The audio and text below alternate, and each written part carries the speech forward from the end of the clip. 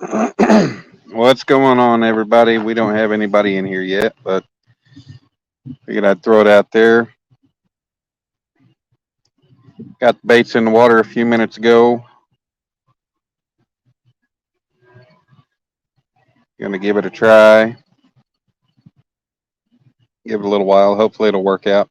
Hopefully, something will bite. Just waiting on people to come in.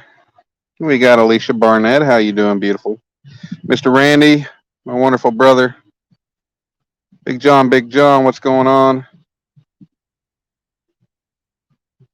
Up to 4 people in the house now.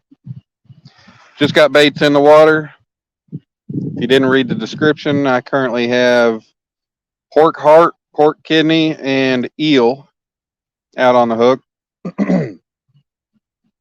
Didn't have a chance to try catching any kind of bait fish. So I'm going with what I had in the fridge.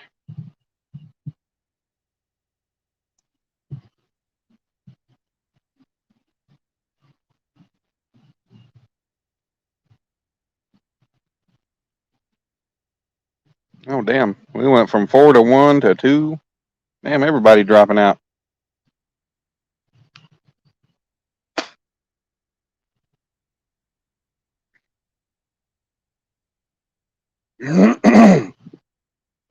I know there's other people live right now and tonight, but damn.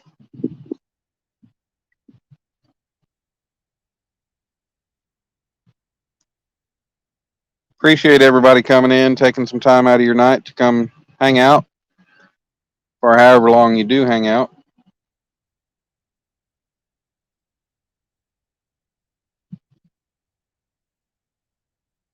What's up, Troy? P. Smitty, what's going on, Mr. Smitty? Thank you, sir. I need some luck. I'm fishing in a part that I've never had a bite before. So hopefully maybe I'll get a bite tonight.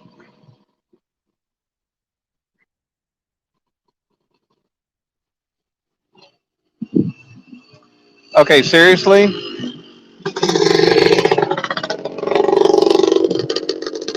It's kind of illegal to be riding a three-wheeler out here. Oh, good Lord. And yes, I did say pig heart. I have pig heart and pig kidney on the hook, as well as some eel. Hello, Miss Health and Beauty TV. How are you doing? I'm doing good. It's a beautiful night out. What's up, Willie? I hope we're going to see a fish tonight.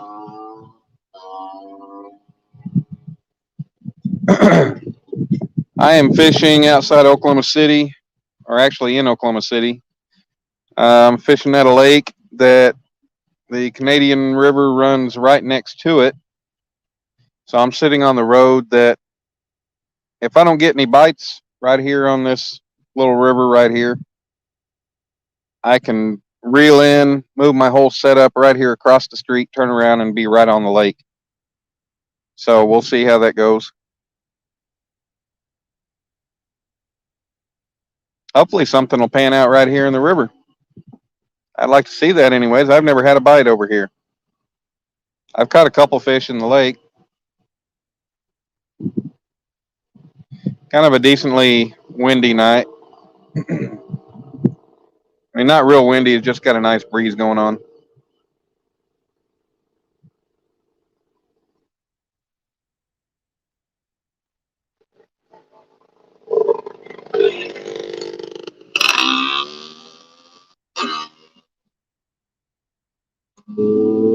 Well, at least he had enough respect to slow down when he went by me. Good thing is, if somebody drives by, the wind is going to blow the dust in the other direction. It's a gravel road I'm sitting right on the edge of. So the bank right here is super steep, and I've got my rod holder set up pretty much about as far forward as I can get it without having to worry about whether it might topple over. I didn't bring any stakes. What's going on, Earl? You actually made it early for once. We got 6 beautiful people in here now. Yeah, I was going to leave straight from work and come fishing, but the boss told me whenever we got done today, he was like, "Well, we're not working tomorrow." I'm like, okay. First I've heard about it, but so I just brought enough stuff to make it until dark or a little while after dark. Make it till probably about 10 o'clock. And when he told me that, I said, "Hell with it." I drove back to the house and I grabbed me an extra light, grabbed a different chair, grabbed my director's chair that's got the little table on it so I can set the phone on it, and we're good to go for a while. I'm not in any hurry. Can't wait, Randy. Cannot wait. She's going to be home tomorrow. She's going to be healing up. Life's going to be back to normal, other than the fact that she's not going to be able to talk. That if that's the worst thing about it, that's everything's going to be awesome.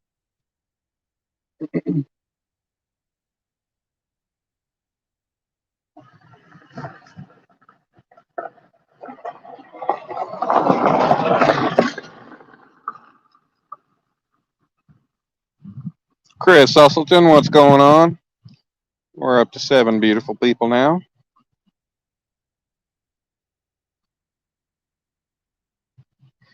Baits have only been in the water for, I don't know, a little over 10 minutes. I went ahead and started early.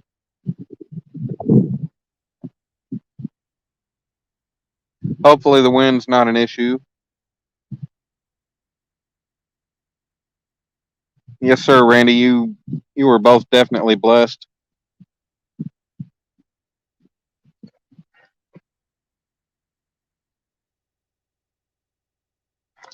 I'm not sure how old Tammy is, but I know she's got plenty of years left in her, and she's gonna pump them out.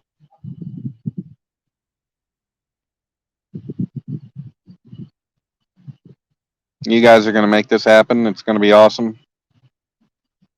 The kids and the grandkids are still gonna get to see their mom and their grandma.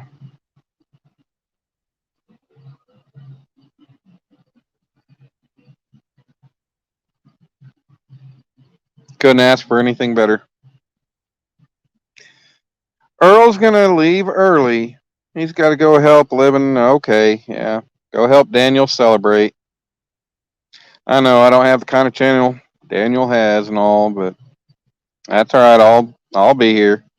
What's up, Austin? How you doing, man? Fins and foul. We got Brent in the house. What's going on?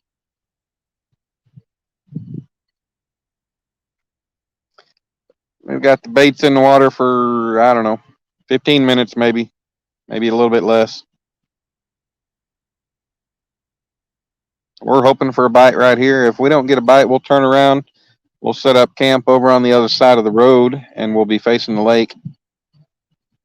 We can cast out with the wind. See if we can catch something.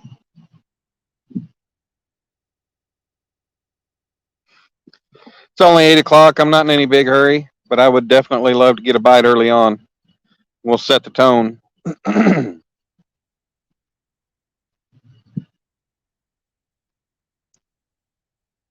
Set the tone for a productive night. Alicia's going to celebrate here. Aw, how sweet. Yeah, everybody living, what is it, living him in outdoors. Daniel and his wife, I guess, or girlfriend, wife, whatever they are, having their 1K celebration tonight.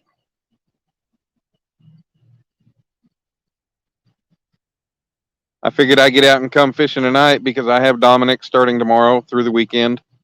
And he does not like to sit still trying to go fishing. So trying to do a live and take him fishing, it's just not going to be that easy to do. So I figured I'd go ahead and do it on my last night. Steve Mosley, what's going on? Brian B, what's up? Yeah, ow, ow, ow, ow. You might see some of that later. We'll see.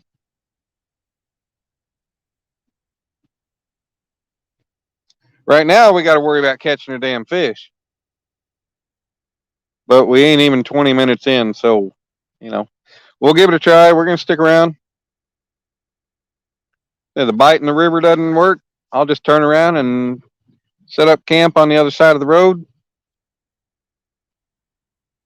face the lake, see if the lake fish are biting.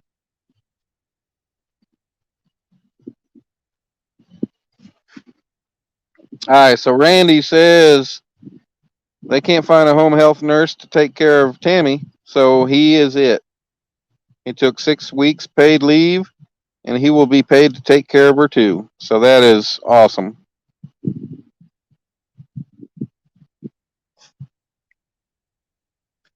That's going to be awesome, Randy.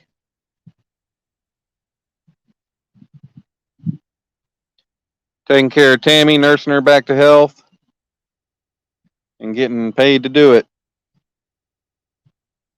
I know it's going to be tough, but you're going to have the joy of seeing her get better, feel better, and just be able to get back up on her feet and walk around the house. And you'll know when she's upset. She'll be stomping around. You know how that goes.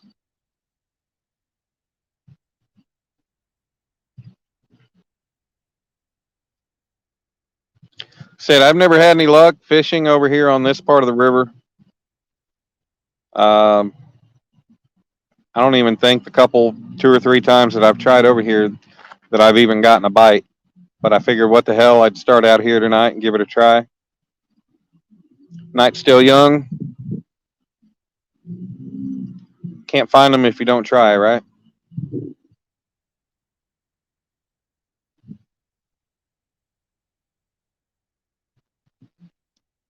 Right now, just got the one light just sitting on the rod rack on the setup, uh, facing upwards to give light to the rods. Hopefully, that's good enough. From what it looks like on my side, looks like it's pretty visible. The rods are pretty visible. So hopefully, you guys can see that if we get a takedown or something.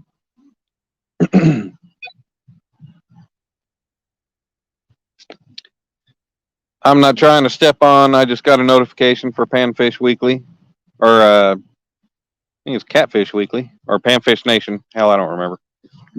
But not trying to step on their toes. I love Lyle and Mark. Like I said, this is the only chance I really had to get out and come fishing until next week. So I figured, hell with it, I'd come live and see if we could catch some fish.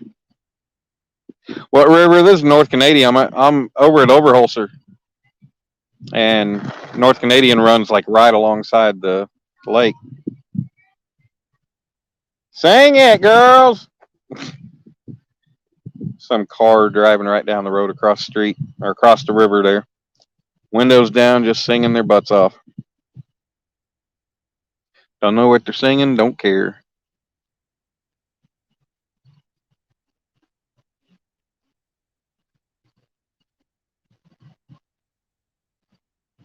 Randy said, she said, I don't know, kind of what. Oh, she's strong. Nurses and doctors say same. She's very independent. Well, that's awesome, Randy. That's what she needs to pull through this, and she's going to.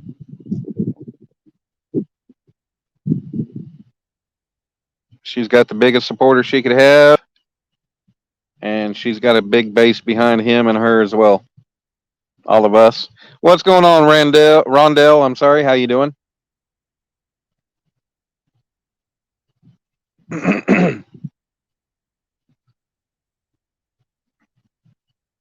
Hell, Randy, we're all loving her.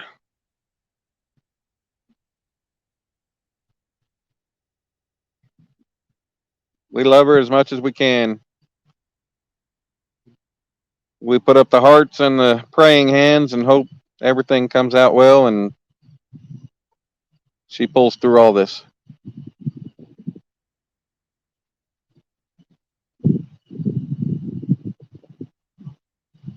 And we love you just as well, Randy. It's been a tough uphill battle for you, that's for sure.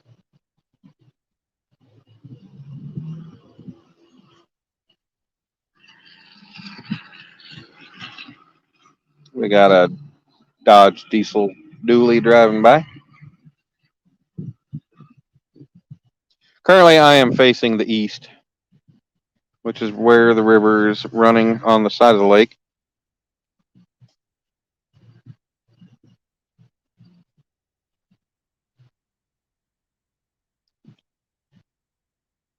Maybe hang out over here, recast or something every now and then. Maybe hang out with baits in the water over here on the river till about 10. Maybe a little bit sooner. Maybe flip flop, turn it around, go to the lake. And if trying right here on the other side of the road doesn't work, then maybe I'll go up the way where I have actually caught a couple fish and try over there. No, no, no, no, no, Randy. She's not your girl. She's our girl. She's all of ours.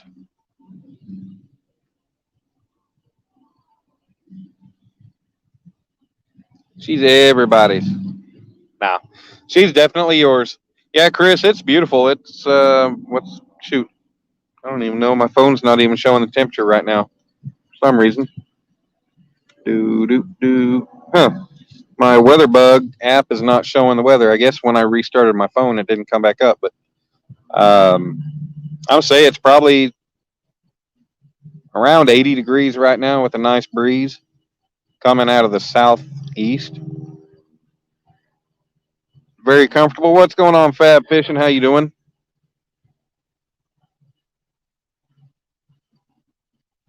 No, sir, no fish yet. We've only been going for just over 20 minutes. We haven't had a nibble or a bite yet, but we're hoping. We're staying optimistic. There's going to be some fish caught tonight. I can feel it. And if I'm wrong, well then that sucks. But that's part of fishing. Come out, throw some baits in the water, and give it a try.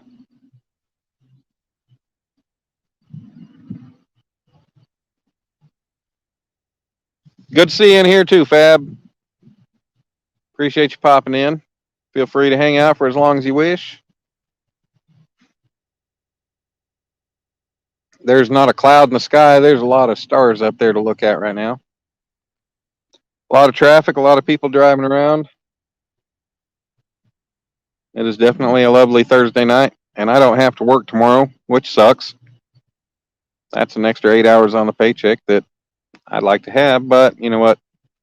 I'm making good money for being 15 minutes from the house. So one day off's not going to kill nothing.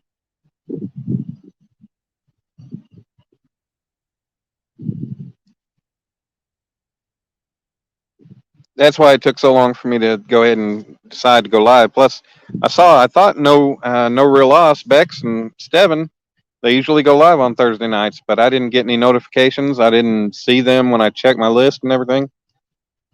So, you know, I didn't want to step on their toes, but when I saw they weren't on, I said, well, I'll give it a try. Go ahead and go live. I figured I was going to wait a little bit later, but I got out here and set up. Took my time.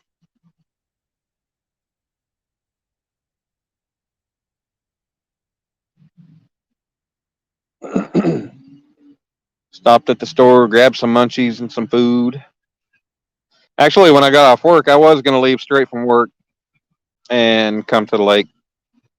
Like I said, when I got told that we weren't working tomorrow, I realized I didn't have enough light and a comfortable enough chair to sit in because I was just planning on being.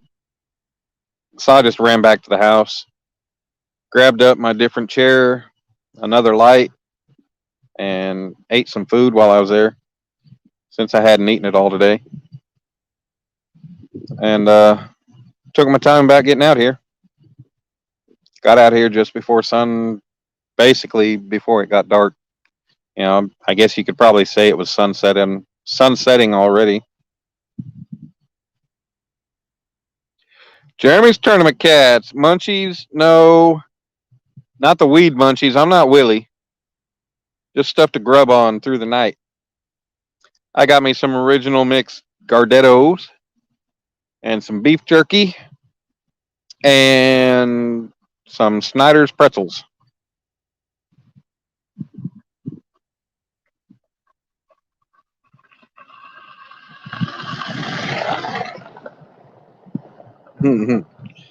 Yeah, I'm A-OK.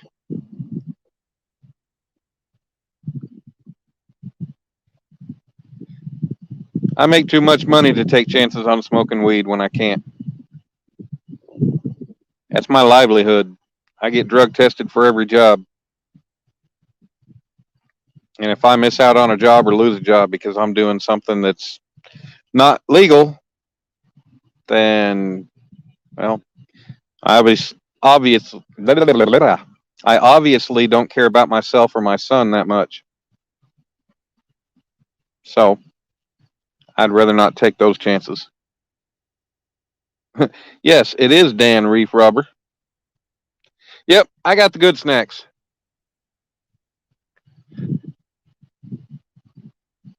No, no bites yet. We've been going for like 25 minutes. Nothing yet. I'm all kinds of anxious, hoping for something though.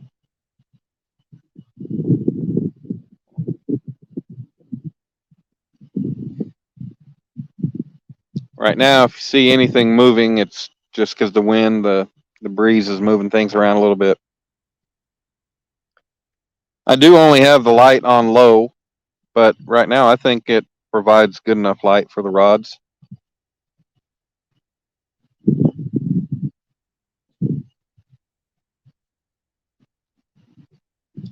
So Jeremy, you're starting your challenge tonight against Judy, right? I mean Jody, right? Tonight, here in like another hour and a half or so.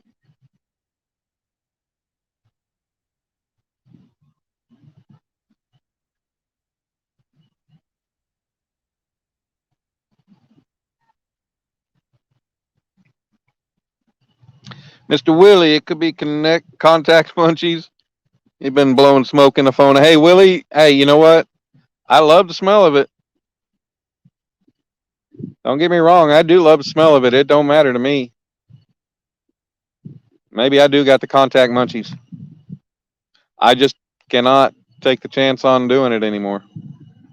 You know, when I was younger, that's one thing.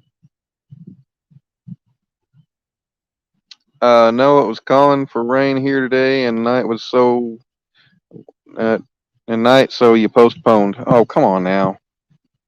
I know she got a bimini top, and I know you know how to hold an umbrella.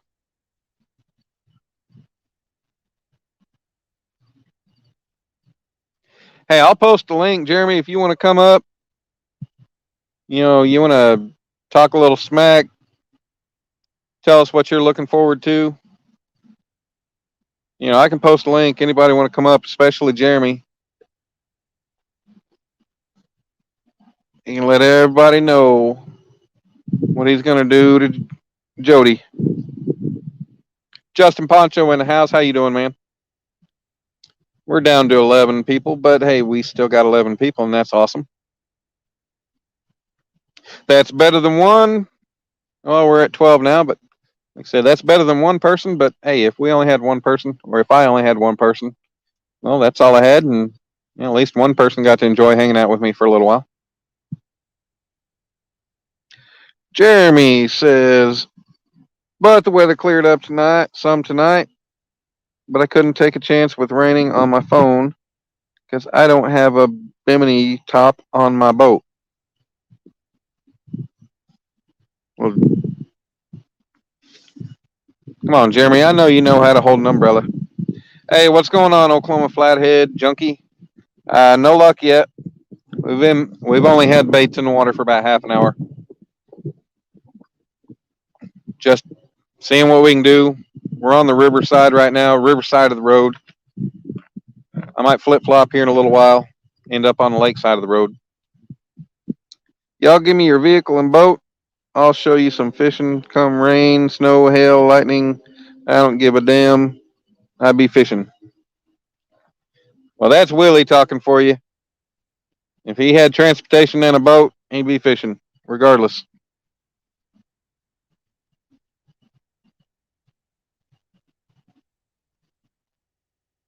I hear something flipping down in the water, but it damn sure ain't my catfish.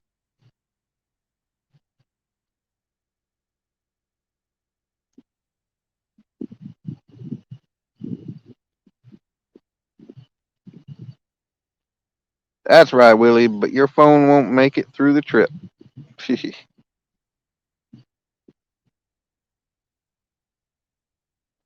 Yeah. Okay, Flathead Junkie. That's a new name that I picked up. A new person that picked up my channel and met in one of the lives the other night. He fishes out in eastern and I guess northeastern Oklahoma, Arkansas River, and some of the areas I'd really like to get to. Um, so hopefully, maybe before long, maybe we can get in touch and we can make something happen and have a good fishing trip. Yeah, he's from North. Yep. Yeah, Alicia, you've heard me talk about the verdigris.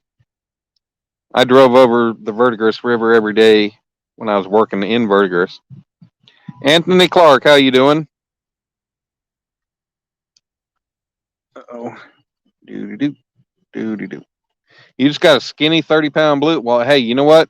Skinny or fat, 30 pounds is 30 pounds. Alicia, what do you mean you were looking out for me when you saw my name the other day? I'm lost. Anthony Clark, how you doing? Thanks for popping in. Good to see you. Uh, Willie needs to release the beast. Willie, keep your shirt down above your belly. We don't need to see that. Yeah.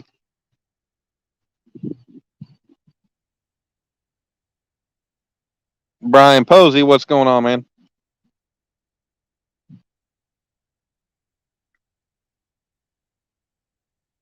Christopher Comer's in the house. What's going on, man? We're having a slow night so far. We're only just over half an hour into this thing, so we're still hopeful.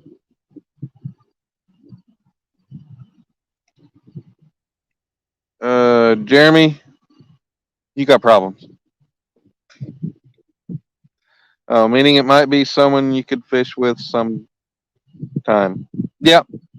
Yeah, I talked to him. Yeah, he commented on my channel and everything. On James Kirkpatrick, what's going on? What's up? What's up? Willie says, "Look at me, I'm sexy man. Look at my TDs." Yeah. Oh, please, let's not. Come on now.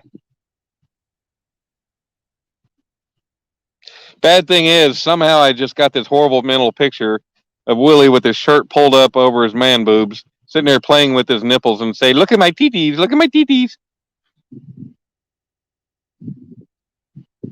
Oh, that's scary. I honestly see that happening. Reef Robber Earl. I'm always hopeful. Does it always pay off? No. How many? I can't tell you how many times I've spent 12 hours or more out fishing and never even caught a damn catfish.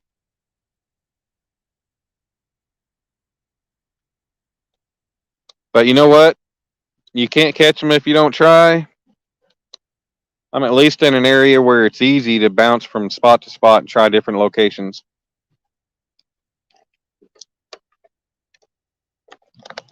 So nothing pans out here. I'll turn around. I'll try the lakeside. Nothing pans out there after a while. I'll move up the way. I'll try something else. And if nothing else, maybe I'll move to another part of the lake and try there. I did bring the wagon, so if I needed to walk a little ways, but there's so much of this lake that has open, accessible bank that I wouldn't need the wagon. So we'll give it a try. Chris Austin says, "What's up?" Link Daniel, you'll come up for a few. Hold on, Jeremy. Let me get that going here. Guests. Invite a guest. Select all. Copy. Copy. There we go. X. More. Post comment. I'm giving y'all a tutorial on how to do this, by the way. If you didn't know already. And there we go. There is the link.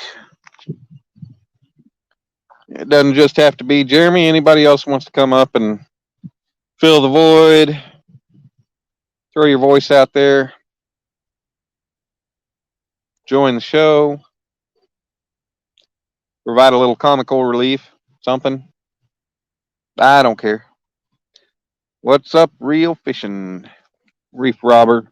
Hey, Reef, Earl, I thought you were going to go hang out with Living MN. Earl, you're always welcome, brother. Where am I tonight, Brian Posey? I am on right now the east side of Lake Overholser. Thought I'd give it a try.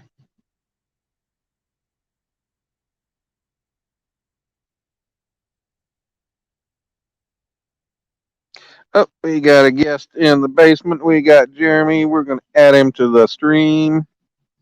Don't be too loud. And he should be up there. What's up, Jeremy? What's up? Renfro. Alicia says she's never done it that way. She always go to the address bar and just copy and paste from there. Come on, buddy. No, Alicia. Come on. Come on. Go.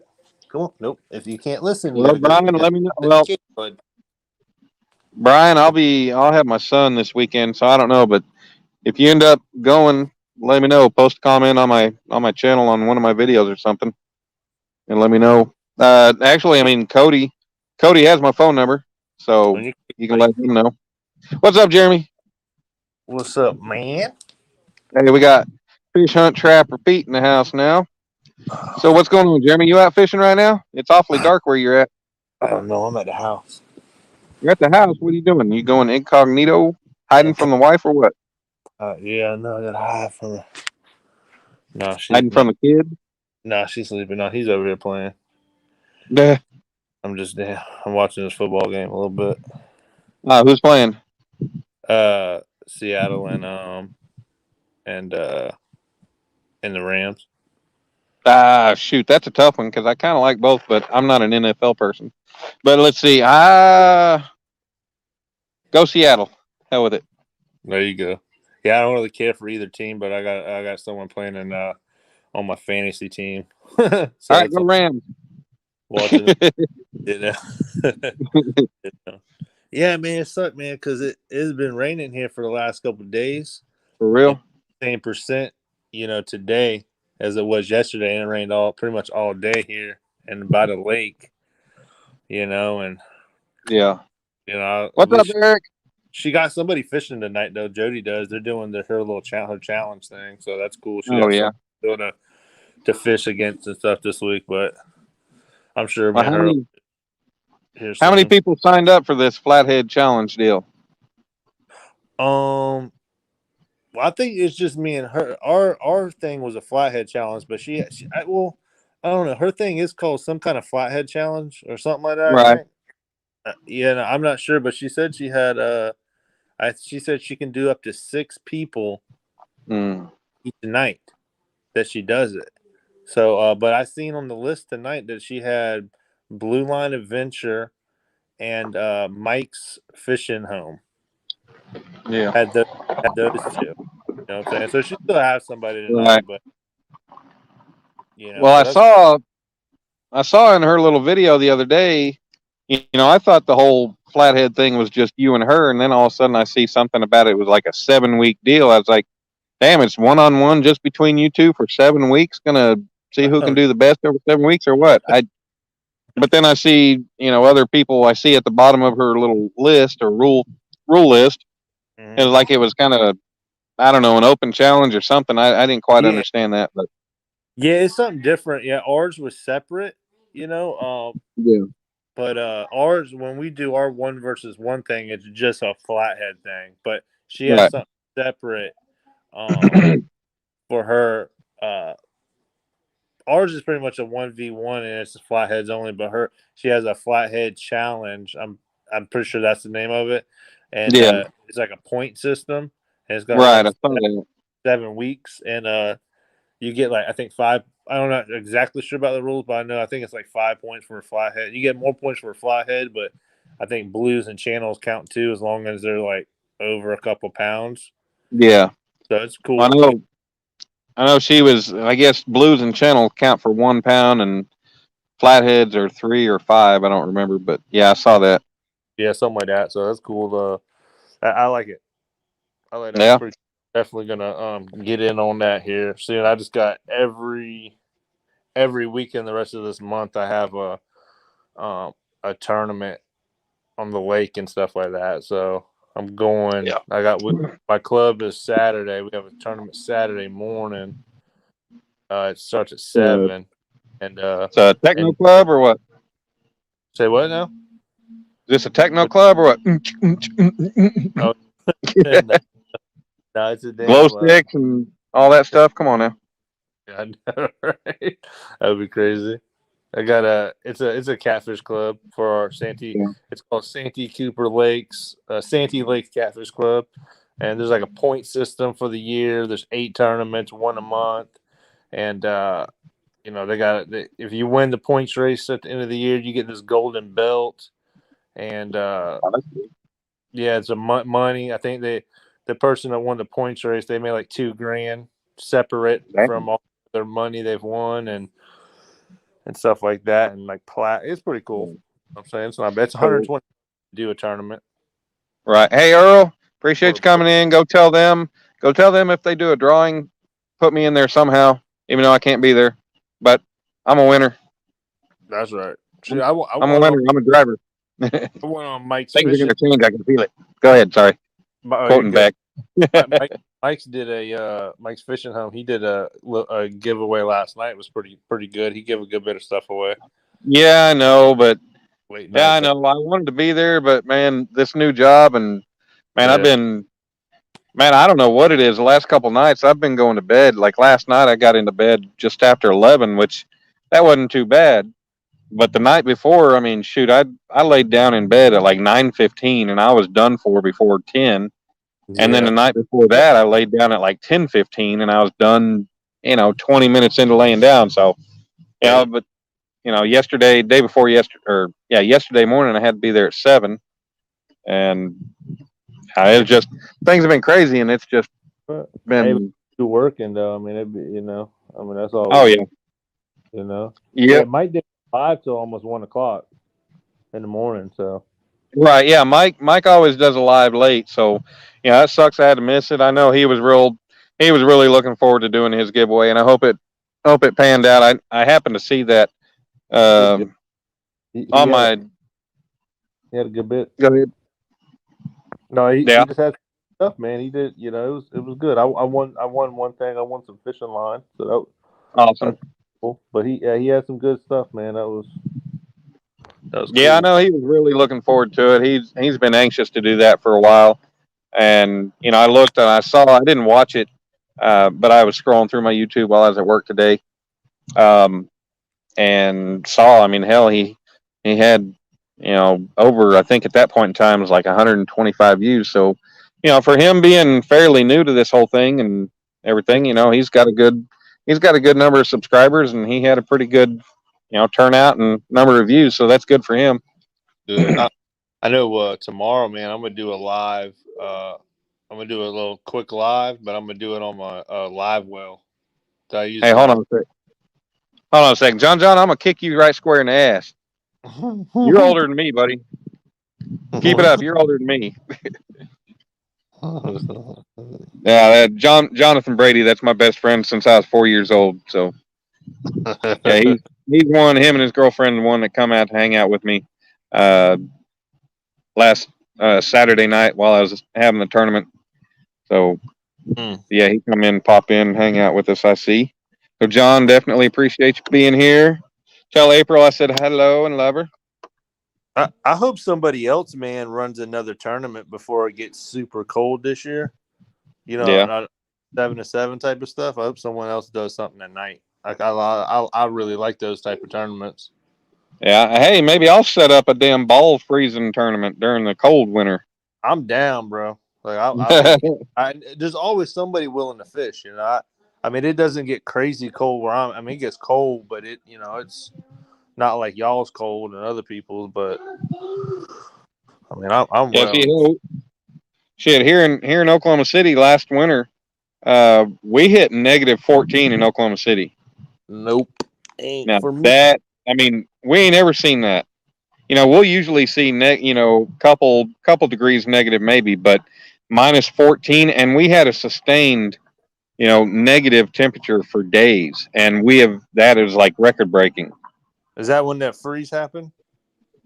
Yeah. Well, actually, the freeze happened in October. Oh. That was a horrible thing. We lucked out. We didn't lose power, but then a couple weeks later, something happened and tripped the damn breaker on the transformer up the road, and it took them a week to come break out their fiberglass pole and flip the freaking thing back up into its holder. That's all it took. Wow. So we had my dad's gas powered welder using as a as a generator to give power to the house, and I had my son that week. Those old wrinkly balls, John. Yeah. Oh, Well, cold, man. That's crazy, bro. yeah. But yeah, that hopefully. But yeah, we did. That was can't remember. I think that was January or so when we had that super cold stretch, and our lakes completely froze solid. The lake that I'm at, it was froze. All Oklahoma City area, pretty much every Oklahoma lake froze solid, and it was crazy. I've never seen that. Mm. Yeah, ours, man. We don't. Ours, down here, it don't get too crazy cold. You know what I'm saying? So, Yeah. I I think the coldest I've ever fished in down here is probably like 23, 24 degrees, something like that. Oh hell. Yeah. That's nothing compared to some other people. That little '70s mustache get frozen up. Yeah, I know it's gone. My wife said it's got to go. That porn star stash. I didn't want to shave it all, man, at one time because I didn't get my hair cut, and I feel like I look a little funny, like it don't match, you know. And so, Well, I thought your little brother was competing in the tournament and using your voice or something. I gotta give you him. yeah, I know, right? I look completely, yeah, I look young as So shit. Brian, you saying the average depth of overholster is 5 foot? Oh, damn I don't noses. know. I've never been out in the lake, but I've heard there's some decent depth to the lake and some good sized fish. I don't know. And yep, Alicia, I glad your do. mom got a kick out of the techno club. Mhm. Yep. Yeah, I'm down, dude. If you do, I'm sure other people. If you try to set something up at some point, you know, Right. that'd be good. Frankenstein, what's going on? Yeah, yeah, I mean, we'll see how the winter goes, but if Mhm. nobody else wants to set anything up, maybe I'll try to set something up on hell, if you want to brave the cold, Yeah, get out there and get after it. Some exactly, man. people have the ability to find ways to keep warm. Yeah, that's all you got to do. Just keep a little warm. Do a little bank tournament or something, and you can Yeah. I mean, set. DMV's got his little setup going with his little tent. He keeps him a little Mr. Buddy in his tent, and that keeps him warm. So, you Uh-huh. know, that's not a super expensive setup. Well, when we go camping, my brother would bring his canopy, and he Hmm. would take the Saran wrap and just wrap it. There'd be a pretty good difference in the inside the thing, and you could still see your poles and stuff. He'd do what now? Say that again. He would take his canopy and set it up, and then Okay, take yeah. the Saran wrap Hmm. and, and wrap it around the whole thing. Well, does he not know that you can actually buy sides if it's the Easy Up brand? Even if it's not, you can buy the Easy Up brand sides or probably generic brand. You can buy sides that go on those things. Oh yeah, I don't know, but yeah, As so opposed to saran wrap, which saran wrap is probably a cheaper option. yeah, it was super cheap. It's something that you could just take on and off. It wasn't too bad to at least keeps the But wind that's off. a one. But that's a one-time deal. If you buy the Yeah, sides, they just got Velcro straps on them. You can put them yeah, up, and you can just keep reusing them one-time cost. yeah, that'd be freaking good. I have to look at something like that because I got this spot that I can this winter that I can go to and fish, and I want to set Mhm. something up just so I can stay out the cold a little bit, or the rain or something from when I'm on the bank, because Yeah, I plan on trying to do a lot more lives from the bank, here and starting in November, and yeah, because we're in around here, that shallow water when it gets cold, it gets colder in the year, it just the fishing gets really good. Yeah. Other places it might shut down, but their fish seem, I do good in like December, January, February, and like 4 or 5 foot of water at nighttime. Really? Yeah, yeah, Hmm. it's just crazy, man. I mean, real Everybody shallow. always everybody always says when it gets cold, the catfish go deep, but if you're hitting them in the shallow waters during the cold, Yeah, that kind of puts a different spin on it. yeah, it's unique, man. The lake, down here, man, it's just the way it is. I mean, the shallower water does Yeah. extremely well when it gets cold. There's, Hmm. but not all shallow water equal either. It's just wherever the bait is, and it's usually right that's Yeah. real close to some deep water. They seem like they tend to, because it seems like too in the wintertime, man. Whenever you have some really nice days, where the sun's just out, not a lot of clouds. Even though that water's cold, that shallow water heats up real quick, and it seems like they come up there in the daytime too. It's just it's Right. crazy. Sometimes but we also done good out there. A lot of times, I mean, people just they stay up near the bank fishing and, Yeah. and, and do well. But you can also go out there and they're all over the place sometimes. Right. Our bite has been kind of off lately for me, man. It sucked. I mean, that last tournament we did too up there on the bank. I mean, I got Yeah. two bites the whole night, and one bite was a gar. Well, that's what happens. I mean, you got Clemson going on in your state. That's what's going on. That's what's wrong.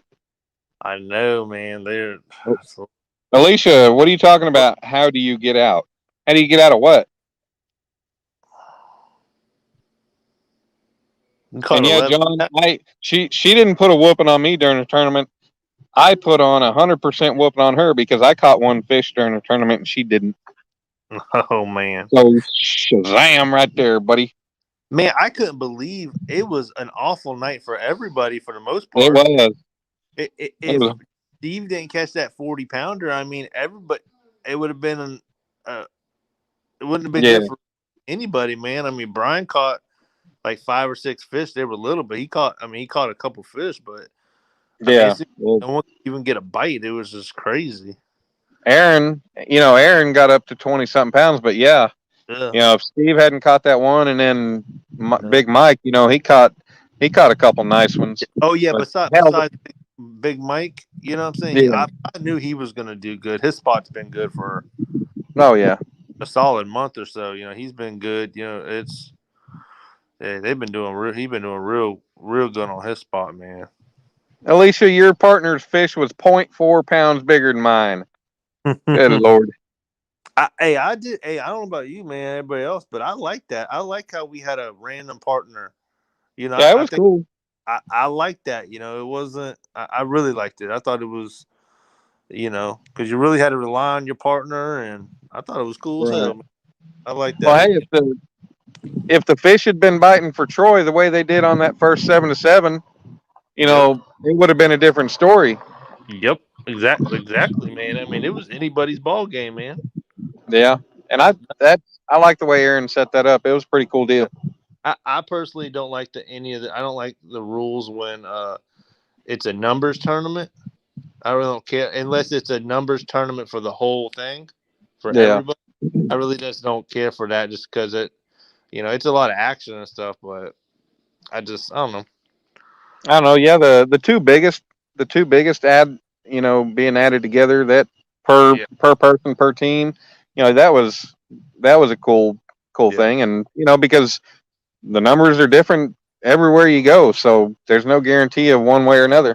And I like how everybody had a chance, even if Oh someone yeah. caught 220s or 20, every team still had. I just only thing I wish that would have been different for that tournament is we could have gotten fish longer. That's Oh that. yeah. Besides that, I thought it was perfect. I like. Yeah. This has been Well, nice. hell, I fished a little while longer in my spot, and then I packed up and I moved further to the east. And I can't remember who's Jody's stream or whoever was live after that. I ended up passing out in my chair and waking up, and that was the most horrible sleep I ever had. But I woke up at like 5:30, 5:45 in the morning and grabbed my stuff. I never did figure out how to set my tent up, so I ended up sleeping in my truck, Damn. which wasn't the most comfortable thing in the world in the driver's side, but Hell, I you got nothing, but still didn't get no bites. Alicia says, still want to know how you get out of the saran wrapped canopy when you, well, Alicia, you only wrap three sides probably. Yeah. Three sides is all you need to block the wind. Goofball. You just frame in a door too. Yeah. Or you can rig it up, you know what I'm saying? So you can have a slit to get out or don't cover the whole one side or something like that, you know. That's how he John, yeah, I want to make it. Do you follow? Next tournament I'm doing is it's Kevin Palmetto Cats Iron Cats Walmart bait challenge. Yep. You get to pick one bait of your own liking, and then you have to pick two baits from a list of 6 that he has that you can buy at Walmart. And you can either fish from boat or bank. And every, what do you say, every half hour, I think, spin of the wheel. And if you have that bait, you've got to change that particular rod over to that bait. I think that's a pretty cool twist on it. But yeah, Eufaula, definitely. I'd love to make it out to Eufaula. And maybe it's on December 11th. So, I'm sure I could probably get the boat out there and I can get after it. Yep. December around here. 5-7 foot of water. That's where it's at. What is it, Randy? Jonathan Brady? They typically are in deeper waters, but suspended in the winter. That's why we like to balloon fish. Okay, that's cool. That's an interesting technique there. Yeah, I know several people that balloon fish. I've tried it a time or two, but anytime I'm ever out fishing, the damn wind is when the wind is going in the direction that I would be going. I don't really ever think of the balloon, and I've got balloons in my bag to set up a rig, but just haven't done it in a while. I've seen a guy where he balloons for like when you're drifting, like a Santee Cooper rig, and use balloon, and it was Larry Muse. Mm-hmm. I don't know if you heard of that guy, but he's a big time catfisherman, and that's what he would like to use is the balloons. Yeah, I've heard the name. Balloons are cheaper too than corks. Yeah, well, they were. You know what I'm saying? Well, the good thing about balloons is, if the wind's blowing, you set it up. Some people use bobber stops, some people don't, but you can set it up to a depth that you want it to be. And if the wind's blowing in the right direction and you're able to face that way, that wind will blow that balloon on out. You can take it out as far as you've got line on your reel. Mm-hmm. And some people they'll take a pellet gun or something and they'll shoot that balloon and they'll let it drop right there. Or some people leave it suspended. Yeah. Mm-hmm. Or they'll use the what is it, the lifesavers trick and that stuff where it gets out there and once it dissolves, your line just falls and that's where it's at. I was trying to balloon with a Santee rig when I was drifting, but I was making the balloons too big and it was floating up to the top. So I didn't got to make them tiny. Oh, well, no, we use the balloons to float on top of the water. Like okay. Like a regular. Yeah, so the wind will catch it and drag your bait out. Yeah, that's good. Yeah, I got this one spot I know in the lake. They got a bunch of stumps. I've thought of that one time. I would never be able to go live there because of the service, but I'd like to try that. That'd be cool to try that one there one time. Yeah. Oklahoma Flathead. Yep. Oklahoma Flathead's back. No, you didn't really miss much. You just missed some bullshitting and just some talking.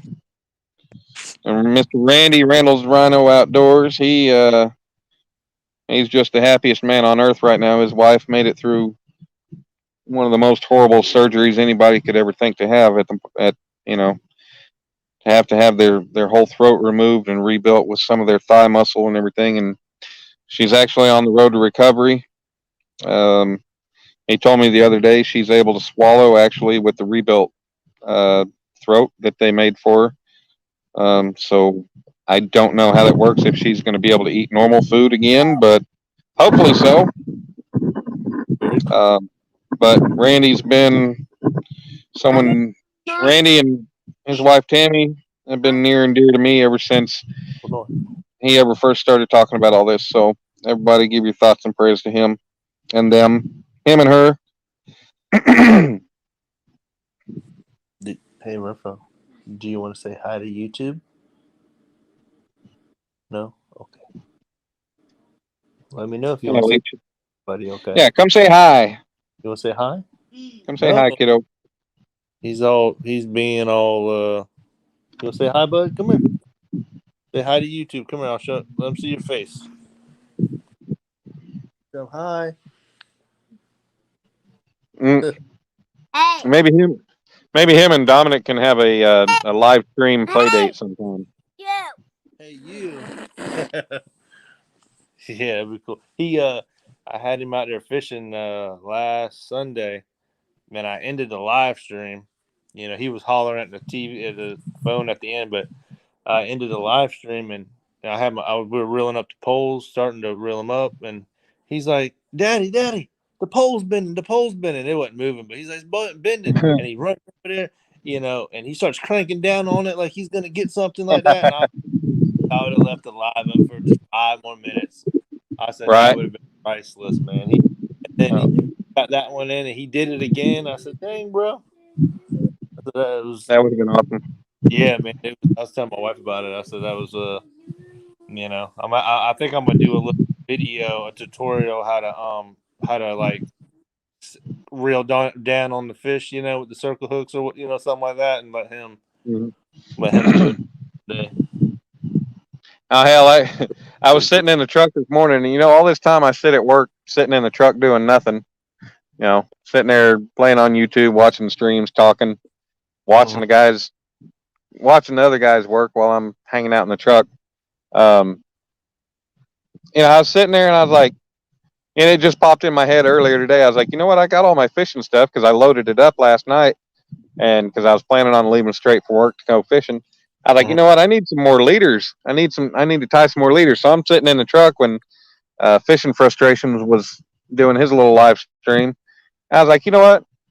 I said, hell, all this time I've been sitting in the truck. I could have been tying leaders. Way to be, dummy. So I went and grabbed my stuff and I started tying leaders. Well, I've gotten pretty good at tying the snell knot, the whole Doc Lang style snell knot. I think it is. Well, I got good at tying them in the wrong order too.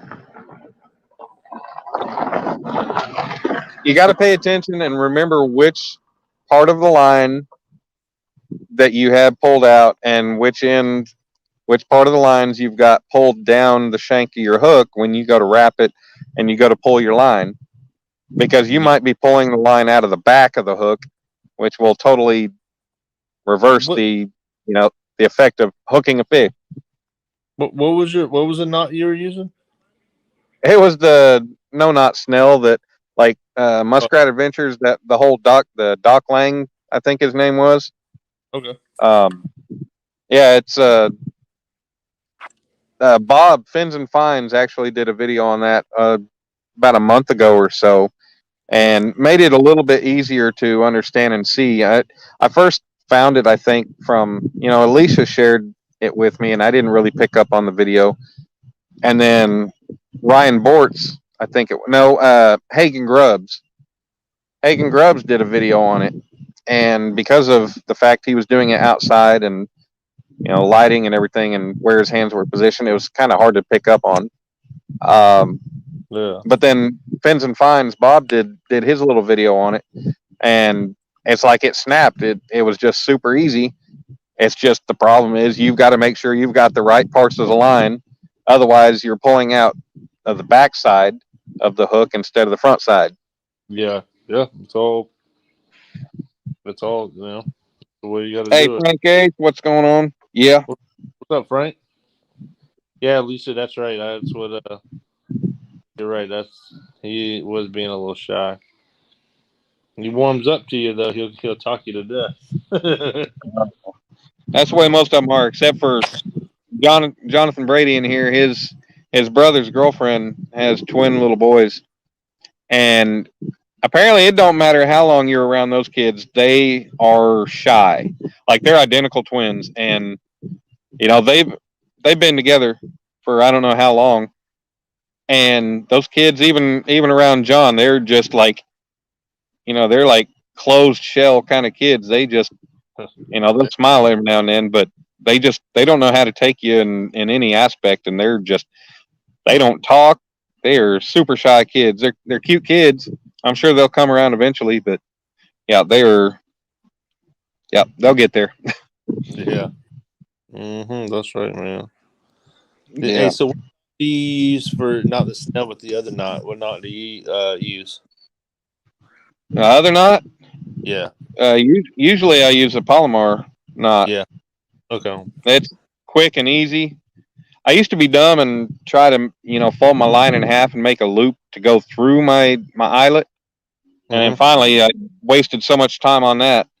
Finally said screw it, and I'd pass the line through the eye, double it back, and put it right back, and that saved a lot of time rather than trying to friggin' fold my line and push the loop through the eye. Huh. But that's my main other knot to use. I like that though because then he doesn't pinch. Right. Okay. Damn. I might have to I'm gonna mess around with that. That's the one thing What's that? running it, putting the line through, and then running it back through. Because It'll be a lot. So do you do that knot? Do you use that knot? yeah, that's what I use. I just moved to that probably about 2 years ago, but Okay. I'll pinch it and run it through, and then always leave that little pinching. Look, it just makes your line a little different right there because you pinched Yeah. it. You know what I'm saying to get it. Well, it leaves that pinch, and then if you don't pinch it hard enough, whenever you're trying to get it to go through the hole, you're sitting there fiddle faddling around trying to get it through the hole. And now it's so much easier if you just pass it in through the end and then double it back around and put it back through the hole. You'll save a lot of time and effort. So I gotta make a couple more rigs tomorrow. I'm gonna try that. I'm gonna do it like that a couple times. That Yeah. might, because I mean, hell, that sounds good. Mm, I used to use the improved clinch knot. yeah. And that has been fine. But like whenever we're drifting, it seems like using that knot. It seems like the Palomar knot, the bait wouldn't spin. So sometimes I bring it up, it'd be spinning a little bit. Just kind of, Hmm. I noticed that my buddy was using the Palomar knot, and we'd be drifting right next to each other. And that his rod would always get when the big fish would hit, it would hit his, and we'd have the exact same rigs, the leader length, all that, but the knot was differently. And I noticed when I'd bring mine up, it was spinning a little bit. And I said, you know what, I'm gonna make Yeah. that. And I made it. And the first night, man, we caught, we caught like 20 fish drifting in a fishing tournament. And Yeah. I'm using this one now. You know what I'm saying? I said, Right. you, sometimes just doing something a little different. Right. Where I saw where Hagen Grubbs, I saw another one of his videos where he talks about how sometimes he'll use a second barrel swivel in his line between I think like between his hook and his peg float. Um, where am I getting a bite or is that wind? Oh, like a chain swivel. Yeah, like what the hell did I just do? Yeah, I know what you're talking about. Them things are like $4 or $5. Well, no, he ties. He'll just tie, kind of like some people. Um, you know how they'll, like on the spooks, the Mm-hmm. demon dragons, Yeah. rather than doing the whole slip through all three eyes and all that stuff, They'll just tie it directly onto each end of it. Well, it's Yeah. kind of like he would put, like when he goes from his main line to his leader, he'll have a swivel there. But then also between, I guess, like somewhere around his peg float, around that area, he'll have a second swivel. Okay. In there to kind of help prevent line twist and stuff. Yeah. Oh, that's I haven't interesting. quite tried that.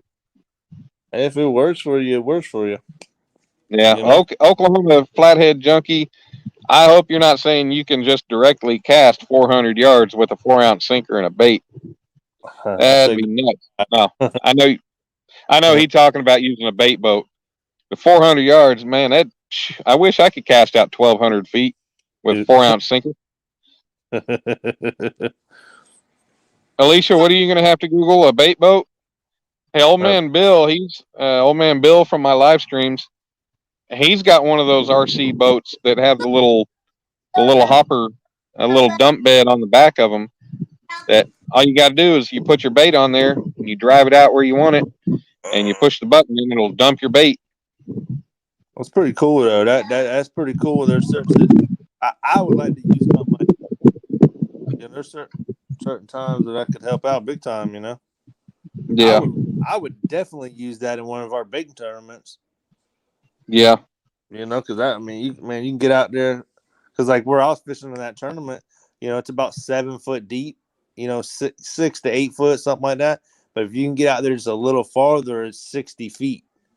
And 50 and 60 feet is the deepest spot in the lake where I was doing our tournament. But Yeah. if you can't get out there, you can't get out there.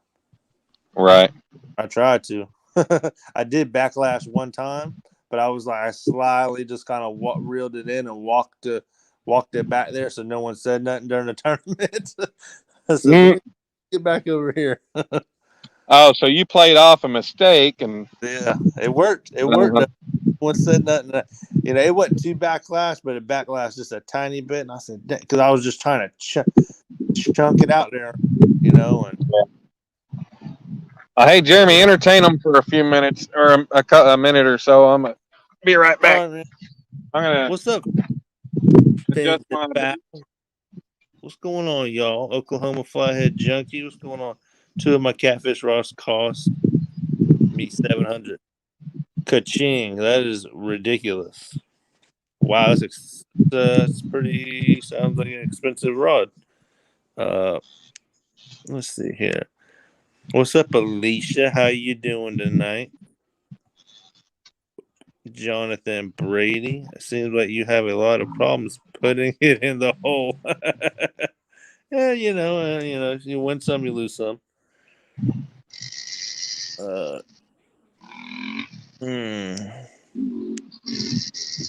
So what's up, y'all? Y'all, y'all, anyone go fishing today? Anyone catch anything or?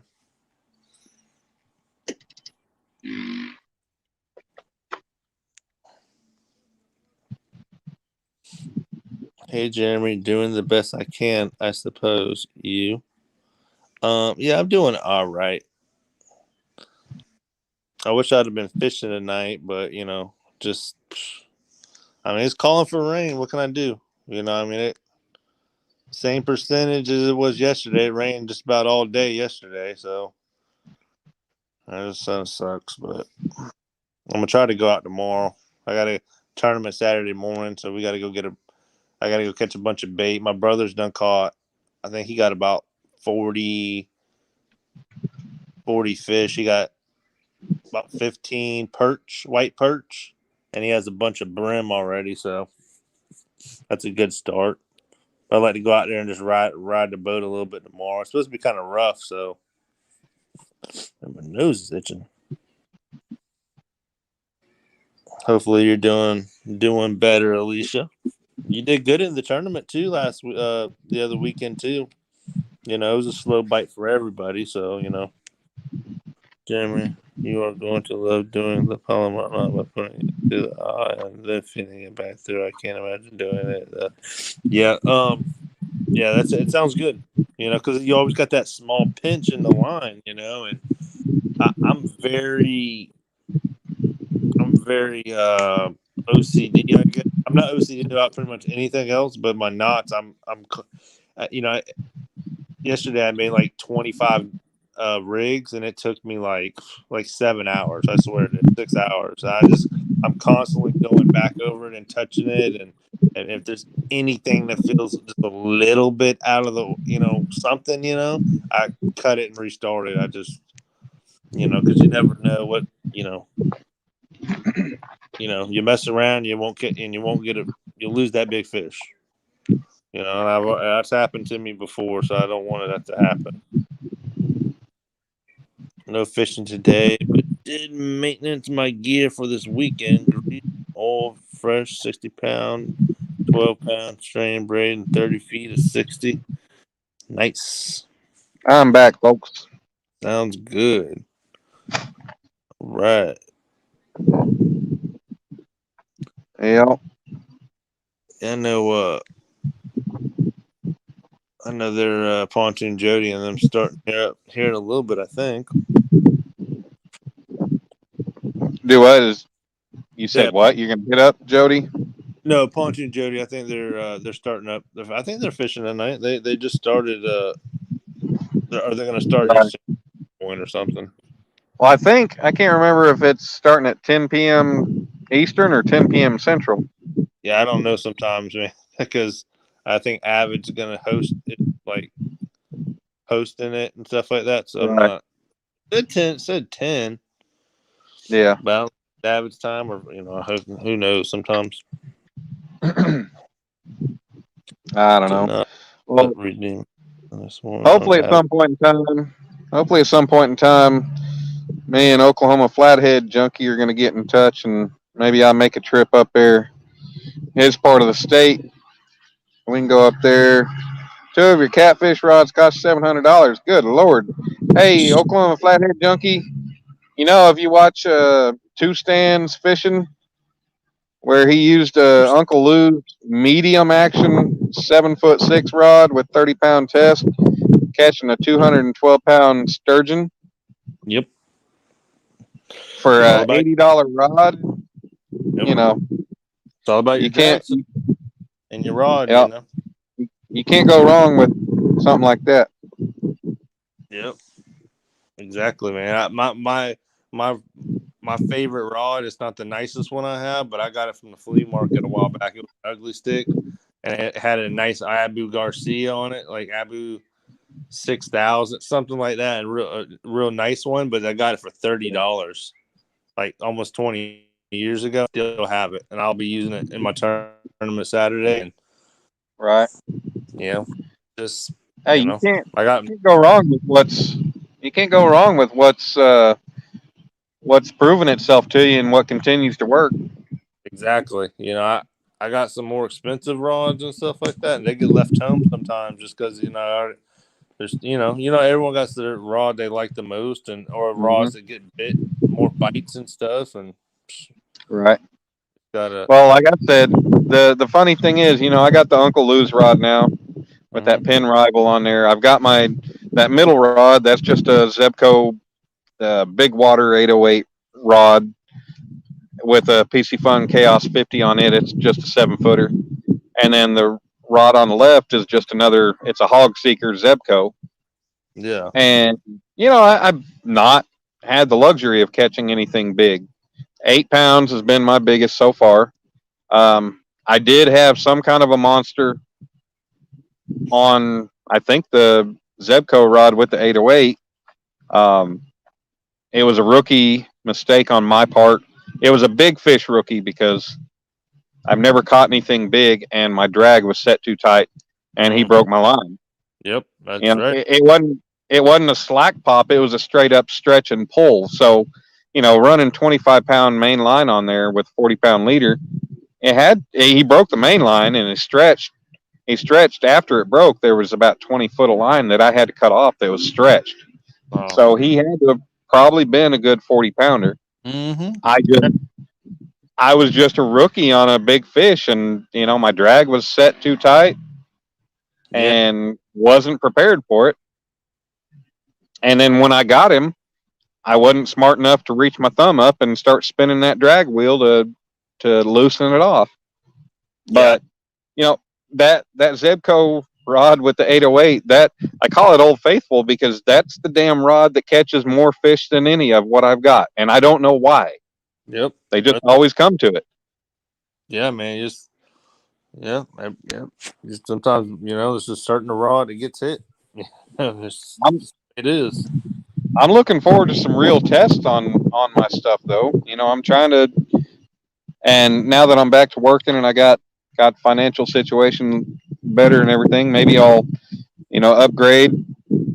I got nothing against these Zebco rods, and I really say that I don't need to replace what's not broken and what hell, until I catch something that puts them to the test and makes it where they're not going to work. I don't really see the point in spending a lot of money on expensive rods right now because I'm not in a place where I'm catching big fish. Yeah, I mean, but you wouldn't have to get rid of your rod though. You maybe just just get a bait caster for it or something. Right. And I have another PC Fun Chaos 50 that I plan on eventually putting on Old Faithful, but this 808, it just some reason I don't know if it's the reel, the rod, what it is, but it's just that's what happens, and I'll keep it on there for now, and eventually I'll upgrade some stuff, and I'll probably keep them because we can have 7 rods out legally in Oklahoma, so I've got my 7.6 B&M spinning rod. It's a B&M Silver Cat Elite. Yeah. I've only caught a couple of fish on it, and it's a good rod. I just don't seem to cast all that great with it, and I don't know if it's because the reel or just I'm just not that good with casting a spinning rod. But that means okay. So right now I got 4 actual catfish setups, and so I could still stand to get 3 more. So eventually, I'll just maybe just grab another couple and rotate them out wherever I go, depending. But we'll see. No, sometimes, man, them having you don't need the most expensive reel or rod or nothing like that. You really, hey buddy, I know, but number one, this guy to be able. Huh? Number 2, no. He's Hey. Number 3, no. No, He's really. providing some good entertainment. Hey, is it past your It's about like when Dominic's out with me, or anytime he's around and I'm live. Number 5. Really? No. Is that right?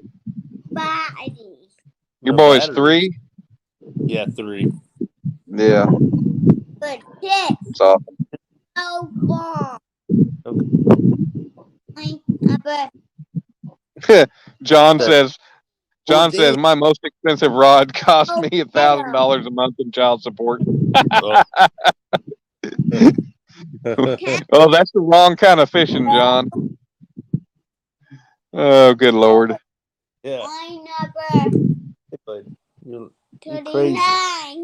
No chair. Okay. No chair. Number 8.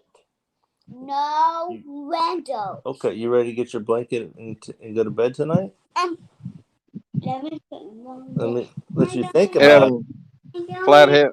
Okay, Flathead. You know what? I want big fish, but I want to be able to just go out and catch fish. I'm tired of going places and not finding the fish. So if I get a big one, that's awesome. If I don't, I'd love to be able to just go out and catch, 10 fish in a night and just enjoy it. Yeah, go pee first, though, please. You can watch some baseball, but you got to go pee first, please. Okay, buddy. I know, but I want you to go again, please. Thank you.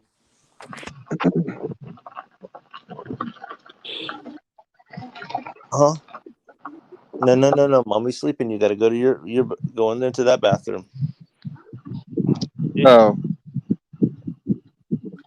But Alicia says, Jonathan, I can definitely tell that you are Daniel's friend. Well, John, probably because Alicia calls me Dirty Dan.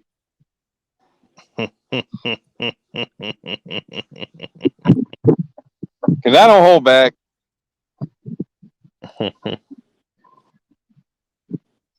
Shoot, man, I got Too much bourbon for that rod.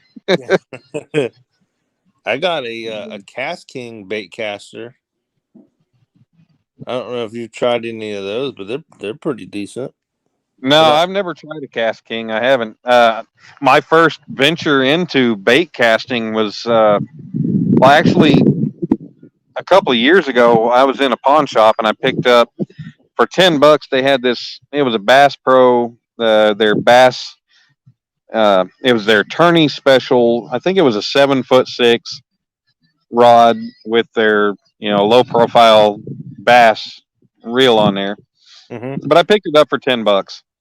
I was like, well, for $10, I can't go wrong. I actually, it was missing the spool tension knob, and I finally, after forever, found out how to get a hold of Bass Pro and their actual reel shop, because you can't go to a Bass Pro to their reel counter and them actually have parts for anything they sell. Like, oh, we don't have parts. Whatever. Like, dude. So I finally found the phone number for their reel repair and everything, reel repair and parts in Springfield, Missouri. And the woman I called, I told her the model number and told her and she, within seconds, she knew exactly what I needed. She had it up, cost me a few bucks for the part. And, I was using that as a catfishing rod with only like 12-pound line on it. But I got it finally. I figured out how to cast it. It had the magnetic brake on it, and it had the spool tension and everything.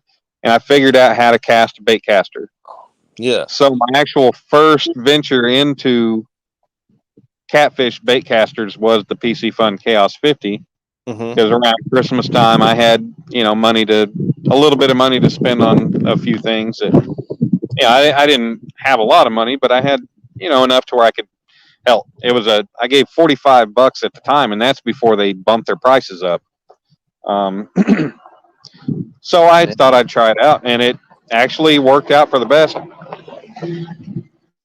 Hey. I finally got that thing dialed in where I can cast, and I rarely have backlashes on it now, and I'm happy I did.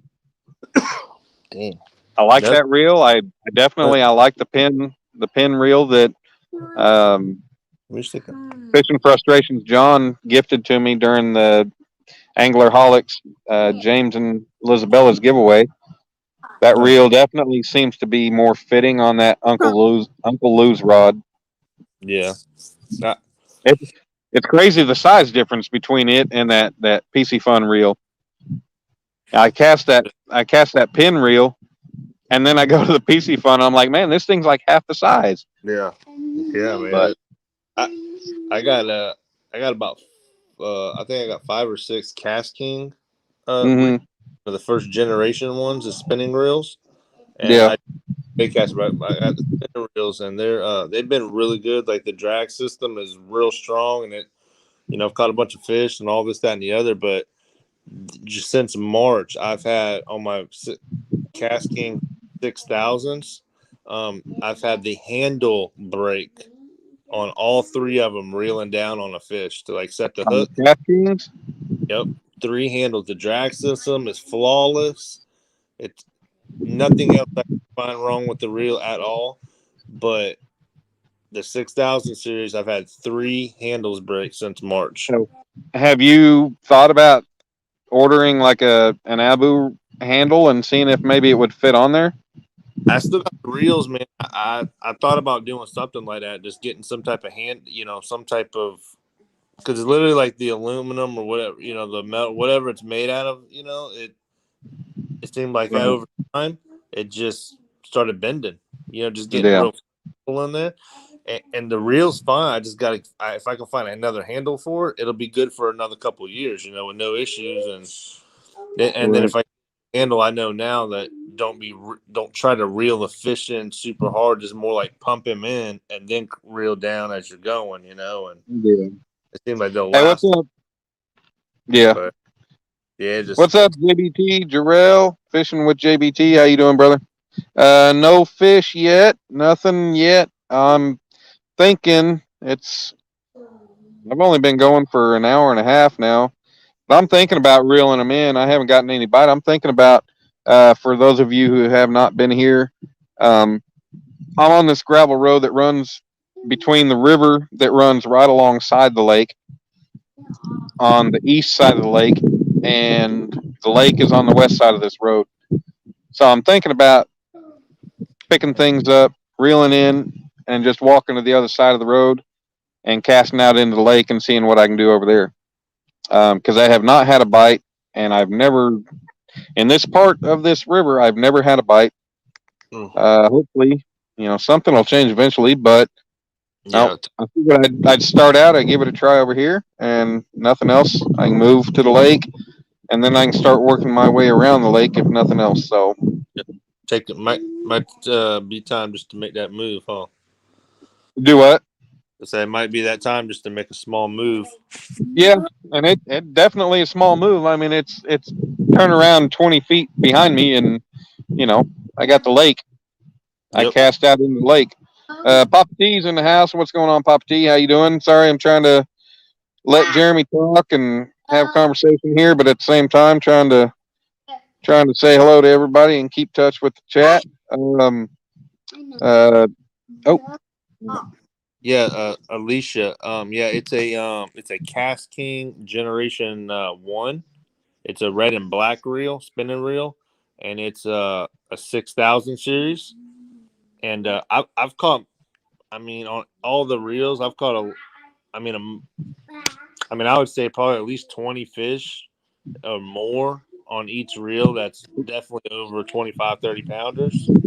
And they just seem like they started getting wobbly, but I would use them for my planer boards when I'm drifting. And when we're in a fishing tournament where I'm trying to get them in fast, ain't just trying to crank real hard and dragging the board in and all that stuff. Over time, it seemed like it wanted to, it was just a little weaker handle. I can't. yo, Lee Evans, what's going on? And JBT Jarrell, I don't know who you're asking about. Where at in Oklahoma? I am right now currently in Oklahoma City on the west side of town. Oklahoma Flathead Junkie. He is in the kind of central, north, central, eastern, central part of the state. I guess you could say he's more eastern part of the state. And then Jonathan Brady is also here in the Oklahoma City metro. So, Jeremy, go ahead and entertain everybody. Oh, Everybody, I will be back. I'm going to reel these rods in, and I think I'm going to rotate around. Rico's in the house fishing local 336. What's going on, brother? Yeah, I'm going to reel these things in. We haven't had a bite in an hour and a half. So I'm going to reel them in. I'm going to turn the whole setup around, go to the other side of the road, and cast into the lake and see if maybe the bite's a little bit different. So yeah. keep me entertained, Jeremy. All right, man. Yeah, Alicia, damn. Them reels too. When I come out a few years ago, that style or whatever. I put what was it? The first time I bought the first two, they were only $55, and then the price went up to like 69 in a year or so. But that's about the price range for them too. But now I want to say they're almost $80 for the reels. And I don't really care for the newest model. My buddy has some, and where you actually Avid was talking about it too where the real handle port, not the handle, but this where you put it on the rod and tighten it down or whatever. Anyway, they were bending right there when you would reel it in. So, but the drag system is really good. That's why it sucks that the handles were just not that great. Hey, buds, you want to go? You ready to go? We got it. Where's your blanket? You're not tired? No. Oh, we got to go to bed in about 5 minutes, okay? Yeah, 5 minutes. You- No, you can't sleep in mommy's bed tonight, okay? Mommy has to work. Huh? On Mama's birthday? Yes, Mommy. Okay. Daddy. Mommy bed. Mommy's bed? No, Mommy's got to work in the morning.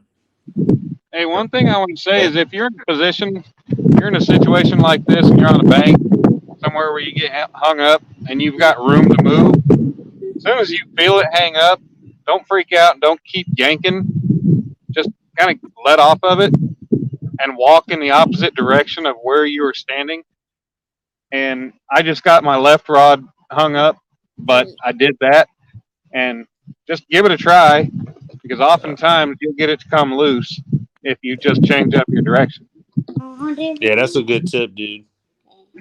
That works. That works most of the time. Yeah, that's you can definitely Now, if save you some. freak out and you just sit there and keep cranking on it, you might Yep. pull it into what it's hung up on and you'll never get it out. Yep. You're just gonna pop it and lose your stuff anyway. Let's see here. Mom. Hey, bud. Hey. Okay. No, go put those batteries up, please. You're not allowed to play with those. You know you're not allowed to play with those. Go put those up over there, please. What's up, 336? What's up, Lee Evans? Catfishing Kentucky Outdoors. What's going on, man? Fishing with JBT. What's up? What's up? That when I have fishing, yeah, that's right. Yeah, you get stuck. Yeah, that's perfect. And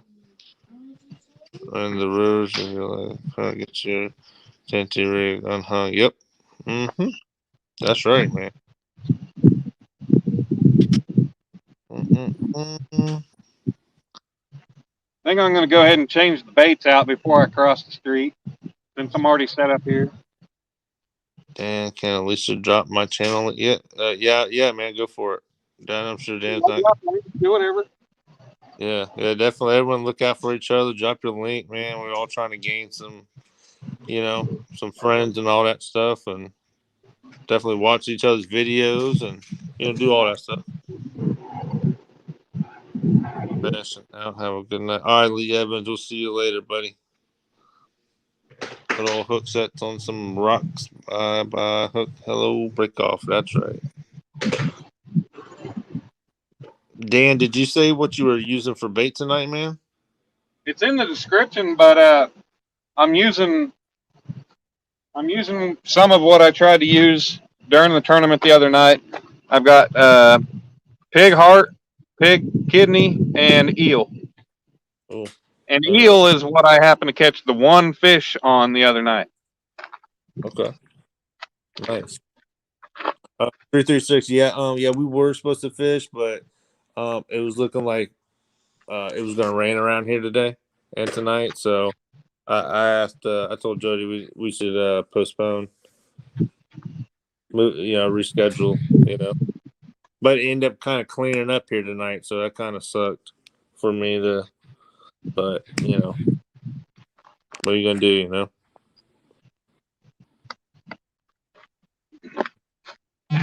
Rained here all day yesterday and Tuesday, and it had the same chance of rain today as it did yesterday. So, but Jody's still fishing tonight again, with somebody against somebody, so that's cool. JBT said I'll be live tomorrow. It's supposed to be 96 degrees, so I'll be at 5, no earlier. Yeah, 96 degrees. Where are you at, man?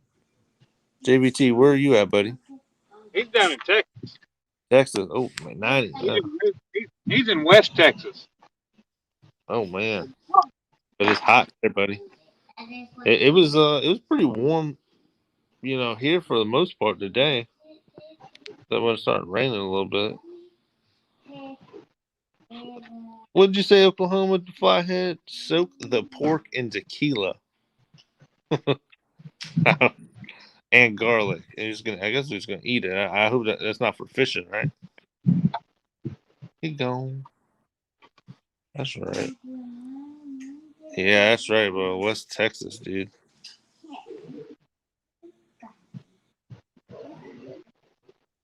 Yeah, man. I just, I was hoping Jody might be able to get someone else to fish with her tonight if it was gonna look like it was gonna rain around here, So, but I'm sure me and her will get to fish here again soon.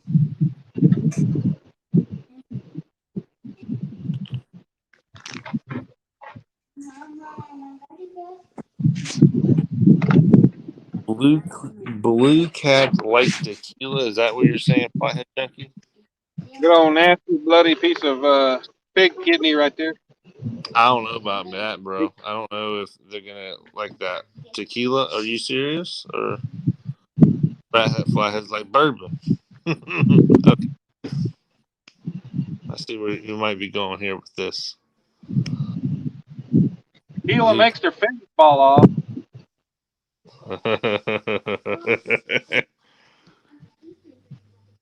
That's funny. Maybe I'll try that. Maybe I'll get some. Maybe I'll get some bait and I'll marinate it in some tequila. I ain't gonna buy the good shit. I'm just gonna put it in the cheap stuff. But we'll try. 336 said I was abducted by aliens last night, or I just slept too hard. What the?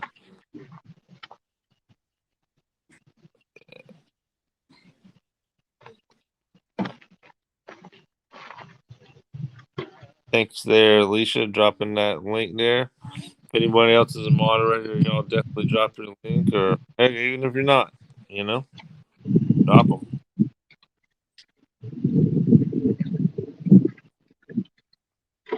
Once again, I appreciate everybody that's in here hanging out, taking their time out of their night to just come and hang out and watch the rods and hope for a fish. Same as me.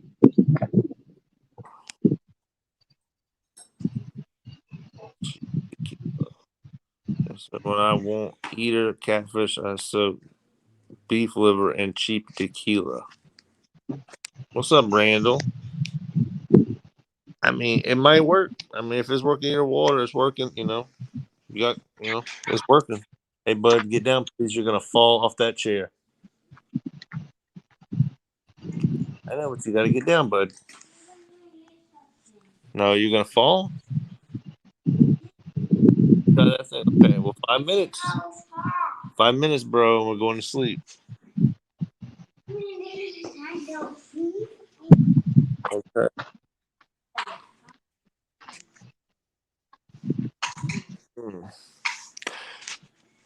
Got Mr. Rhino Outdoors in here.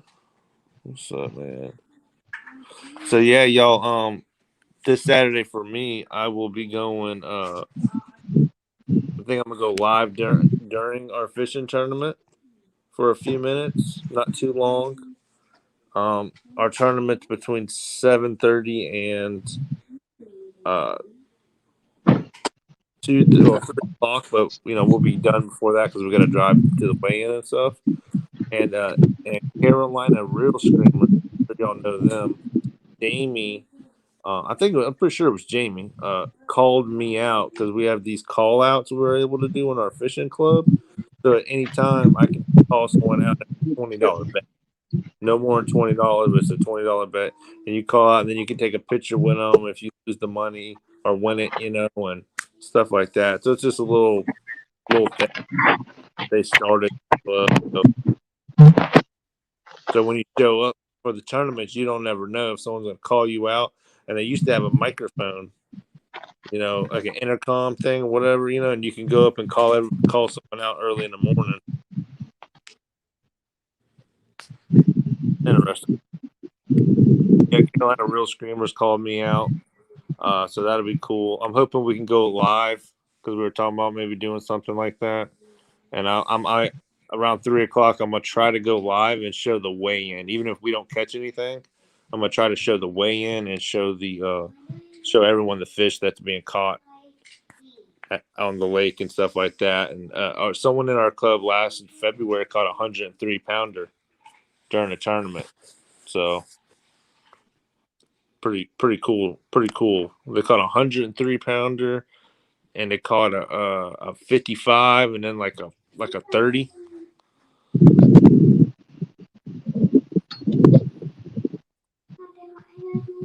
What? It's just some wind, bud. Yeah, I'm gonna try to do that. I might try to go live during the tournament for a few minutes. I'm not sure. Just depends. You know, it's supposed to be a little rough out there. This weekend. So not sure if everybody wants to watch the boat rocking back and forth.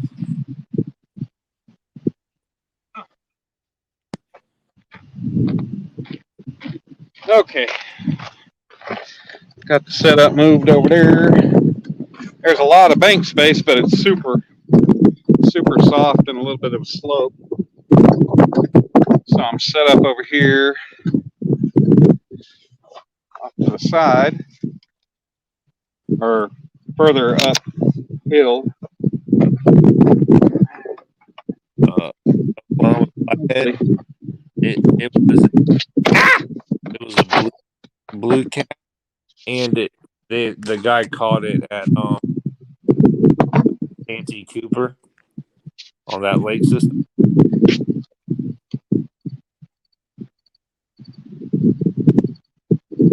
Yeah, he caught on a catch rod too, for sure.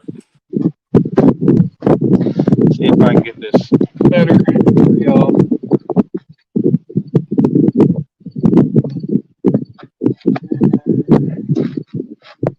Or this bar fluke alone. Maybe a little bit with that light.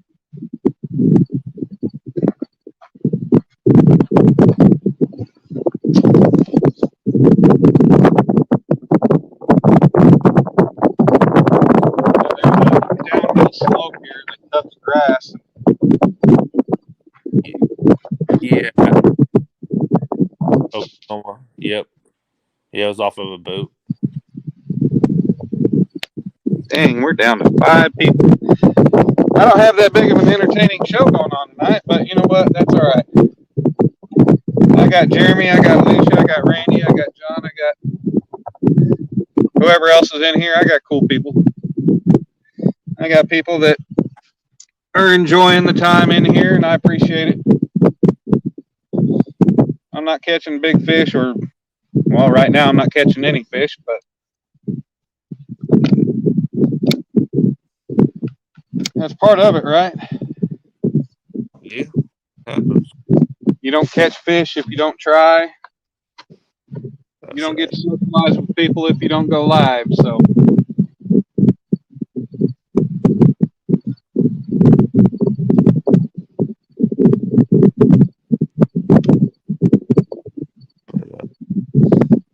All right, well, I gotta go put my son to sleep and all that, but I'll be back in here a little later on, Dan. I'm sure you'll be live for a little while, right? Well, he's not there. Why are you saying? What's up, bud? All right, Jeremy. Yeah, I'll be right back with everybody here as soon as I get cast out. Well, I'll give it a minute. All right.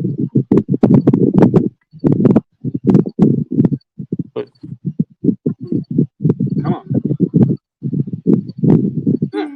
Why you not turn on? Okay. Oh, help if you go the right way.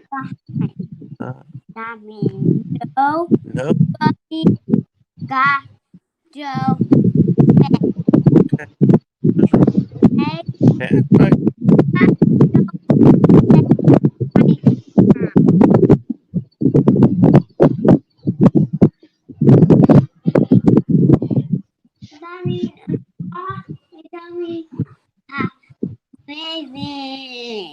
Night.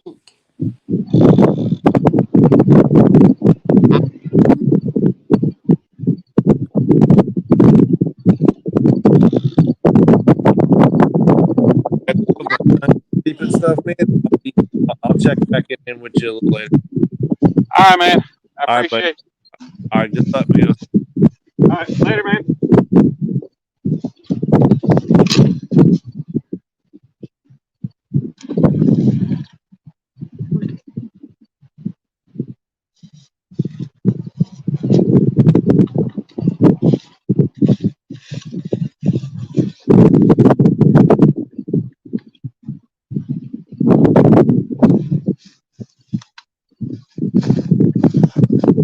right, guys, I'm just about done.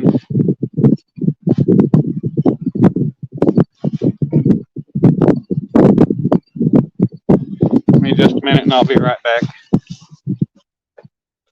Grab my net.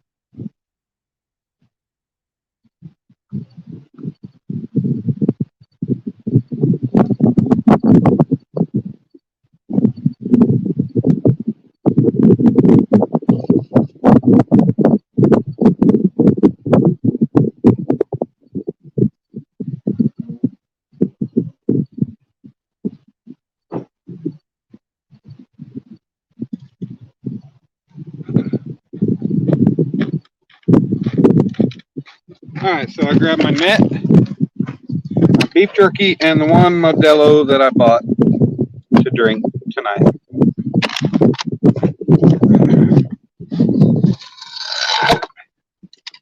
And of course, the net wants to fall over.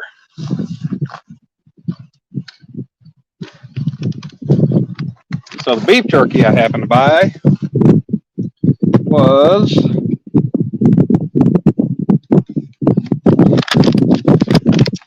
Matador. Apparently it's flaming hot. I guess Cheetos flaming hot Matador.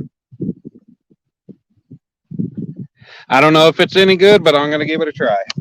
It was cheap.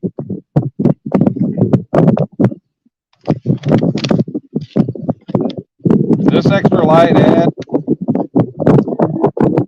to it for you guys to help that other light make it better. Wow. You learned about deer leg as bait. Why would you waste deer meat on fish?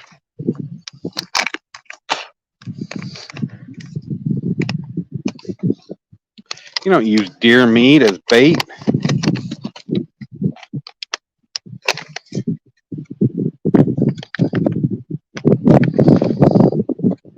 Holy cow. For $2.20. Uh-oh. Am I getting a bite? Or is that wind?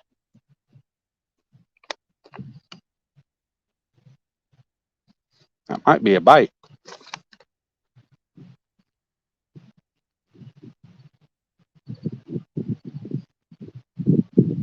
Middle rod's doing something.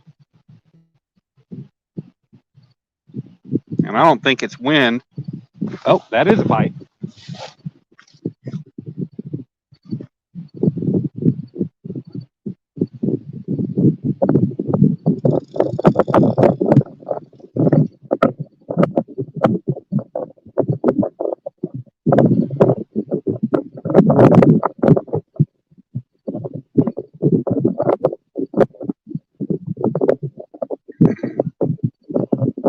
Maybe. Maybe I lied. Oh no, where'd my beef jerky go? Oh, there it is.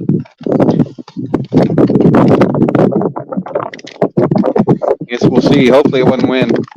But for $2.29, there is not enough beef jerky in this to be considered 29 cents worth of beef jerky.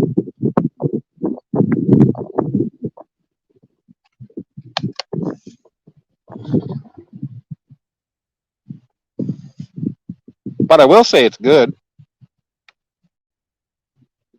What's going on, Clint? Circle Hook Productions. We have had no action tonight. We just changed spots. We changed a whole 30 feet across the road. Went from river to lake. Trying for a different bite. Hopefully the lake is going to produce something a little bit better than the river was. Yeah, I want to, older Asian dude, show you at Keystone a few years ago. You watched him limit out in an hour. Wow. Yeah, I'd love to go fish Keystone. Keystone, we used to go camp and party there and go out on the boat and everything. I'm sorry for everything that I missed while I was gone, changing things up, but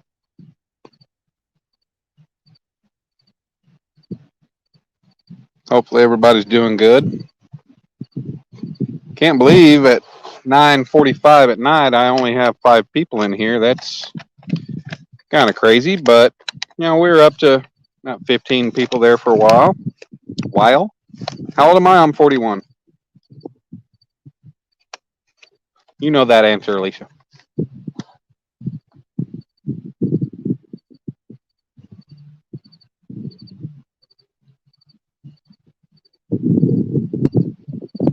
I'm young, but I'm not scared to ask the older catfishers, or as I call them, cat daddies.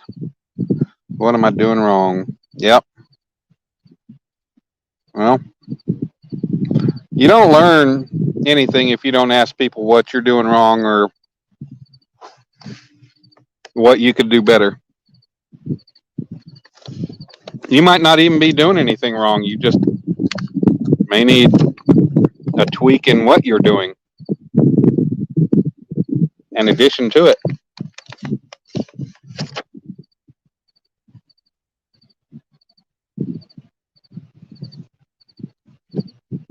29? Oh, hell. I thought you were like in your 40s or 50s or something. Nothing wrong with youngins. Hell, if you know more about catfishing than me, you could teach me something.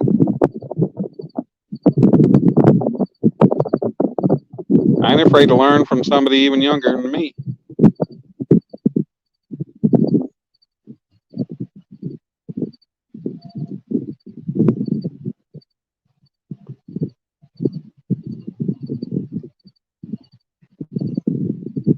Ooh, that Matador Flaming Hot. When you get done with it, it's got a little kick to it. That's some pretty good beef jerky. That's nummy. Guys, it's only 9:45 at night. We still got time.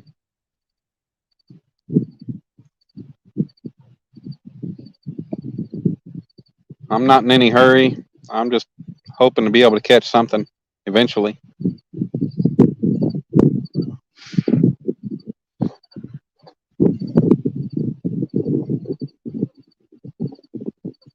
Hey, you know what? Flathead Junkie, yeah. I just have not. I really only been back into like really hardcore fishing for like the last year. It's kind of something that is just kind of been my go-to to try to set my mind straight on things. But I'm still learning. I'm still trying to figure this whole catfishing thing out. A lot of people say there's a science to it. When you're bank fishing, I think there's more to luck involved than any kind of science you can think of. Now, yeah, if you got navionics, irritates me when people call it navionics. Okay, think about navigation. It's navi, not navi. Good Lord. Anyways, but navionics. I need to download that, set it up, and see, because I would like to know the depths of the different areas around the lakes. Because that can be pertinent information for a bank fisherman, definitely. But I think as a bank fisherman, there's a lot more luck to it than anything. Until you start getting into all that depth charts and everything else, and figuring out how deep the water is. But hell, even then, being able to access the areas that are deeper, a lot of times that's just not possible.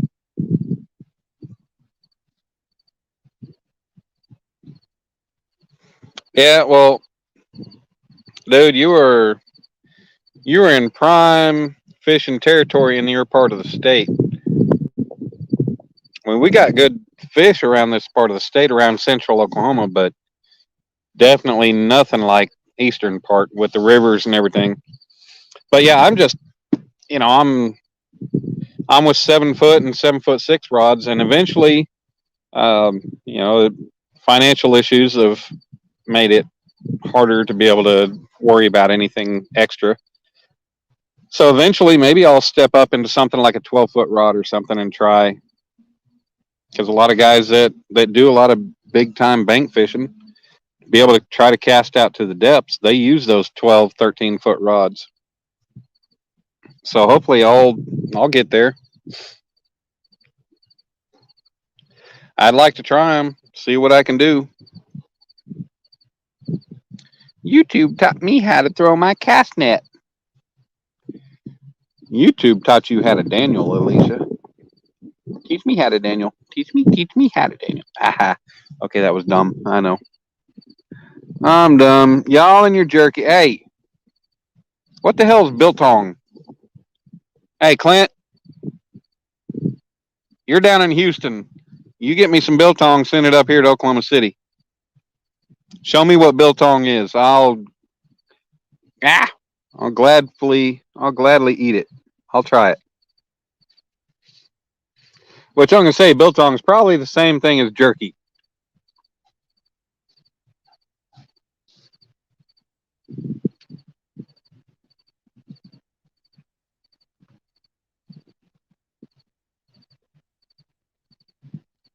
Yeah.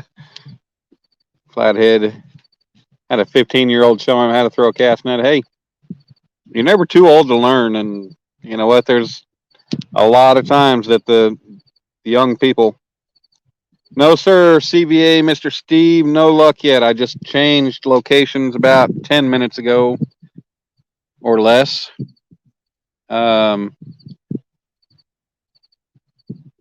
a good breeze going, so I don't. That's the problem with the wind is sometimes your pole bounces around, and it might be the wind pulling on your line, or you might be getting a bite. You don't know. That's the pain in the ass part of it.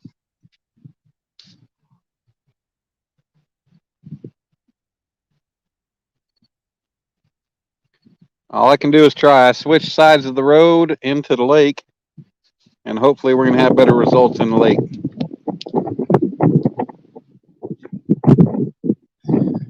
Yeah, Clint, you want to send some biltong up here to Oklahoma City? I'll try it. I don't know what the hell biltong is, but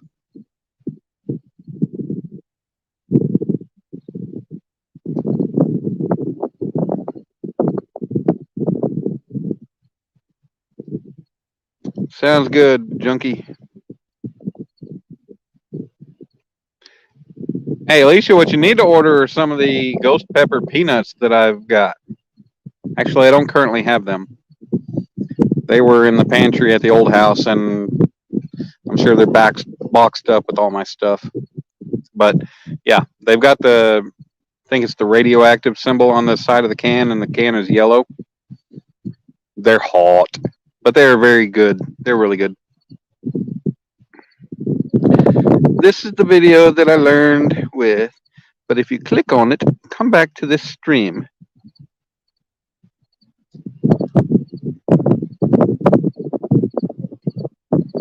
It's air-dried meat, just spices, no sugar. Okay, so it's jerky. Not all jerky has sugar in it. You just call it something different where you're from. I made deer jerky, and several of them didn't have sugar in them.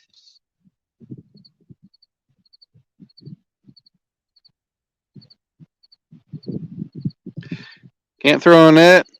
I use the one with the metal ring and throw it like a frisbee. Alicia's eating bead beard biltong. I don't know what bead is, but yeah.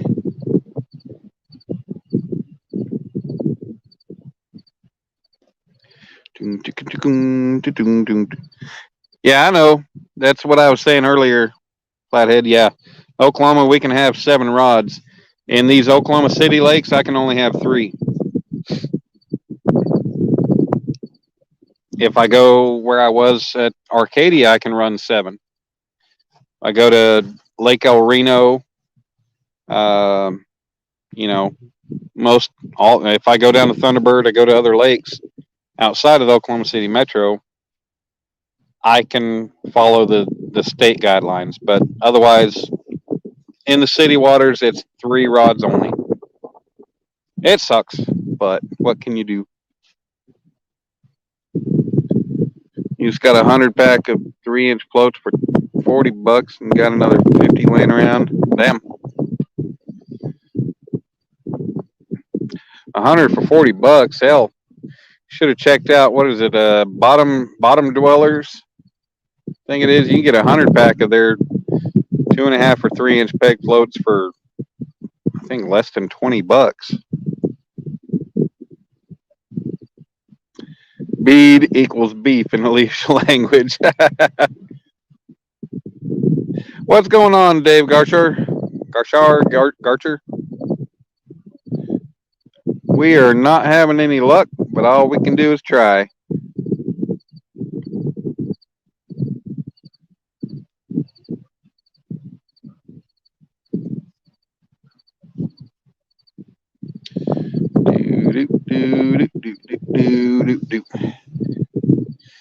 I need the fishing gods to tell these fish to come hit my bait. Because I know I got stinky, bloody baits out there that are good. They should catch fish. I just need to be where the fish are, I guess. Nothing happens here in a while, then I'll pack up and move up the way. Go set up where I've actually had a little bit of luck.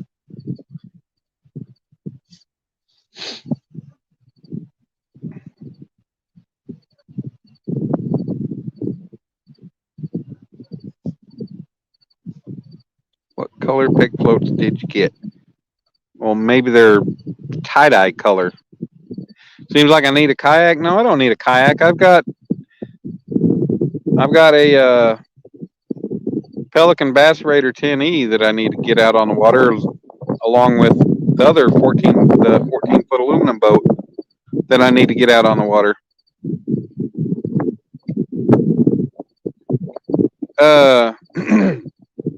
Hey, Tackle Bandit, Oklahoma Flathead Junkie, Tackle Bandit's just up there north of Tulsa. They've got good prices. Tackle Bandit's Oklahoma based, and they travel all around for all kinds of stuff. But apparently they do have a storefront now.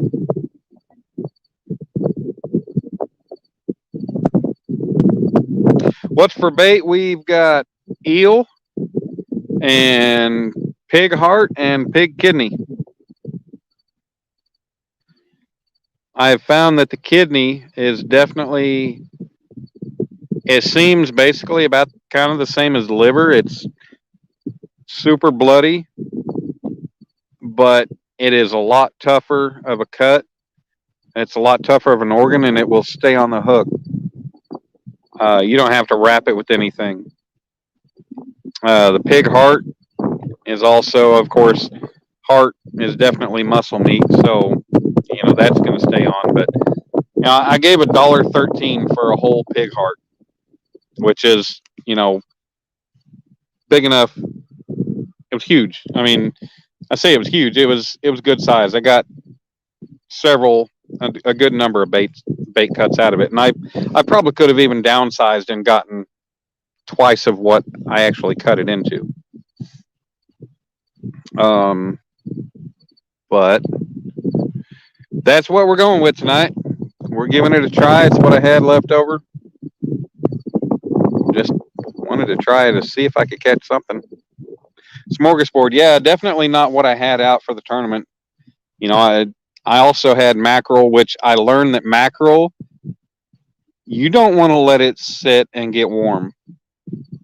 It needs to be either fresh or put on the hook, frozen, and gotten out in the water. Because if it does warm up, if it's already cut, or if it just warms up regardless, it is super soft and mushy and nasty. You don't want to mess with it. You want to just throw it away. But I did the mackerel is definitely a oily fish. I had no luck the other night. I just think it had to do with the fact that the fish weren't there. I caught the one fish on eel. I say if I don't catch something on the baits that I'm using, I don't blame it on the baits. I blame it on the fact that the fish aren't around where I'm fishing. Because catfish will eat pretty much damn anything.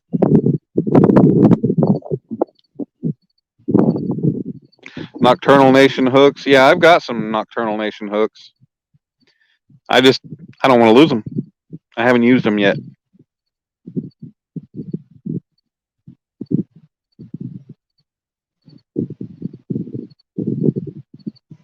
Alicia, yes. You fruity patootie. Yeah, you like tie-dyed and multicolored and all that stuff. I don't know. Tie-dye would be pretty cool, though. Not like the fish care what color they are.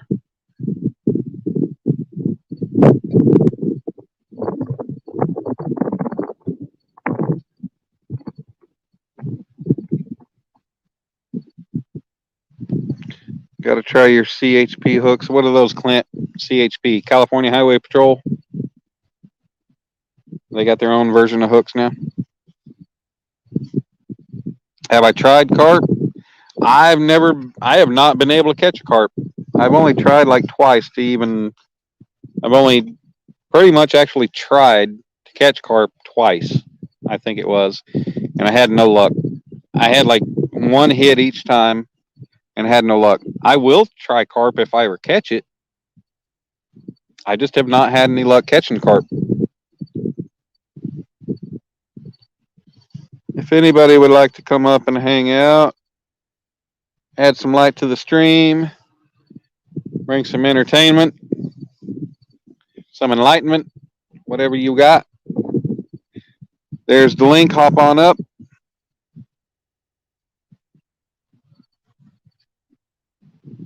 He would like some tie-dyed floats for blacklight fishing. What are you going to do? Send a light down there with your floats underwater?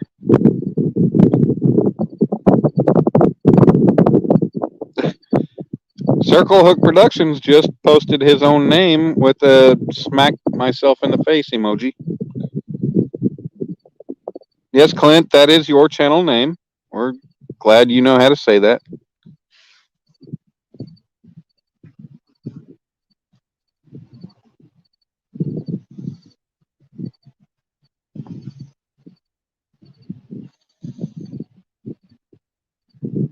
I can't speak with your accent, so it's not that cool.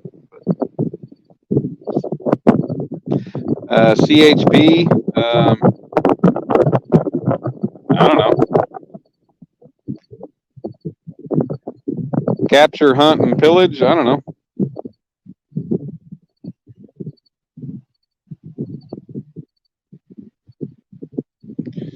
Catch, hump, portrait, I don't know. 10 pounds for $65. Ayers is raping everybody. Hey, Oklahoma Flathead Junkie, I can go to the Asian market here in Oklahoma City, and they sell fresh live carp for $3.09 a pound. So if I get a 10-pound carp, I'm only paying $30, not $65. I need to let you get in touch with HasLife. He'll tell you all about those $60 carp.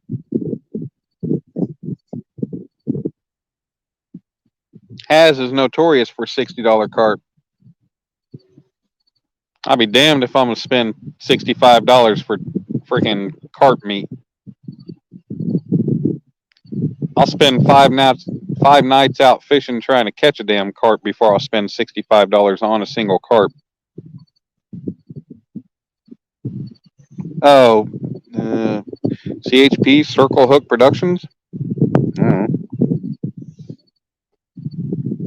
But yeah, if you pay $65 for a damn 10-pound carp, you're getting your butt raped.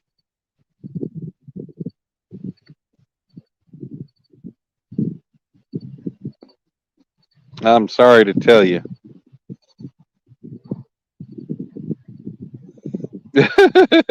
Oh, he literally spelled it out.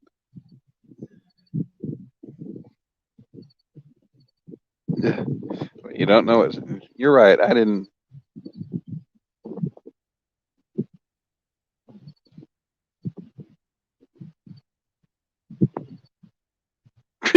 Sorry, Clint. That was over my head. Yeah, that totally. Yeah. I don't want to know what kind of holes you got. What's going on, George? We have had no luck tonight. We've just got beautiful weather with I don't know, a little bit stronger breeze than I'd really like to have at my back. Because it is a little cooled off, but not too bad. I've got a jacket and a hoodie in the truck. Either one would definitely make me feel better. Right now, I'm still comfortable, but we have not had any bites.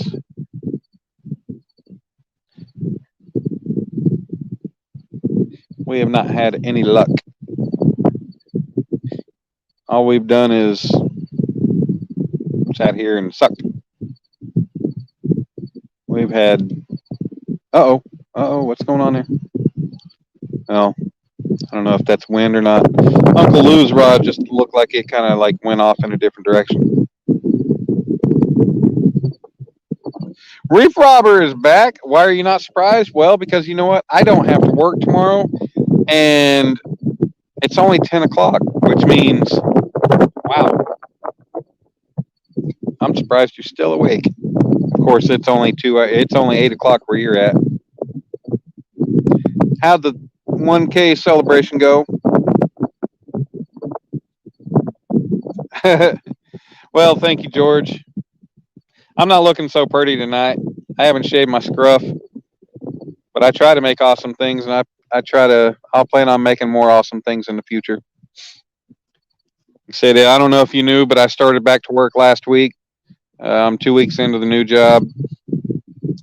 Actually found out at the end of the day today I don't have to work tomorrow, that we are not working, which sucks because that's 8 hours and a day of per diem that I won't be getting, but oh well.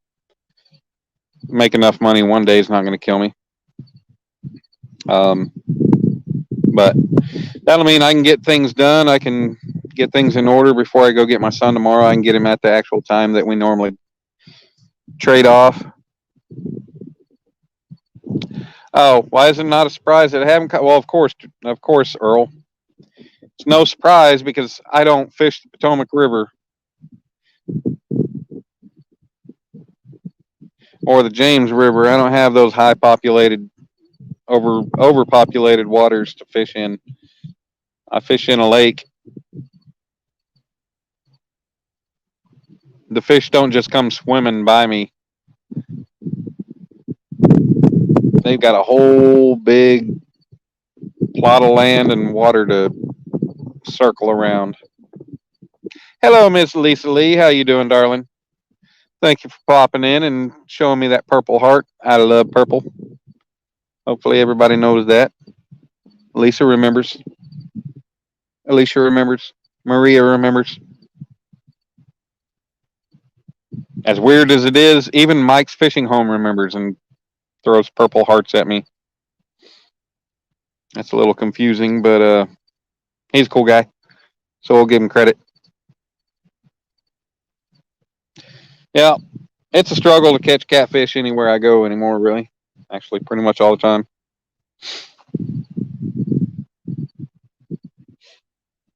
But I hadn't been here in a while. I don't even think I've ever done a live from this lake, so I thought, what the hell, I'll give it a try. I've only been set up in this spot for 20 minutes now, I think. I'm doing wonderful. I'd be doing a lot better if I had some fish on the hook to brag about. But, we can only get what we can get. That's why we call it fishing.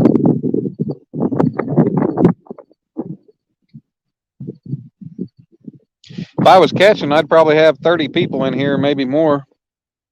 But it's all right. I'm happy for the people that I do have in here.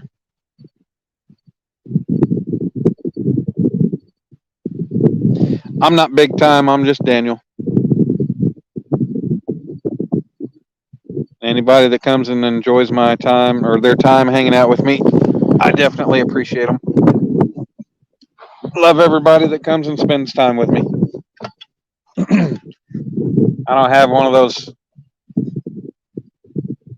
jump around, dancy, happy, always catching fish streams, but I try to be sociable anyways.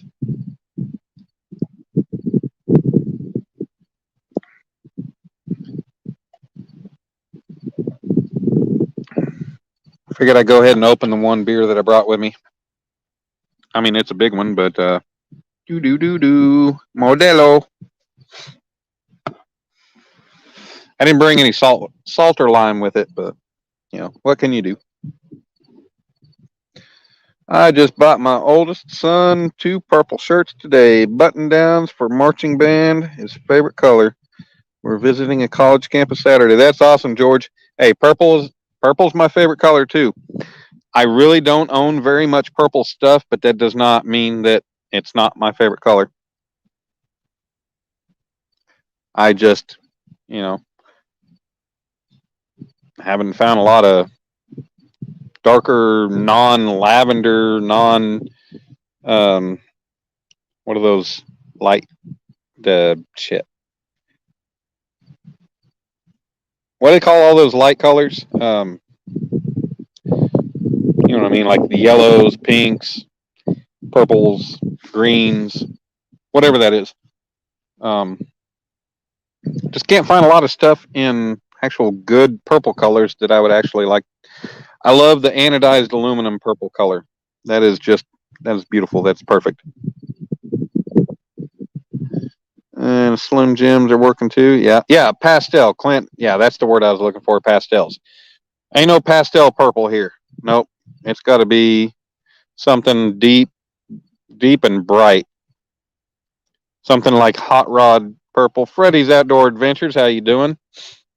It's got to be like the Hot Rod purple, where you got the hot rod that's purple and got the flames. Slim Jims. Yeah, I've heard of people using Slim Jims. Catching flatheads off top waters and bucktails. I don't know. I have not tried any of that. This year is weird catfishing. This year is weird any kind of fishing for anybody. It's definitely been weird for the crappie.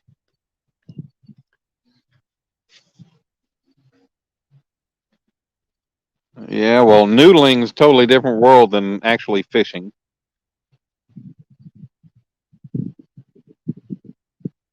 If you're noodling, you know where to go find the holes. You reach around, you find the holes. If you don't find a fish there, you go on to the next hole.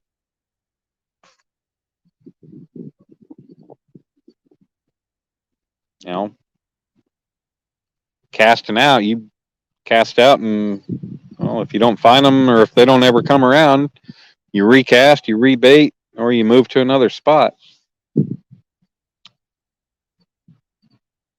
Stripper gear. Oh wait, he said striper.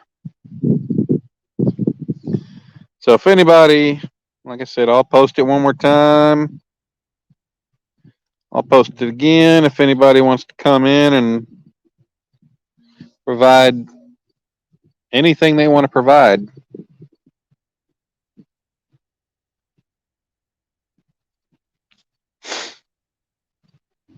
Well, Clint, Houston's only 7 hours away.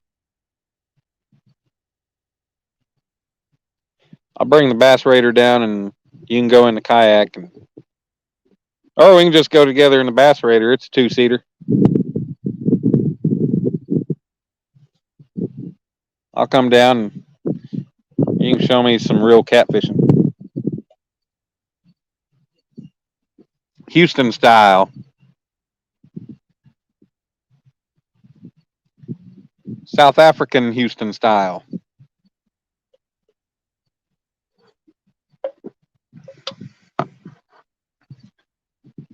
It's October. They're not supposed to be on the nest still.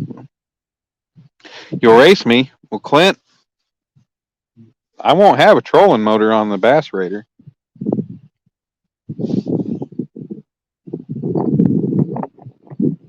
I'll be having some like a 6, 7 horse, 5 to 7 horse motor on there.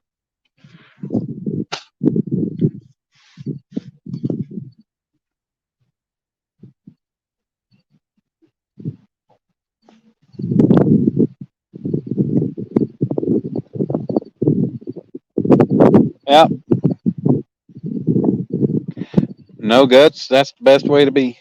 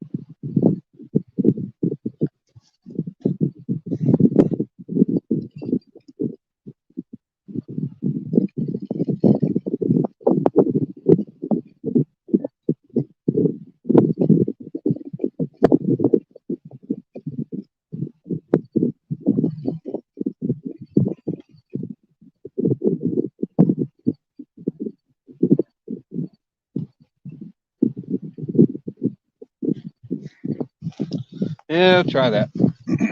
Adjust. Come back here. Adjust the baits a little bit. I'll spare some of this light. No point in having this light going just to add a little bit of extra whatever. I'll be honest. I'm not too thrilled with the fact that I came out and I have not gotten a bite.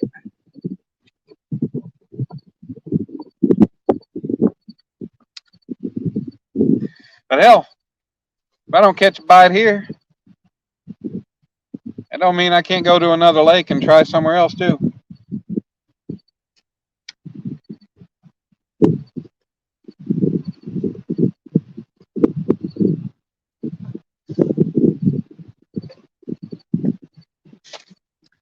I've got enough lakes to try around here that I could drive all night just around the metro, and I could drive around hitting every damn lake and stay live. Chris Usselton, still no luck, sir. Yeah, it's a little bit breezy. You can tell by the grass down on the ground in front of me. Yep. There you go, Chris. Oh, you can't see it now that I turned the other light off. Got a Modelo here. I brought me one. Well, you can't buy a tall boy in a liquor store or in a gas station anymore. It's a super tall boy. So you're buying one beer, you're actually buying like 2 beers. It's really bullshit, because I could drink a regular 16-ounce tall boy, but when you get to 24 ounces, they get warm. I don't sit there and down them. I'll sip on a beer. But yeah, it's crazy. It bothers the hell out of me. .32 ounce. Yeah, 24. Yeah, you can't go anywhere and buy just a regular tall boy anymore, and it sucks. You got to buy them in a 6-pack or whatever.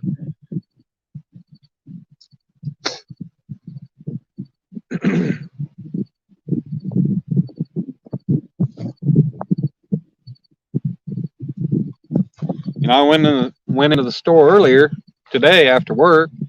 Thought I'd try to find something better than just a regular domestic Budweiser, Bud Light, anything like that.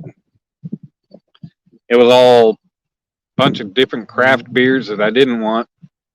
They were like $10, $12 a 6-pack. Otherwise, everything was in glass bottles, and you can't bring glass out to a lake. So I said hell with it, and I just grabbed the one. out of the cooler. I wonder if they make a Yeti for larger. I don't know. If they do, I'm not going to waste the money on it. I won't buy anything Yeti. Their stuff works good, but they're out of their freaking mind.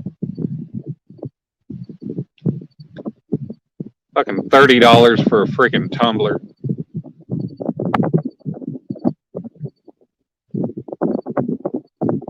Bullshit. Hell, I've had a cup of coffee in one of those gas station cups stay warm or hot for as long as I wanted it to stay hot. And that cup came with the price of the damn cup of coffee at the gas station.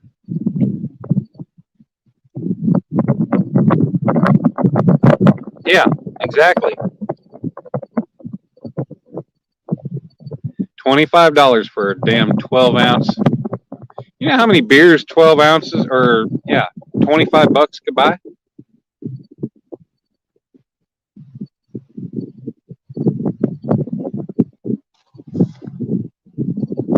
Hell, if you figured it up and you bought a pack of coffee, actually, you know, coffee grounds and made your own coffee,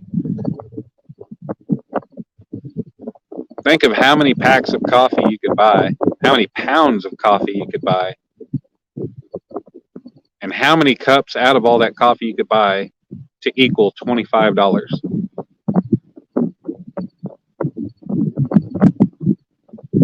Hell yeah, overpriced. There's so many other companies out there just as good as Yeti for a half to a third of the price of Yeti. Only reason I have a Yeti coffee mug is because somebody left it sitting at the ice rink when we were down there, when we were there for a competition, and it sat there for hours, and I finally just said, screw it, and I walked up and I took it. I dumped the coffee out of it. I rinsed it out in the water fountain and took it. Because that thing sat there for hours and hours and hours, and nobody ever came around. So I said, screw it. You don't want your mug? I do. That's the only way I've got anything Yeti. Now, will I say it's a good mug or a big insulated cup? Yes, it is awesome. Would I spend that money to buy one? No, I wouldn't. I hear you, Chris. Well, I'm frugal. Even when I'm making good money, I won't spend, because somebody says Yeti's top of the line. Oh, I'm carrying a cooler bag on my shoulder for $300. Screw that. Just because I bring home, on a certain job that I might be on, just because I bring home $3,000 a week, don't mean I'm going to spend $300 on one bag to keep my drinks hot or cold. But to each their own. I don't look down on anybody for, people spend hundreds of dollars on fishing rods. They spend thousands of dollars on bows or guns or anything, Whatever people want to spend their money on, that's up to them.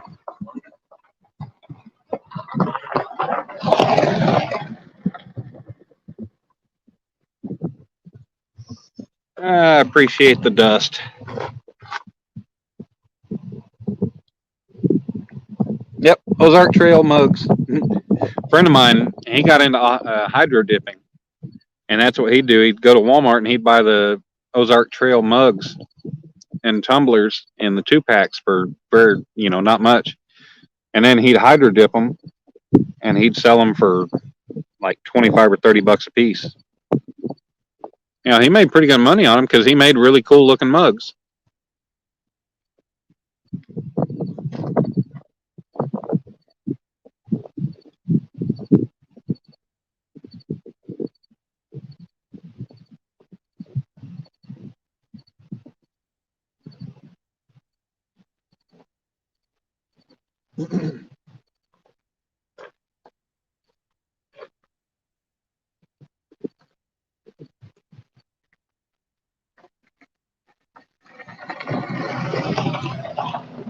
Once again, I appreciate the dust.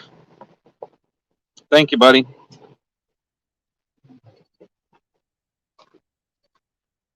What is it people don't understand about the wind and driving down a damn gravel road and the dust?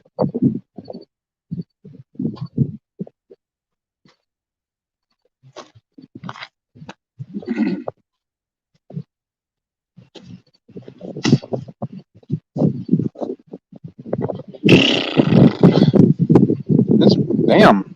I'm sitting with only 4 people. Wow. I must really suck tonight.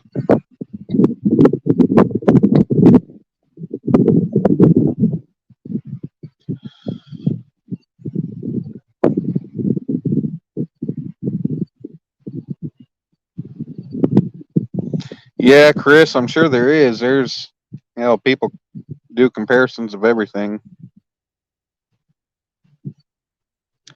Earl, if you want to come up, you're more than merrier. If you want to scroll up and find the link, it's up there. Hop in. If you need me to post the link again, come let me know and I'll post it again.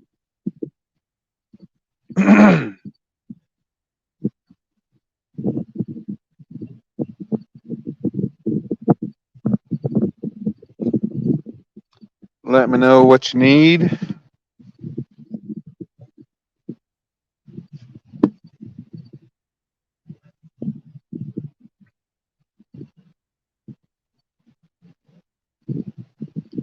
Man, I must have really upset a lot of people this week or something. Hell, I didn't think I did anything wrong this week, but I only got 10:30 at night. I only got 3 and 4 people in here. Wow.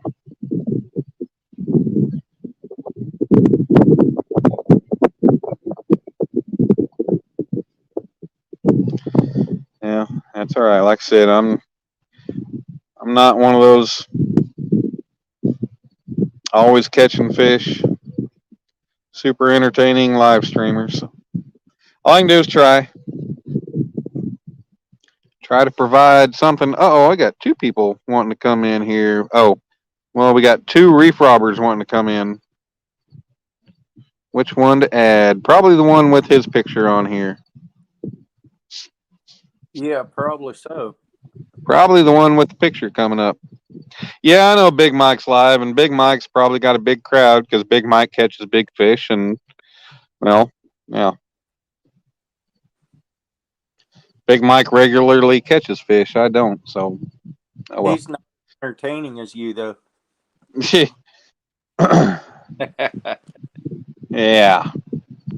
Hey, so now you just trying to fill me. Now you just trying to make me feel good.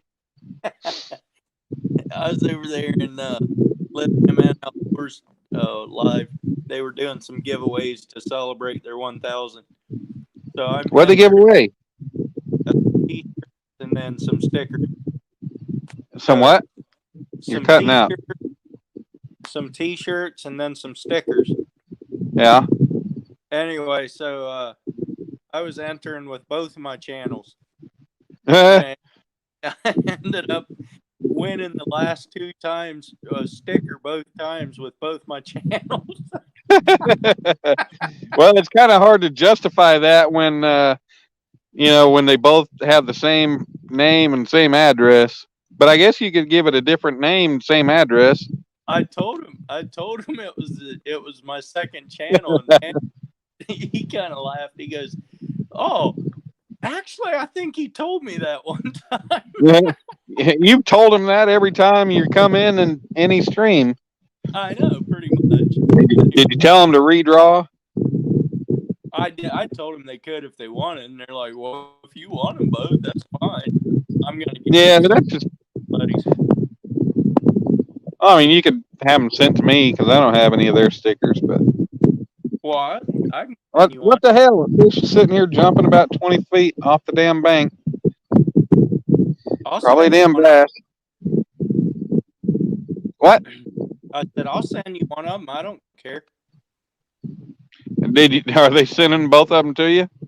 Yeah, I told him my fishing buddies. Well, just tell them to send one to me rather than having to send it to you and then you send it to me.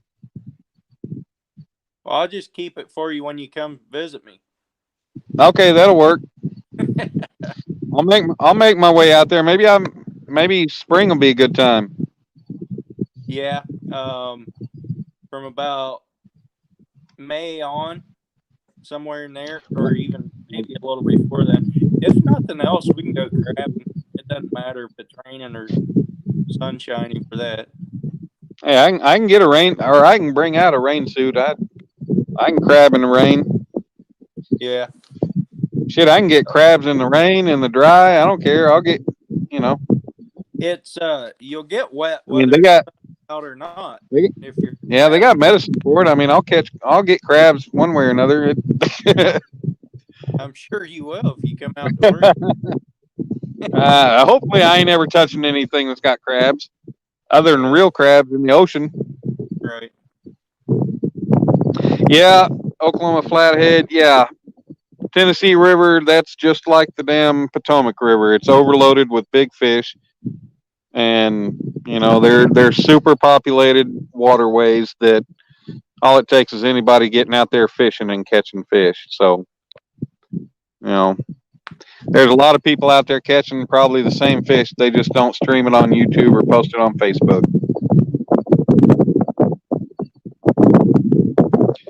But yeah, just like there's always people out here in Oklahoma catching big fish, but you hear about it, you just never see it because, well, they're not on Facebook, they're not on YouTube or Instagram or whatever. You know, the masses aren't uneducated hillbillies. Uneducated because they're not on YouTube or Facebook. Yeah. So you got to be Hey, I'm not on Facebook. The only social media I've got is YouTube. I'm not on Facebook either. I'm just on their other side channel, whatever they got. I'm on Instagram and WhatsApp. Or that's yeah, on Facebook. WhatsApp is just a messaging and call, you know. Yeah. Messaging and video call and phone call app. Yeah. That's not social media. That's Well, you can post stuff on like Instagram or whatever. Oh, I don't. It stays on for 24 hours or whatever. But hey, hell, do people still use Snapchat? I got that. I never could figure that one out. You were cutting out so bad. I said I use that one too, but I don't. Not very much. I never could figure that one out. Well, I used Snapchat. Stuff. I used Snapchat years ago, and you know, a lot of guys, a lot of other operators I work with, and people out on the jobs, they use Snapchat, and they'll share stuff back and forth and everything. But you know, I haven't used it. Shoot, I used to have an account. Last time I tried to sign in, it wouldn't allow me to sign in, and so I had to create a whole nother thing. And it was just, I don't know. I think I deleted it again because I didn't care about it. Hell. Yeah. Hey, were you on my live when I was showing what I fish with for a bottom weight out in the ocean? No, I was not. And yeah, Chris, I call Randy. I started kind of throwing out the Randy thing because I do remember. I keep showing it, Earl. I'm seeing it, but yeah, I remember Randy in a stream before all this stuff with Tammy and everything started. I do remember. I think I might have been the one to ask him about Randy or Randall, and he said he usually goes by Randy. So I think I was probably about the first person to continually calling him Randy, and a lot of people still call him Randall, but you know, a lot of people call him Randall. A lot of people now call him Randy, but yeah, I went with what he said he likes to go by. So So, anyways, go ahead, Earl. That That's is. what on the bottom, that jig Oh, wow. for a bottom weight. That's a 5-ounce weight. And then Wow. I do a dropper loop up about 1.5 feet with a hook with just one of the same size hooks on the Yeah. line, and then another one up above that, yet another 1.5 feet. And those I put plastics on for mostly the sea bass bite on those, and the Yeah. lingcod and the cabezon catch. Well, actually, lingcod will catch on those bottom ones 90% of the time, and cabezon will catch on either one of them about 50-50. Really. See, I've never seen a weighted hook. I've never seen anybody use a hook on the end of a big weight like that. Well, this one actually looks like a herring or something, but I also have some that look like baseball bats that are 8-ounce weights, and they have hooks hanging off the side of them. And those crazy bite on those. Just a lead weight. Crazy. Yeah. Huh. That's why I like easy fishing. Well, maybe coming out there, hell, I can learn some stuff from you on ways that you fish that, who knows, you never know. It might be helpful on different things of fishing out here. Yeah, it might. Never can tell. No. If you come out, well, if you J-Dog in the house. Fall, J-Dog's in the house. So, if you would come out this fall, we could do some salmon fishing in the rivers, but I don't know much about that. But, well, yeah, it took until fall for me to finally end up in a position where I'm back to work, and I can't come during fall. Yeah, it's gonna be winter time before I could even consider it. Yeah, right. And wintertime out here, it's raining 24/7. So, but it's a very light rain. Like it'll rain all day, and if we get half an inch, that's a lot of rain. Right. Well, half an inch is a good amount of rain in a lot of places. I mean, just half an inch is a decent amount of rain in a day. Hey, what's going on, Coyote? How you doing? But what I'm saying is, you can be out in it most of the day, and you don't get drenched a lot of Right. times. Well, if it takes the whole, you say if it's running the whole day, but if it takes the whole day to give you a half inch, yeah, that's that's essentially not a whole lot of rain over a whole day.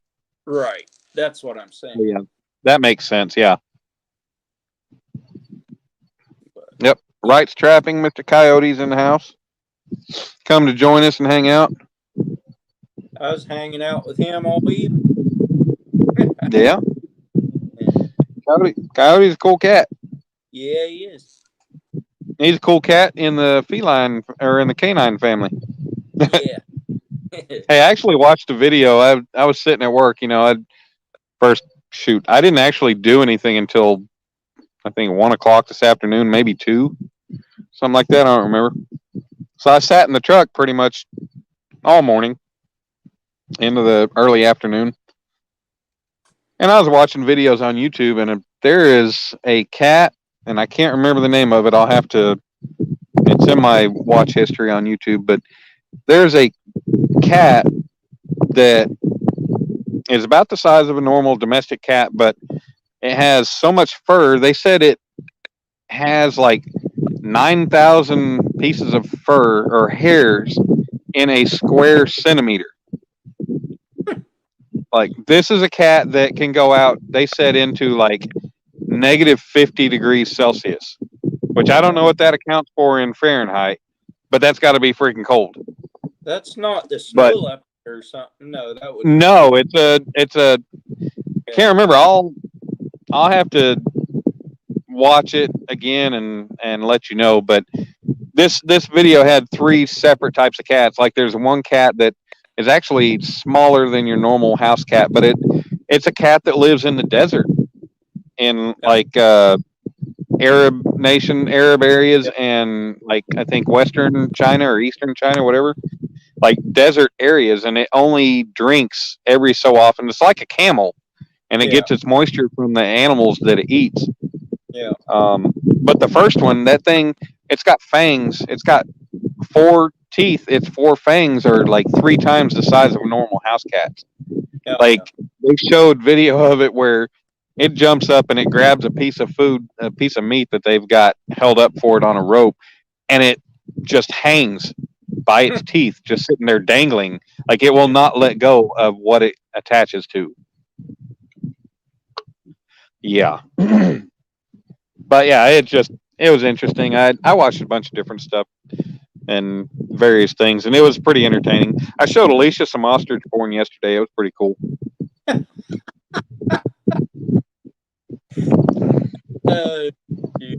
was pretty awesome.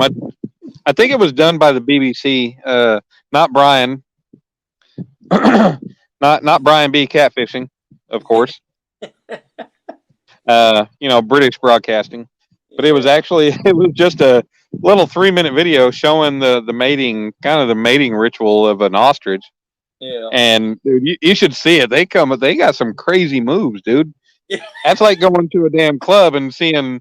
To me, it's kind of like watching a 70-year-old dude that could dance back when he was in like his 30s or 40s, but still going to the club and busting a move. And it was just really knocking some stuff out. And he ended up swooning that ostrich, that female, and of course she was sitting there eating while he was taking care of business. But she didn't care. She was getting best of both worlds. Yeah. But yeah, it was funny as hell. I saw it. No, sir, J-Dog. Sorry, Earl. I just happened to look back. J-Dog, no fish yet, no bites. I might be packing it up again here soon. I think we've been in this spot for about an hour. I might move up the way about a couple 100 yards. Try up there. If nothing else, it's only 10:40 right now. I may try another lake, or I may try another spot on this lake after that one, but we'll see. But no luck so far. All I can do is just keep on slinging baits out there and trying. So Earl, go ahead. I'm sorry. I was on YouTube the other evening or something, looking through. I'm sure you were. Across the channel or a title of a video that said something about stallion gets killed while trying to mate or something like that. I'm gonna look it up and see it right now, but that ain't no shit, Oklahoma Flathead. Yeah, we need about a week's long storm to get our water levels back to where they need to be. So Papa P in the house. Title is Deadly Horse Kick, and then in parentheses, Mayor kicks. And yeah, that's kind of the same type of video, but that mare, they'll usually do kicks or whatever to the stallion. And the stallion, according to one of the comments on the video, of a horse handler that knew what he was talking about, I suppose. I don't know. But right. The mare usually kicks a stallion in the chest, and it will handle that. But the horse handler had the stallion on a rope with the bridle, and he had the stallion head too low, and that mare kicked that thing right between the eyes and killed it just like right now. I mean, that thing was out. Oh, wow. That's crazy. Broke its skull. Thing just dropped. Oh, damn. Its hooves hit its belly before it ever hit the ground. That thing was lights out. That's crazy. Hey, you got to read what Coyote just talked about. He said, I just got done cooking some salmon, squid, and bacon. Cheese stuffed bacon wrap hamburgers. I'm getting really good with this Traeger. Coyote, you need to bring that damn Traeger to Oklahoma and show me, cook some of that stuff. Cook some of that stuff out here. I saw that on his Instagram page. That sounds good. I got a whole lot of salmon in my freezer. I haven't even eaten any of it yet, or not very much of it. Yeah. Randy will eat ass if you put it in front of him. I mean, I'm kidding. What did I say? I I think we got 26 keepers off my boat this year, and it's the first year I've ever fished for them. That's awesome, Earl. Hey, I Chris mean, Usselton, the baits, they're the baits that I used during the tournament the other night. It's pork heart, pork kidney, and the eel. And I caught the one catfish that I caught during the tournament on the eel. Just haven't had any luck on anything else. Haven't had any luck on any of it getting hit right now. So I'm kind of shit out of luck right now. But the good thing about my fishing setup is I can reel the rods in. I can put them back in the rod holders. I can toss the whole setup in the bed of the truck, and I can run up this little gravel road, a couple 100 yards, and I can drag it right back out, carry it off to the bank, cast those rods back out, and I'm good to go. And I got my chair, but otherwise I don't have to worry about anything else. Smooth and easy transition. Pack up, move. Keep everything settled. Don't even have to hook the hooks. Just let it dangle. It's the angle of the dangle. And yeah, as far as I think Chris was talking about a friend that he played poker with in Seattle. Yeah, I've always heard that Seattle is always like the super rainy city. Actually, I have a friend of mine that I went to high school with. Her and her husband live up there in Seattle. She works for one of the news TV stations or something, news station or something. But she'd been up there for, well, I hadn't seen her since high school till my 10-year reunion. And then I ran into her again at the 20-year reunion, and she was married. So she's been up there quite some time. But yeah, always raining up there in Seattle. All right, man. Chris, I appreciate you coming in, spending time. Sorry I wasn't able to entertain you with some catching of some fish. That's the nature of the beast, and especially that's the nature of my fishing outings. But all I can do is just keep trying. I agree. Huh? I agree. Yeah. What's up, Duggar? You know I'm just doing that to get you all riled up, right? Well, you said I agree. You said I thought you were saying you agree that you can't catch nothing if you don't keep trying. Oh, I was agreeing that you didn't catch anything. Oh, well, you're an asshole. You know that?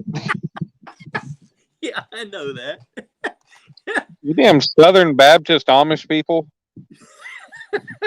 I'm surprised you don't wear a long ankle-length skirt to work. No. Why would I do that? Because you're one of them weirdos that, I don't know, because those weird religions that do that. And you're one of them. No. Yeah, at least I'm out here. I can't catch a fish if I'm not out here. That's right. You can't.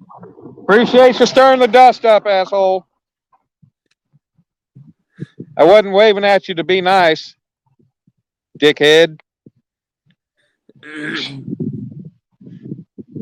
Freaking wind is going to the northwest, and the people driving down the gravel road are going to the north. So which way is the dust from the gravel road going? Right across me. Randy says, Doug, my handsome fat man from New Mexico. What's up? Danimal's live. Yep, Danimal's live. I was looking. Danimal's not doing nothing but being a social butterfly and talking a lot. Yep. That's all I can do right now. I'm at the mercy of the fish that just aren't here. Yep.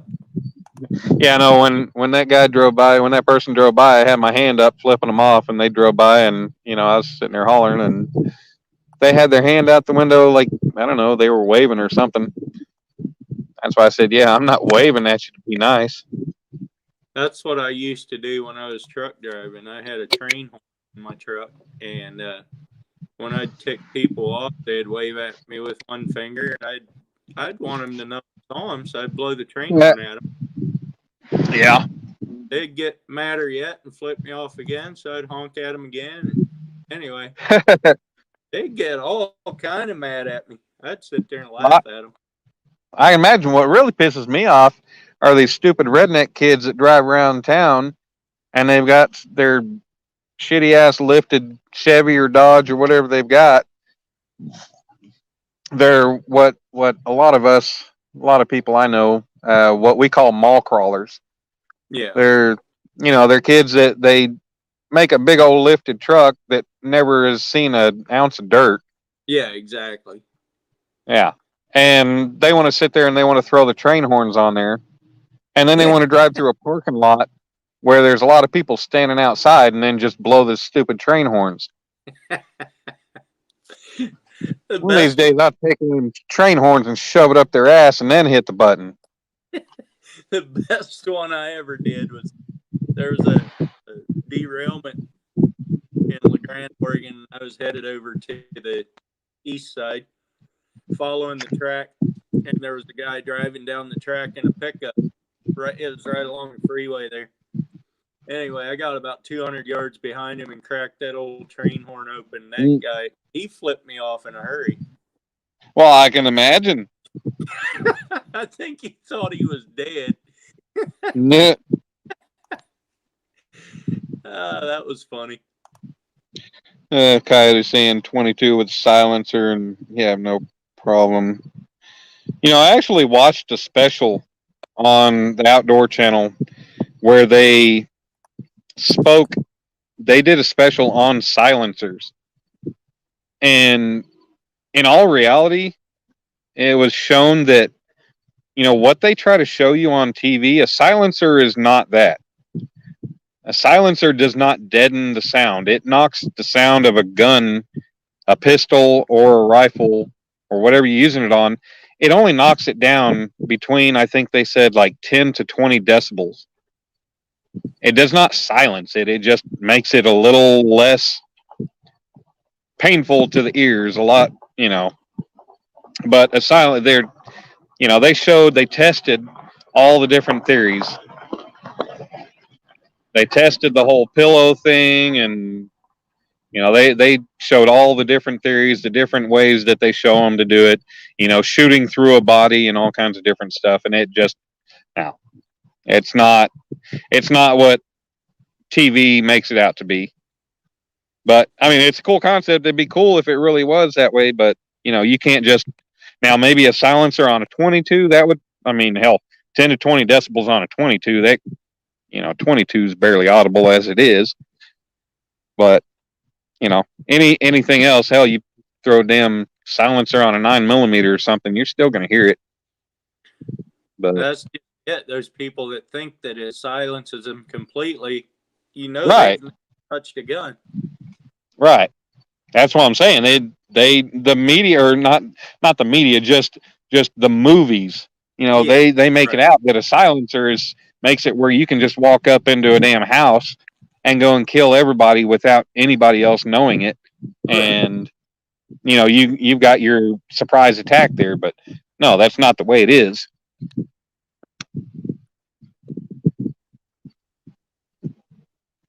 It's cool to think about that, but Yeah. Well, yeah, Troy, that's what I'm saying. If you got a silencer on a 22, that's one thing, but hell, 22s don't put off very much noise anyway. I mean, hell, you can get away with shooting a damn 22. That's why a lot of them gang members and other people use 22s, because they can get away with it because they don't put off very much noise. It's going to take a lot to put somebody down with one or in the right spot, but 22 actually is pretty deadly. Well, they are. You just got to know where to hit. Yeah. You got to know. And they're good for squirrels and rabbits and stuff. Yep. I hardly shoot mine anymore. You know what? I've got either my Go ahead. 17 or 22 mag. I've never shot a 17. They're awesome. I've got a 22 Ruger rifle that Yeah. I shot it several years ago, and I haven't shot it since. I planned on taking my ex's son. You know, he's about to be 15 now, and I was going to buy him a 243, and he always kept asking me when I was going to take him, when he was going to get to go hunting with me, and I wanted to take him hunting, and I always wanted to. I didn't have the money to buy him his own gun, and he was going to have to go through a hunter safety course and everything else. But it just never happened. But yeah, I took that 22 out a long time ago, and yeah, that thing is. I took my 22 out. I took my British 808 or British 303 out, and thanks, Dick. Appreciate it, asshole. As you can see, the dust flying by the rods. Maybe, I don't know. Yeah, I saw it. But yeah, that British 303. Hell, we took it to the range. I was able to hit the target, but when I took it out hunting, I had in the same damn hunting trip. It was embarrassing to tell the story, but it's funny as hell too. So where I sat was on the top edge of a valley, like this.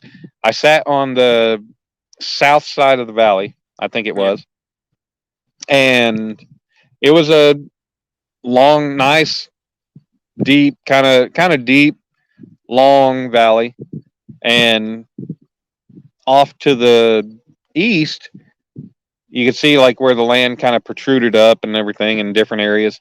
Well, a buck come out, and I happened to see his head pop up, his antlers and everything. So I get the gun up, and he pops out, and he ducks his head, and he goes down to eating. He's in perfect broadside view. And this, like I said, this is an old 303 bolt action, no open sights. Take a shot at him. Miss.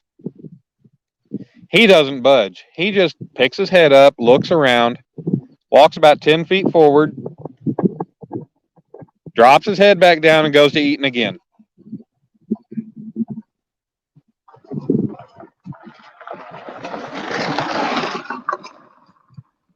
There goes another asshole. This time a Honda. Well, he goes to eating. I had another shell loaded. I shoot. I miss. Same damn thing. He looks up. He looks around. He walks past this big old cedar tree. There's like a bunch of cedar trees, apparently, I guess. And he gets to the other side, and I wait, and he's still broadside to me. I take a third freaking shot and miss again.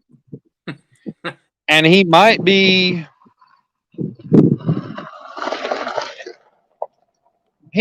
60 or 70 yards away. Now, I don't know if it had to do with, the decline, the elevation change, or what. I don't know if it had to do with elevation change or what. But so all three shots I missed. Yeah. But what makes it worse was the same exact scenario happened on another deer like the next day. Or 2 days later, I can't remember. But 2 deer on the same trip, 3 shots apiece in the same exact scenario.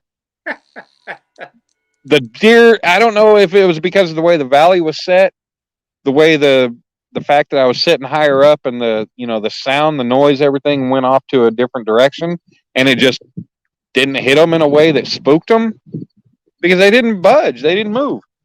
Yeah. But 3 freaking shots. How could I take that damn thing to a damn open gun range and shoot a target at 100 yards and hit it in a good kill zone, but yet I couldn't hit a deer I Oh, couldn't have buck. hit the damn broadside of a barn.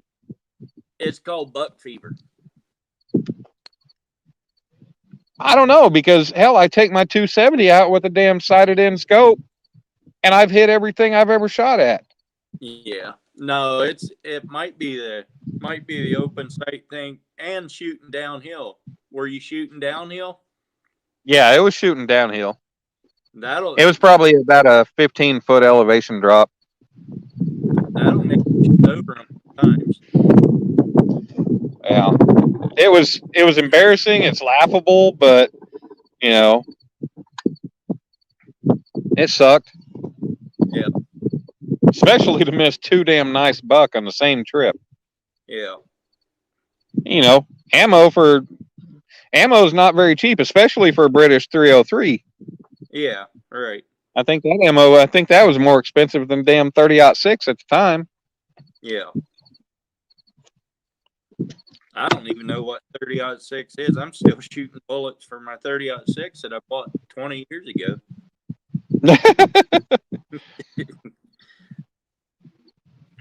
I'm almost out of them by now, but Yeah. Shot coyote at 225 yards with your 22 long rifle. Well, not too bad. Hey, Alicia is still here. I thought she just disappeared.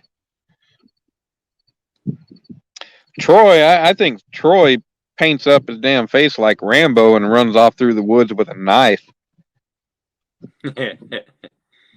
Troy's like, come here. I'm going to get you. Get you. Yeah, I'd like to be able to get back out and do more types of hunting. I haven't done any bird hunting since I was a young teenager. We used to go down to Lawton, down by Fort Sill, and go quail hunting. But I haven't done that since I was a kid. I've never duck hunted. We did some dove and quail hunting, but I've never pheasant hunted. I've never quail hunted. Hell, I'd like to go out for a turkey. But I'd like to be able to get out and, my dad never really did a whole lot other than dove, quail, and turkey. Now, when he was younger, they went out and rabbit and squirrel hunted and stuff like that, but he didn't have that big variety of different types of hunting. So yeah, I didn't grow up learning all that stuff. Yeah. Go ahead. What were you saying? I said I love squirrel hunting. Hell, all I got to do is sit in my damn backyard and sit there and pick off the squirrels. They're everywhere. Not out here, they're not. Oh, shit. I have a whole bunch of oak trees out right behind the house here, and I haven't seen a squirrel out there yet. Really? Yeah. Well, there is. Hell, there is on down the way, like a quarter mile from here. There'd be a few, but I don't see them around my house at all. Yeah. Well, hell, I can sit out in the backyard and I could probably pick off 20 freaking squirrels a day. Yeah. Now, granted, that might be the only 20 squirrels running around, and it might take a while for new ones to come back. They're up in the hills around here. They're all over the place, but not out here in the valley. Doesn't seem. Yeah. But one of my coworkers just bought a place up in the sticks, and as soon as he gets possession of it and has a free weekend, I'm gonna go up there and shoot some squirrels. It's season right now, so I think it goes till the end of October. So. That'd be cool. JBT Jarrell just said that Los Angeles Rams beat the Seattle Seahawks. Squirrel dumplings. Ooh, that sounds good. Squirrel is good. I haven't had squirrel since I was a kid. I had squirrel and rabbit and stuff when I was a kid, but I haven't had that stuff in a long time. Yeah. Well, hey, Earl, why don't you entertain the crowd? I'm going to reel these things in, and I think I'm going to drive up the way a couple hundred yards to where I've had a little bit of luck in the past and cast out for a little while and who knows? If I don't have any luck, maybe I'll try another lake, or maybe I'll just call it a night. I'm not But- sure if I can keep them entertained. I can't see the chat Why can't you see the chat? because I'm on my phone. Let me get on my computer. I can see the chat then. Well, if you're on, that, and if you're on your phone, all you got to do is click the chat thing, and it will cover up your face because it'll put the chat on full screen. But as long as it's pointed where you're at, you don't have to worry about what you're doing. But you can see the whole chat. I got you going on my computer where I can see the chat. It's still loading on the computer. It's taking forever. So Well, you know, they got this thing called high-speed internet, and you don't need dial-up now. yeah, I know. I got that. You got that in thought, or you got that in reality? In reality, I got it. All right, yeah, let me reel these in, and like I say, cool thing is I can just reel them in, put the rods back in the rod holders, carry the whole thing, and set it in the bed of the truck, and I can get out and go. So I got 9 of my playlists playing, plus this live feed on my phone and the computer now. So that's why I don't have very good internet right now. Well, okay, well, cut some stuff off. It's your duty. It's a big duty.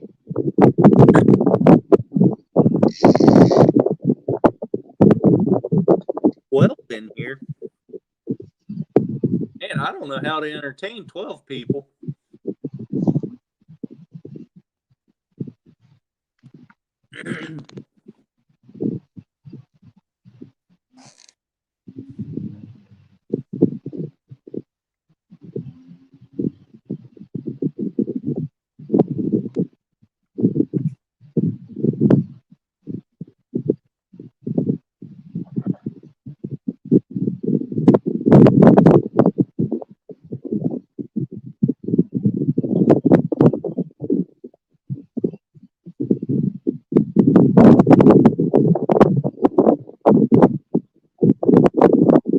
Flat, Flat Junkie. I was seeing you over in the living room.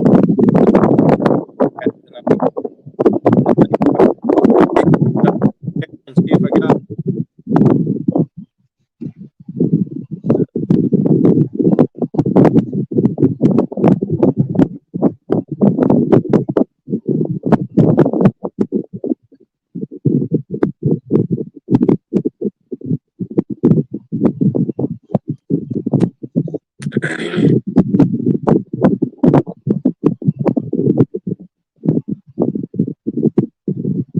who does that, you boy?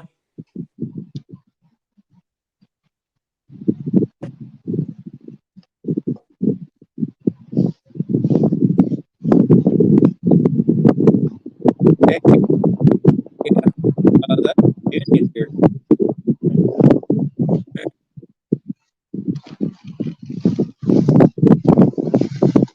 That was the black powder deer I ever shot.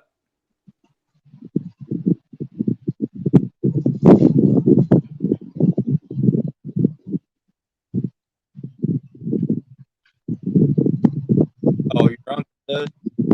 See, I'm not caught up in the chat here. What?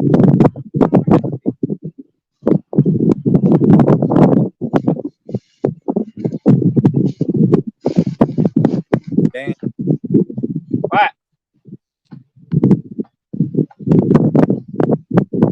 I heard my name. What?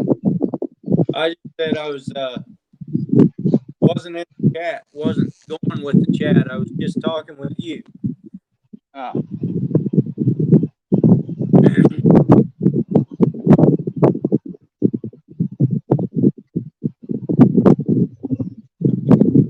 God, somebody's coming home. I just decided I had to start peeing, and now somebody's hauling ass down this road. That's right. Nothing. Huh? Too much stuff. Yeah, I'm done. They're not going to see nothing. I can't get a ticket.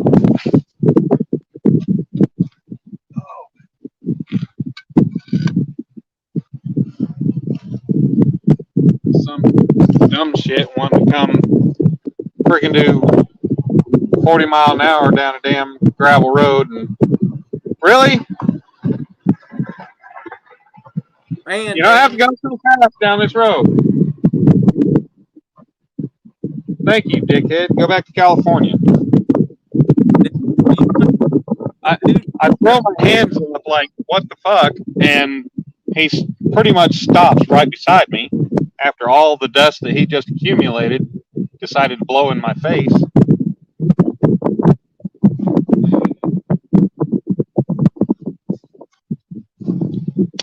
Next time I'll shine the freaking light, LED light, right in his damn face.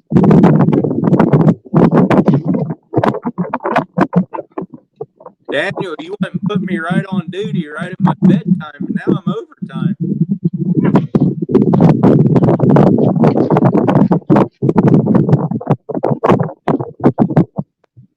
He ain't listening. There's too much wind.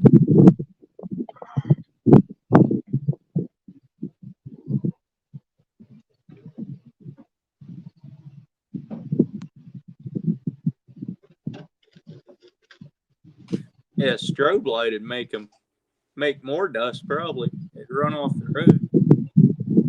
Maybe it'd calm the dust down if it hit the water.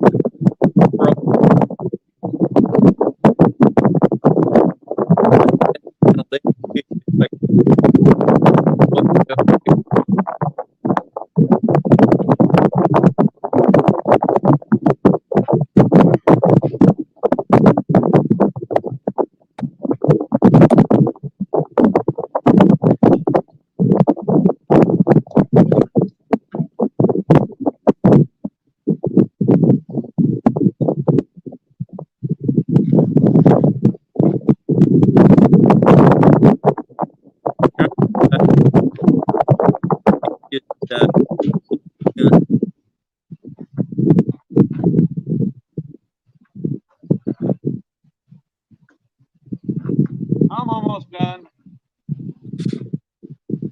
I think I kept most of them in here for you, Dan. There's 10 watching. Hey, we got. So you're livening up the show? We got. Wow, we're shit. You're bumping the crowd up. Well, that's what I said. Look, I'm pretty much everybody gonna come up.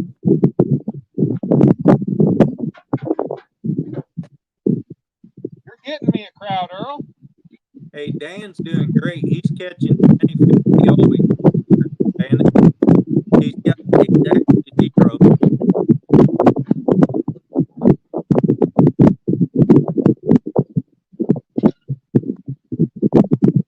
He got 43 thumbs up.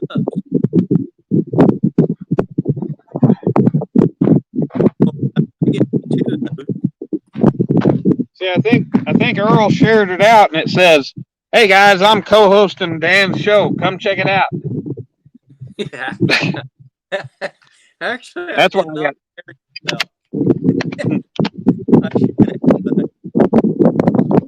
It's actually one of the lowest numbered live streams I've had in a long time, but you know, that's all right. Life happens. It happens. You can only move forward. I've had on. I've only been live for about 4 or 5 times, but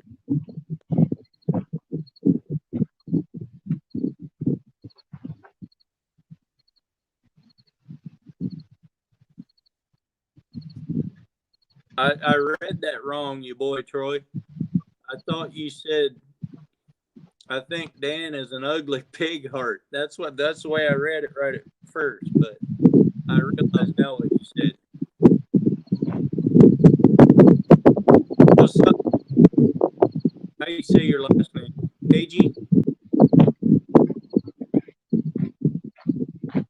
All right. Let's see.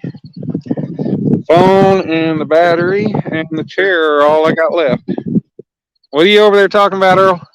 I'm talking to people in the chat. What kind of lies are you spreading? No, I thought when your boy Troy typed that one thing up there, I thought it said, "I think Dan is an ugly pig heart," and then I went back and reread it, and it was not what it said at all. Well, we don't know what kind of schooling they give you there in Oregon. I didn't go to school in Oregon. I went to school in Virginia. I'm not sure which is worse.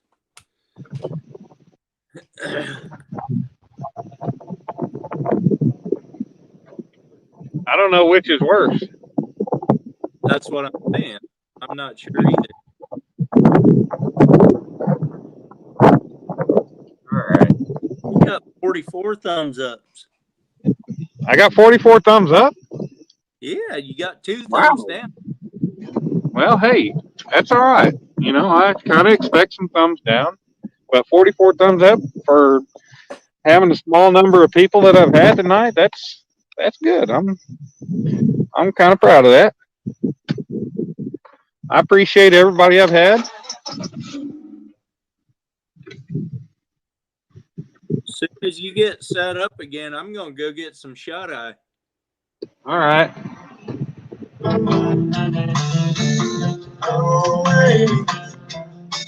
I should probably turn the music down.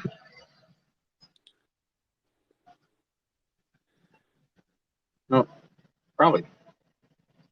Hell, my truck says it's 74 degrees out, but with the whole, lake effect thing, that can you hear me? Yeah, I can hear you. Okay. I didn't know if the Bluetooth took over and I don't want to put it in manual. Going down this old gravel road. Eugene Brooks in the house. Hello, Eugene. Jacob Haygene's in the house also. Yeah. Jacob's getting stickers. That's cool. So right there on that side is the lake. Right there on that side is the river. Jacob's getting stickers. That's awesome. Eugene haven't had no luck whatsoever. I started on the river side, this side of the road, and had no bites. So I moved to this side of the road, to the lake, and I had no bites. So now, well, I said about 200 yards, but I'm looking probably about 300 or 400 yards. Moving further north, or I say north. North is forward, right? Well, actually, this forward is actually south. Moving south.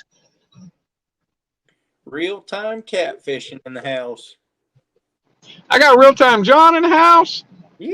Man, John, I have not been on my laptop today, and I got on it last night when I went to bed, and it did not take me very long at all to freaking pass out. So I do apologize for not seeing that, but when I do get in tonight, I will check that out. It is sincerely appreciated, all the effort that you put in to do something for me for something that I never asked for, and you just taking the initiative to do it. That means a lot. I will definitely check it out as soon as I get a chance. And I definitely appreciate you coming in here.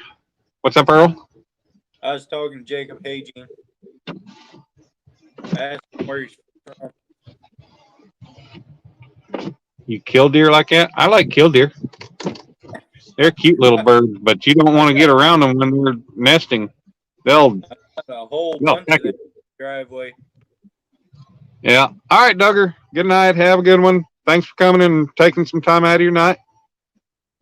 Yeah, John, I will. I'll give you some input whenever I see what you sent me. I am off work tomorrow. You're in Illinois, like Jacob. I'm in Oklahoma, not Illinois. But yeah, John, I'll give you some input on what I think of what you sent me. But I am gonna set up here. Let's see, you got the turn the bed lights on. I'm gonna set up here on this part of the bank where I have set up in the past. Give her a try.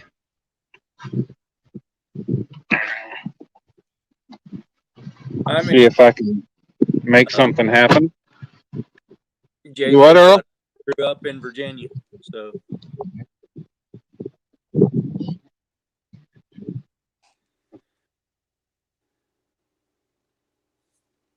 We're at in Virginia, Earl. About 30 miles west of Richmond. Okay. I'm not too familiar with that area. I know my ex, she grew up in Falls Church, which is, Richmond, I believe Richmond's more towards like the eastern or central part of, or western or central part of the state. More central, I would Yeah. say. Yeah. She grew up in Falls Church, which is more around like the Fairfax, DC area. Yeah.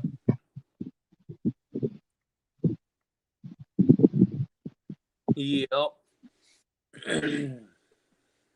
No, now Richmond is almost where I grew up. All right, I'm gonna get started moving now.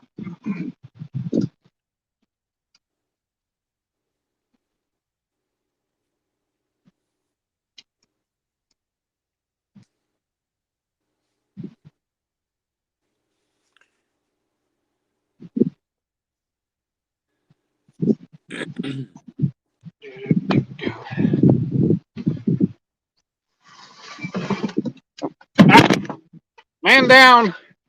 I saw that. I know. My rod set up. Knocked the tripod over.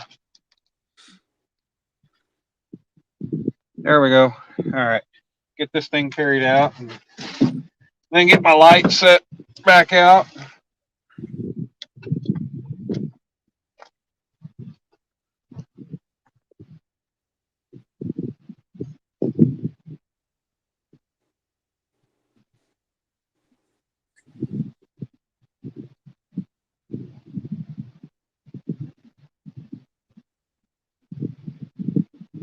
You think you'll be smart and set up on upwind from the dust or not?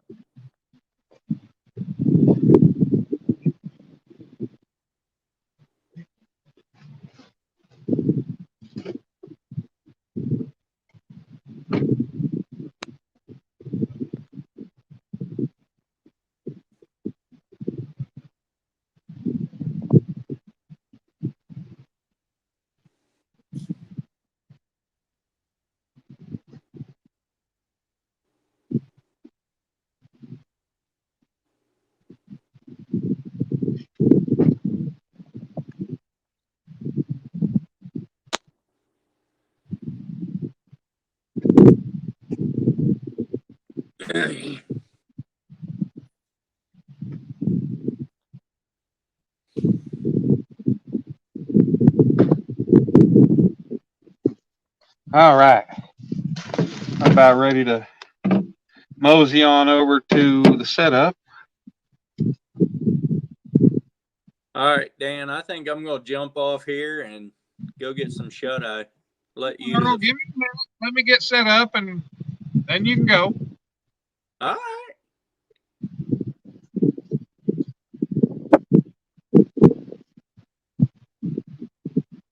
Are you down, Jacob, or are you letting it go on purpose? Let me get the phone and the lights over there, and if you want to skedaddle, that's fine. I appreciate you coming up, hanging out, talking, and enjoying a little bit of your night on my live stream. Alicia, he holds everybody off. I do what? You should know that.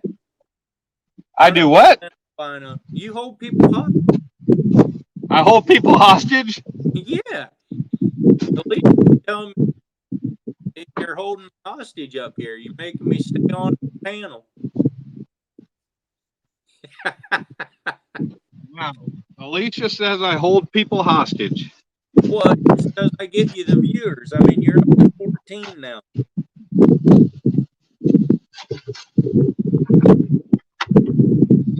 I just asked you to stay for a minute.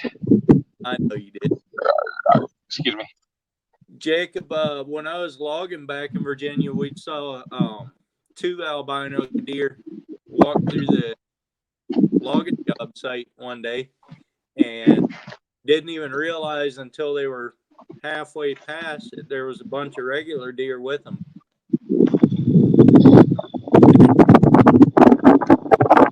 I've never. You said albino deer? Yeah, that was 2 I've never seen an albino deer. That was the only 2 I've ever seen it that was live. I've seen a lot of deer. Yeah. Never seen one in person, anyways.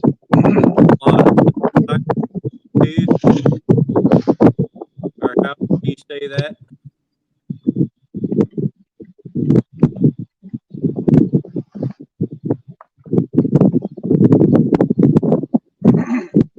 All right, Earl. I got the rods. Hey, we're up to 14 people now. So I got. That's why you hold me hostage, because I bring in all of you. Uh-oh. Phone down again. You sure? Hey, I'm trying to give the best view, the best experience I can give for everybody. And me to be able to still see the damn phone screen while I'm at it. You sure you don't need me here to hold the camera up for you? Eh? Earl, you can head on out. I got Froggy, I got Alicia, I got John, I got Randall, I got Jacob. I got 15 people in here now. So if you need to head on to bed and get your old bones in bed, I'm gonna cast these rods out, and I'm gonna make some fish happen. You know that if I leave, you're gonna drop 2 views just like that. I know. And hey, just Earl, while you're here, I wanna just say this while I got you and I've got my 14 wonderful people in here. So yesterday, while I was scratching, while I had an itch, you know that feeling when you got an itch and you scratch it and it feels like kind of like you got like an ingrown hair or something, kind of has a weird stinging feeling, whatever. I don't know. And I'm not. Well, okay. Anyway, so I didn't really think nothing about it. Well, this morning I wake up and I have that same itch, so I scratch it. Well, I happen to look and I had a tick embedded in my nether regions, in my nutsack. And I need Which, to know that. Why? well, because you're an outdoorsman. Oh. This comes for everybody. This comes for everybody that fishes, that goes out into the woods, into the tall grass, whatever. Check yourself for ticks, because last weekend, and that tick might have come from last weekend. Wow, I dropped 5 viewers in no time, but that tick might have come. Well, 6 now, but that tick might have come from during the tournament when I was sitting under a damn tree, because I did have one tick crawling up my leg and I got it off of me. But that thing was embedded, and you know what? I'll tell you, it freaking hurt. I squeezed it out like a pimple, and it came out, but it left a big old hole. And then when I put alcohol on a Q-tip, yeah, you want to talk about pain. But I'm just that's just kind of like a public service, public safety announcement. Pay attention for the ticks. Check yourself for ticks anytime you've been out in the woods or anything. So check yourself for that stuff. Much. We don't have much bugs at all around here, actually. All except for the bugs you're walking around with. Yeah, we don't have. We don't really even have that much mosquitoes by the end of summer. Yeah. Well, must be nice to be in Oregon. Well, Earl, go ahead and get to bed and play with your 5-ounce hooked weight. I don't know what you're going to do with that, if you're going to suspend yourself with it or what, but, have fun with it. Yeah, exactly. All right, brother. We'll talk to you soon. Yep. Later.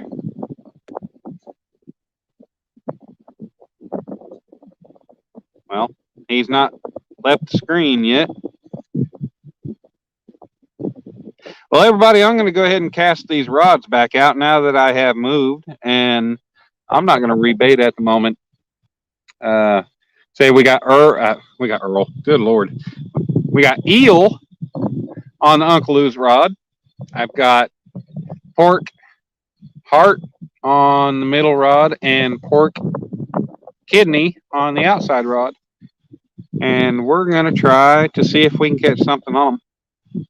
Haven't had any bites yet, but you know what? I don't think it has anything to do with bait. I think it has to do with the fact that the fish aren't around.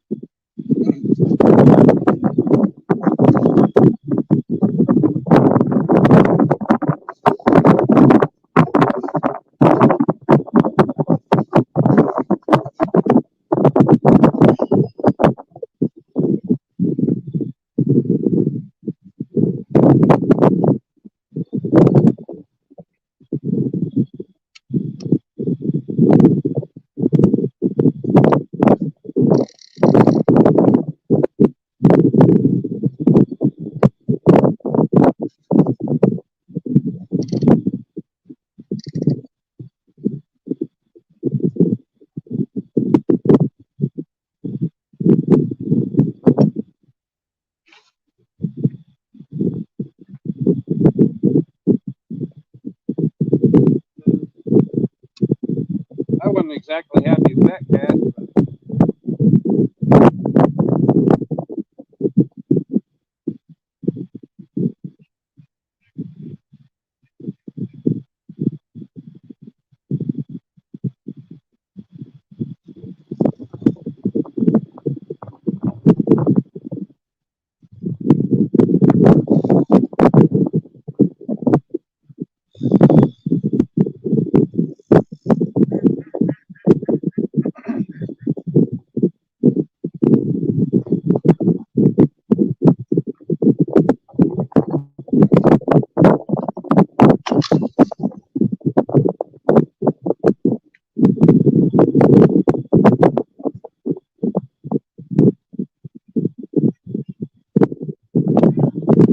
Of course, I got ducks and geese over here, or whatever it is. I think ducks. I don't know.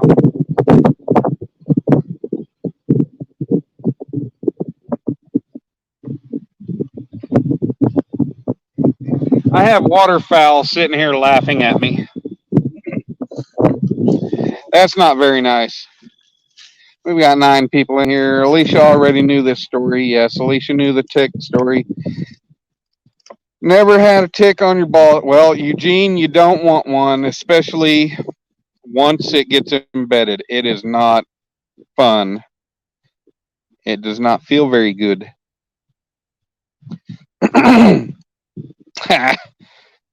Alicia, I think there's a lot we haven't seen Froggy say. Yeah, you hear the ducks laughing? Yeah, they laugh at me. I'm used to it. They're not the only ones that laugh at me, but you know what? I just got to keep on keeping on. Yep, it's still early. It's only 11:30.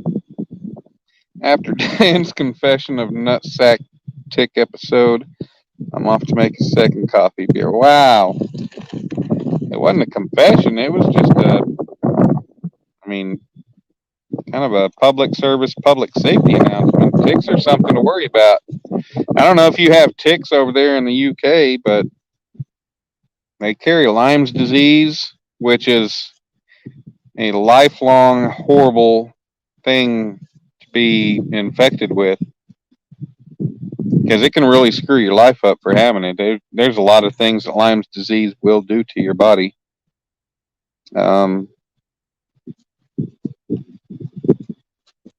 Will Green says use flea and tick dog shampoo. Yeah. Before or after the fishing trip? Deborah Stevens, that's Small Town Steve, by the way. I do remember that. Yep, everybody. Deborah Stevens is Small Town Fisherman or Cat Fisherman Steve. Yeah, they heard the tick story. That's what they're laughing about. I actually told the. I told. Where did I tell the tick story? Oh, with it. Do I want to eat Gardettos or regular Snyder's pretzels? Yeah, well, I think that's probably the first tick I've ever seen down there. Okay, yeah, after I moved, so yeah. So I think that's the first tick I've ever experienced down there. And I hope it's the last because it was not pleasant. Because, like I said, I thought about pulling it out with the tweezers, but it was in there. So I just kind of squeezed underneath it like it was a pimple. And it wasn't pleasant, but I got the whole little guy out. Yep. Small Town Steve still praying for Randy and Tammy, as we all are. Oh, I'm glad I put my hoodie on and I feel so much better now. Covers so much of this cooler wind.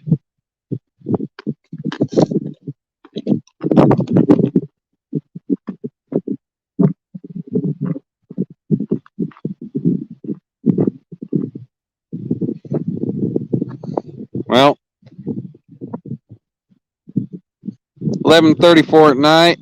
We are 3 hours and 42 minutes into the live stream. Got 10 beautiful people hanging out with us. Got Will Green, Randall's Outdoors, Alicia, Small Town Steve,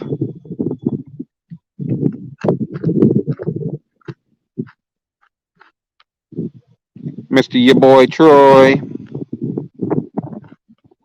Eugene Brooks. Got a good little crew hanging out in here with us. Can't complain. Ask a doctor. Yeah, I will probably, next time I make it to a doctor, I'll probably have them go ahead and test me for it. Because that's one of those things, that's the first tick I've had latch on to me in a long time.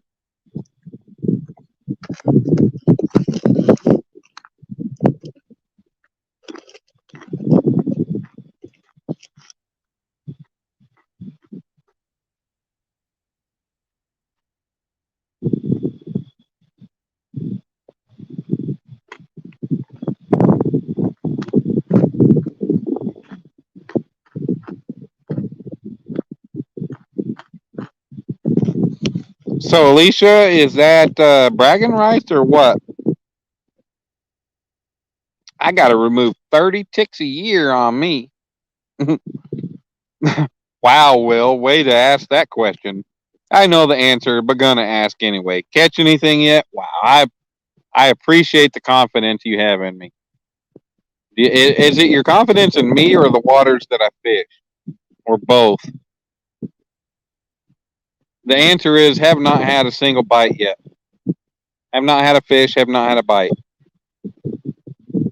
I'm on my third spot so far.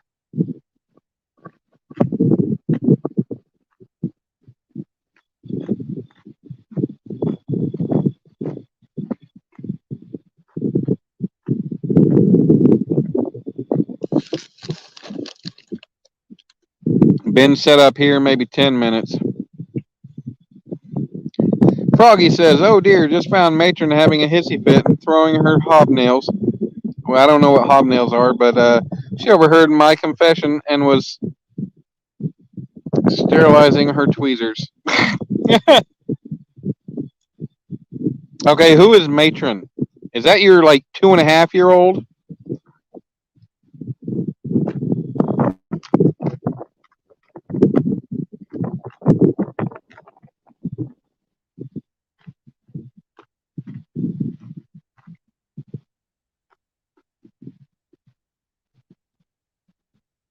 All right, Randy, get some sleep, brother. Hope you get a good night's sleep. I haven't had a good night's sleep in the last couple nights. I woke up multiple times every night. last couple nights throughout the night, and it sucked. And it seems like every night I've forgotten to change the time from my alarm clock, and I'm getting woken up an hour or 2 hours earlier than I need to wake up. So that sucks. What's up, Mr. Kenneth Powell? I see. Sorry, I'm eating a pretzel. Hey, Randy, love you too, brother. Go get some sleep. Go pick up that beautiful wife of yours tomorrow. Bring her back home. Get her back acquainted to sleep, and then hopefully she's going to be able to. I don't know if you're going to have a hospital bed or if she's going to be able to be sleeping in a normal bed. But oh man, I can't wait for tomorrow. Tomorrow is Friday, so and the hospital, bring her home, and definitely I hope it's just a beautiful homecoming. I wish I was there to see it. I know that's for you and her, but I wish I could be there for it.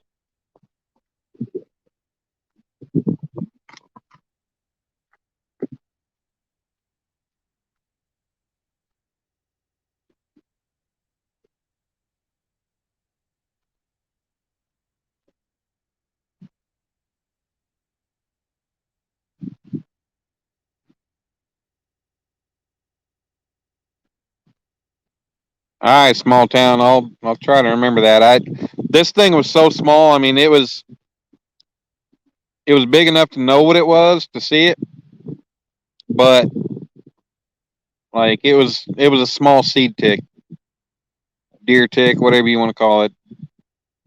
It was just a little guy, smaller than I'm actually used to seeing. Well,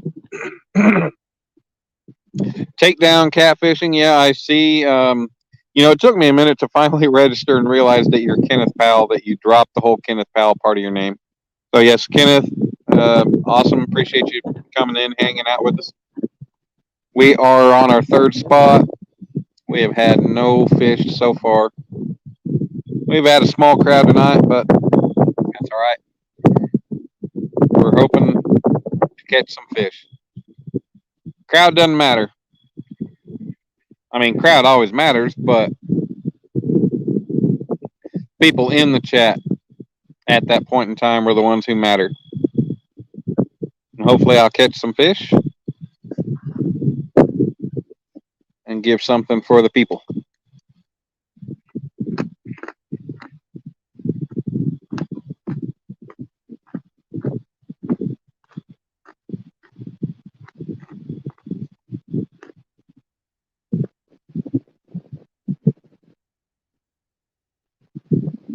Miss Froggy, that was beautiful. Thank you, and very heartfelt.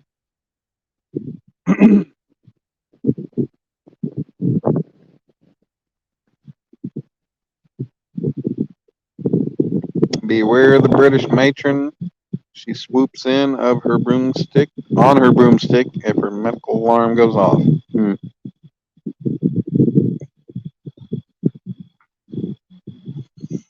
Miss Alicia definitely says, "Love you, Randy," with the roses.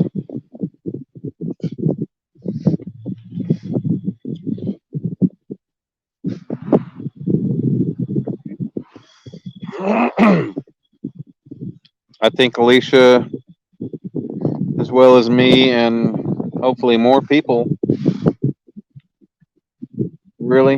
Is somebody gonna pull up here and come hang out? Hopefully they don't want to come bullshit with me. How's the bite? Catching anything? What are you using for bait? How far do you cast out? The usual kind of crap. I don't want that crap. But yeah, definitely. I think I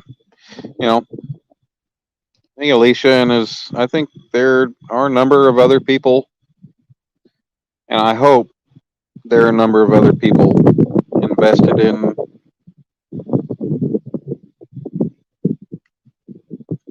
this whole deal with Randy and Tammy.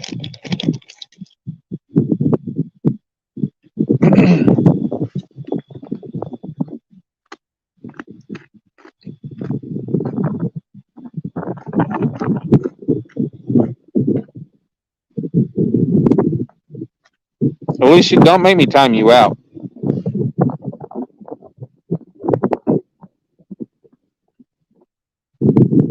I do have that power. Coyote says he always gets a wife to check him for ticks when he gets back from the woods. Yeah, I know, Coyote. You like to bend over and spread them for the wife. I'm sure you enjoy her checking you for them. I mean, I know. Anyways, moving on. Bandit Frogster says she's trying to be a lady. I don't know if she's trying to be. I think Froggy got a little down and dirty side to her that she won't drop in the chats. Will, I'm still at Overholser. Same place I started out at.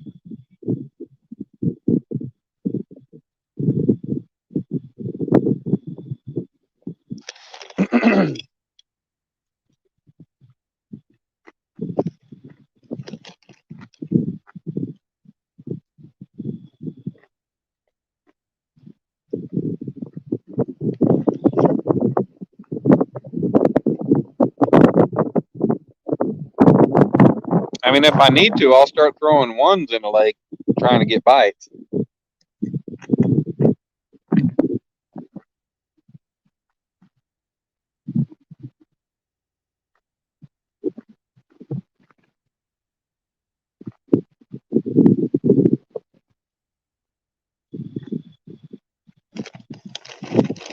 Now, I am only about 5 miles from Lake Hefner, I believe it is, distance-wise. I mean, I know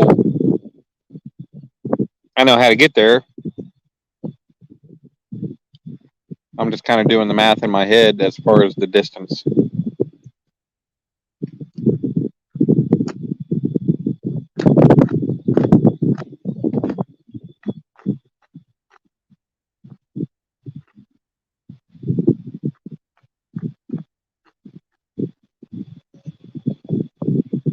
And I'm trying to think if there's anywhere logical to set up and try to fish with this eastern wind.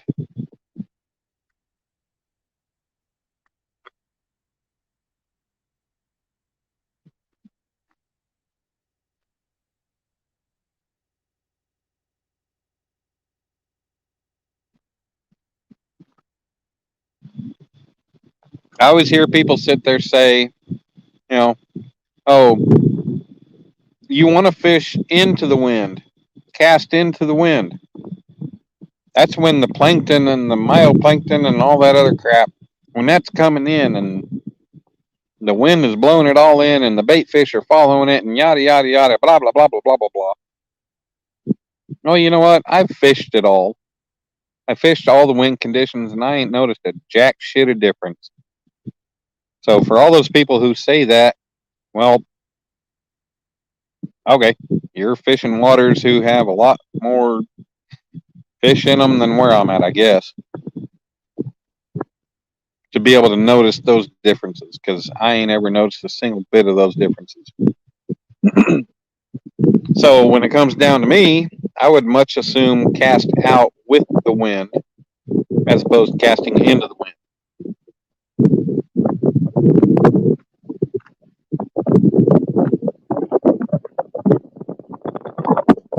Wind scares the fish. What the hell are you talking about? The fish are under the water. They don't know the wind.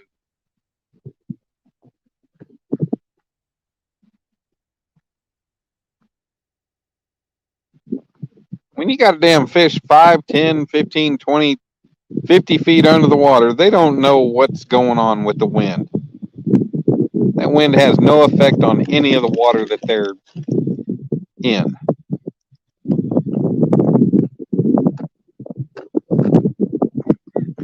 Coyote, yeah, well, I got one, but we've only ever used it for crappie fishing. What waves?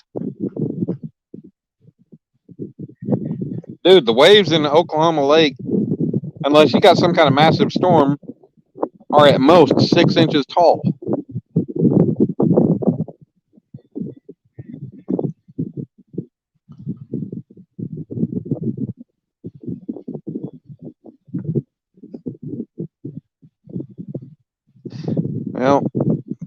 I probably need to start trying to fish in the shallows a little bit more, but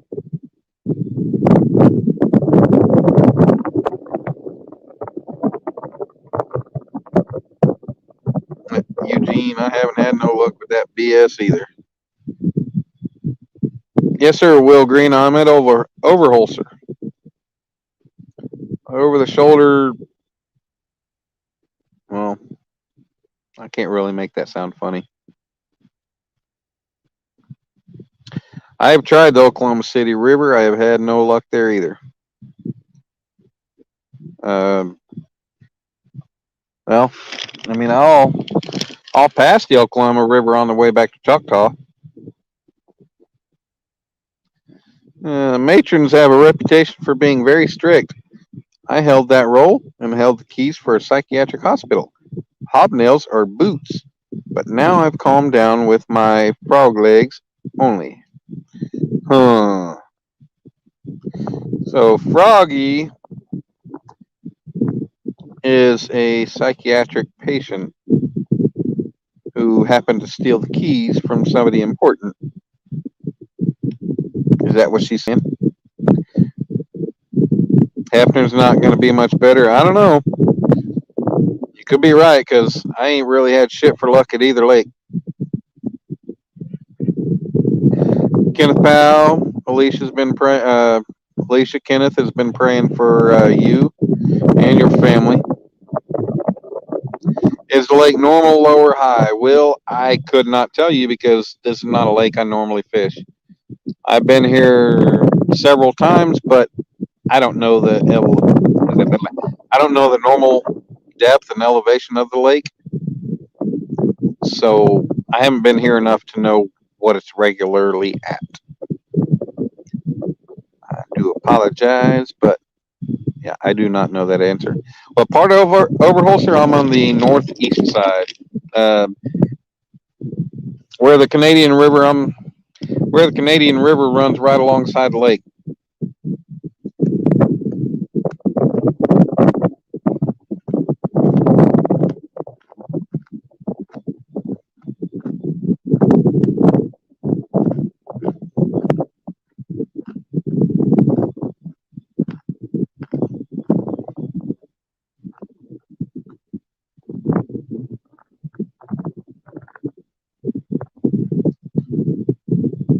Yeah.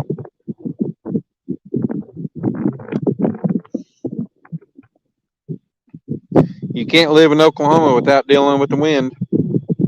That's why they build wind farms here. That's why I built a couple of them myself.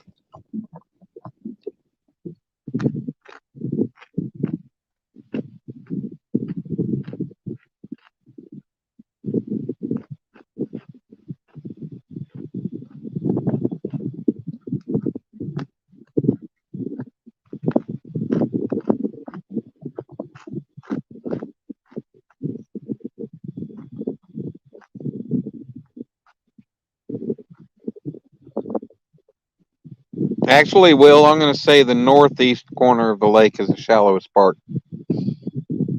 That's where all the reeds and cattails and stuff are,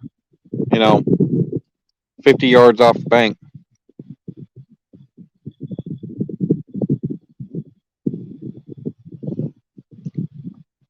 Froggy says I'm hopping off, but I'll be back. Dan's damn it. I've been found out. Mental issues ain't no fun, but with help, we get through it. Froggy, I've got, I don't know so much about, I don't know. I guess you can tack on mental issues with emotional issues. I don't know how it works out, but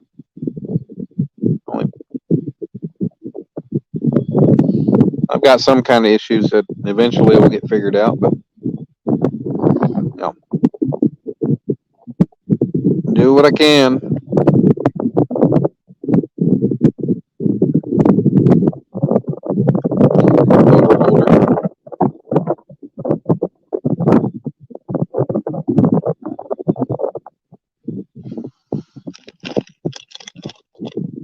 Okay, I might have been asked backwards. I'm on the southeast. I apologize.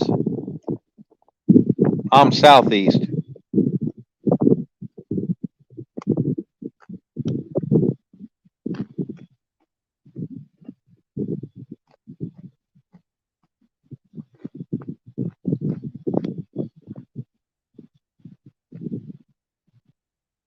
I guess actually kind of south central part of the lake.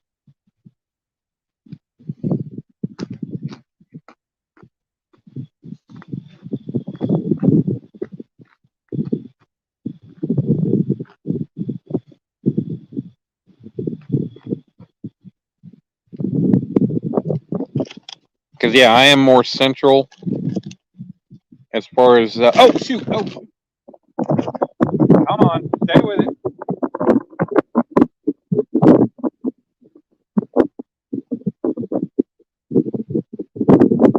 We just got a big hit.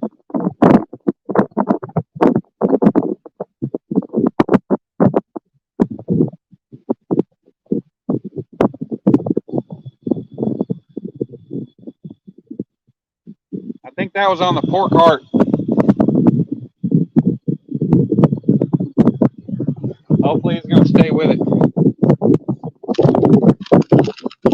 Yeah, that thing, he took it over. I don't know if anybody saw that, but he pulled it over pretty good a couple times, a couple tugs.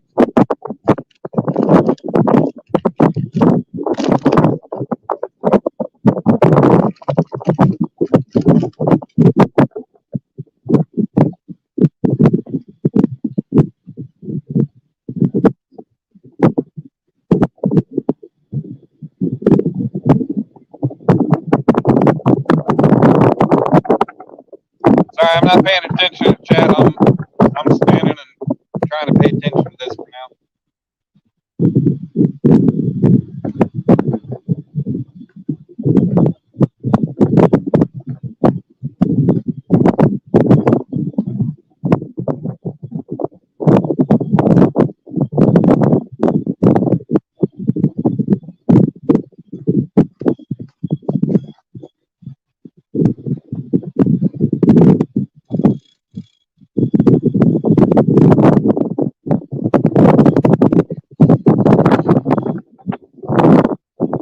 I gave it 5 minutes. That middle rod will be hitting again. I hope so.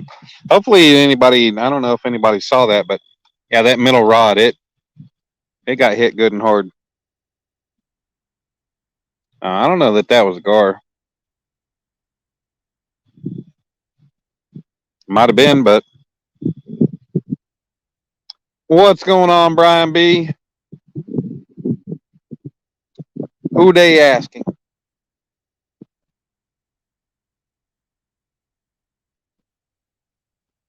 West of Dam? What? Huh? What? Well, I'm on the east side.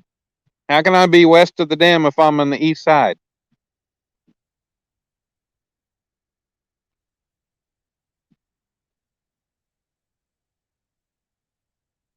Brian, we ain't up to fish number 1 yet, brother.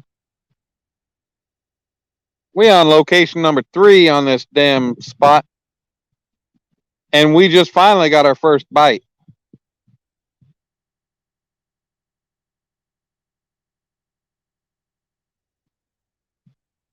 West of the bridge. Oh, yeah, west of the dam. No. Yeah, I'm on the east side of the lake. The dam is on the far south, which is west of the bank which is west of the east bank of the lake.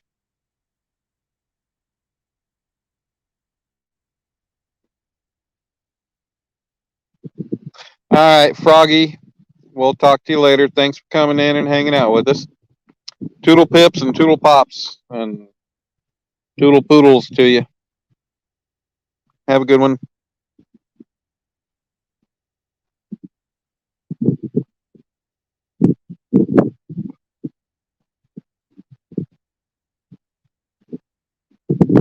Well, I know what people don't know.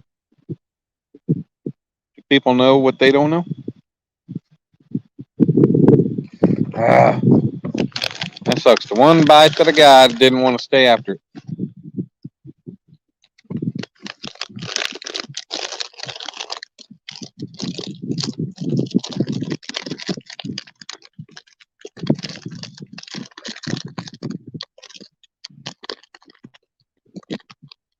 Okay, Will.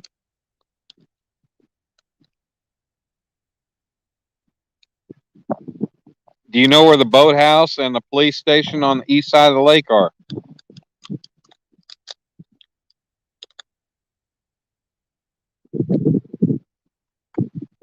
Yeah, my bait's still on.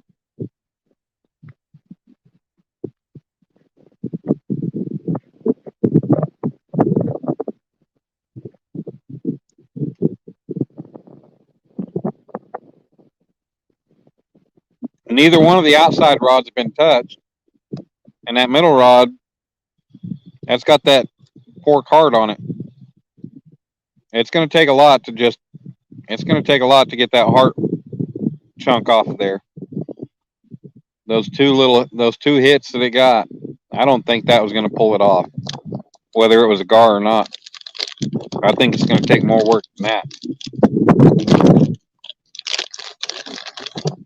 So I think we're going to be getting a late night bite here starting up pretty soon, I hope.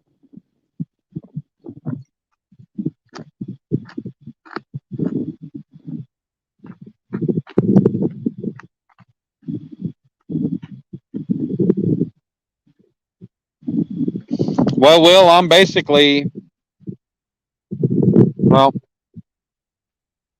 directly west of those, like from that entrance. I did a lot of work when Oklahoma River Sport came in and bought up all that stuff, boathouse and everything. I did a lot of work for a contractor, did a lot of dirt work and helped with getting everything ready for the concrete and everything else. Did numerous things over here, set the Connex box crane and all kinds of crap, but yeah, I hadn't been here in a long time after that. I'm directly west of that right here. I'm parked in that parking area.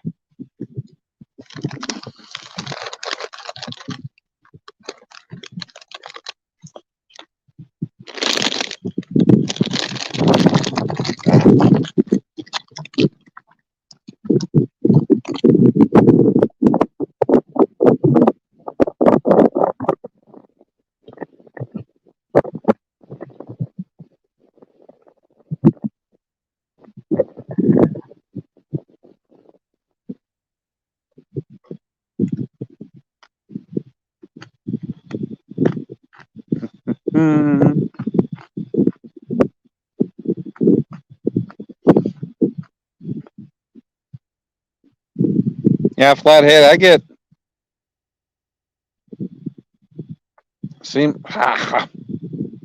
choking on the pretzels.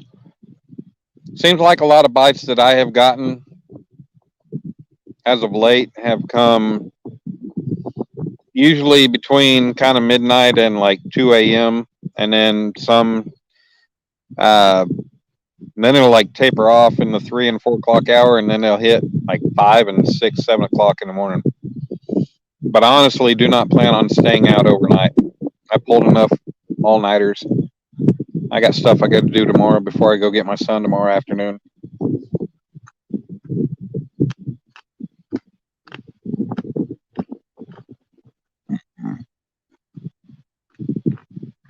Really, Will?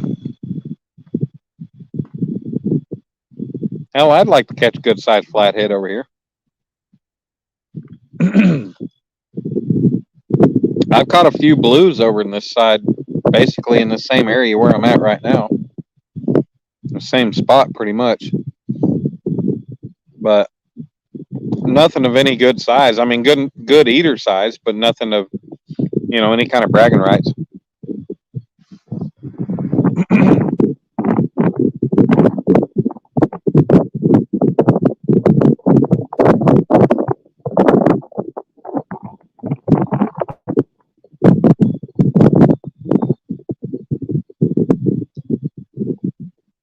Hey, why's that Alicia chick not want to come up on camera with me?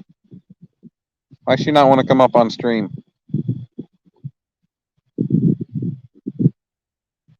Hey, that Alicia girl. Hello, are you still here?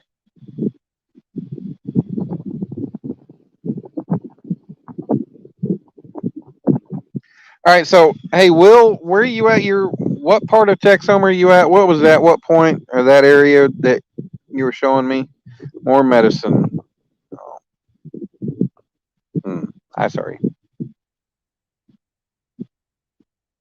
All right, Troy, we'll be here.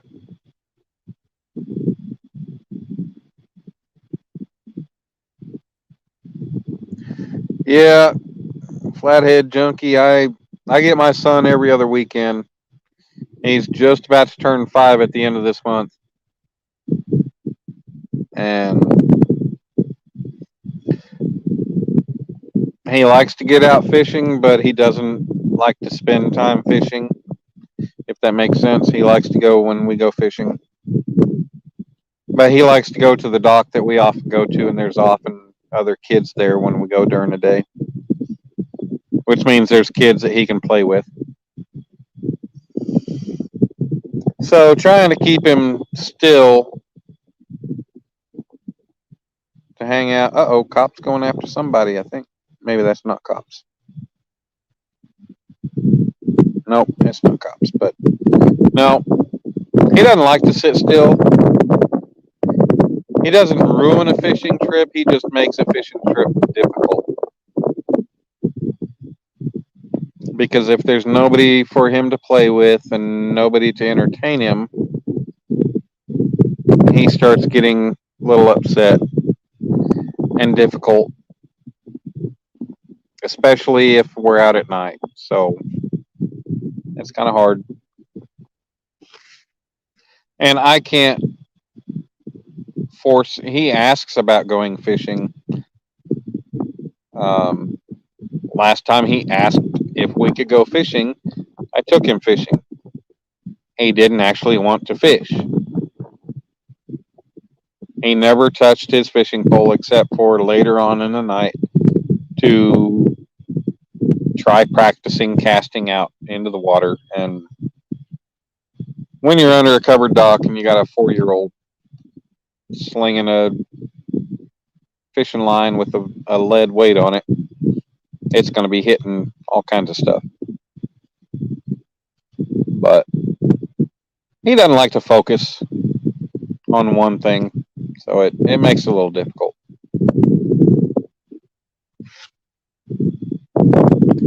Washed off one, okay. Your ex-girlfriend was, dude, your ex-girlfriend was 4 years old. Kidding. So did your ex-girlfriend want to, you cast out lines for her and she wanted to go off and play with the dirt toys, or what? Did you take a sand bucket and shovel and rake for her, or 4 to 6 inch bluegill or bullhead a few feet away? See, Will, I didn't know that there were bullhead in Texoma. I thought the only part of Oklahoma that had bullhead was in western Oklahoma, because that's all I've seen and heard about was the western part of the state.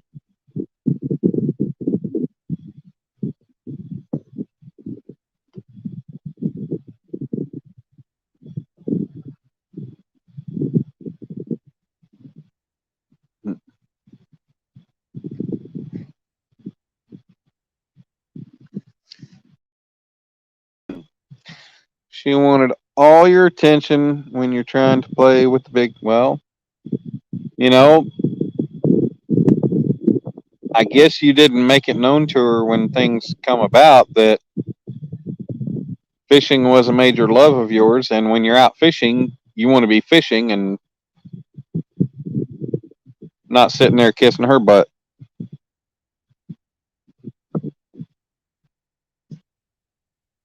Mm-hmm.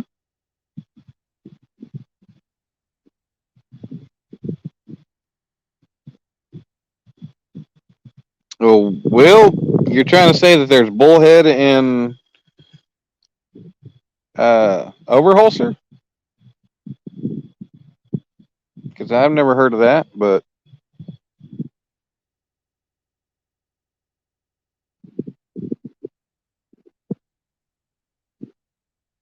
well, Flathead, that's when you need to tell her she needs to drive her own ass there. And And if she gets bored, she can go to her own car. She can drive on home. Because you gonna be fishing all night.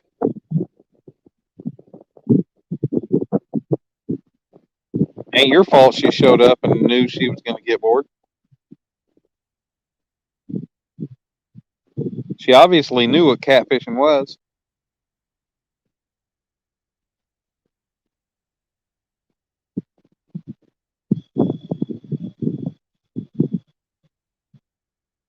Uses bait. There's bullhead at Delisi? Huh. I've never been to Delisi. I'll have to check it out sometime. I've thought about it.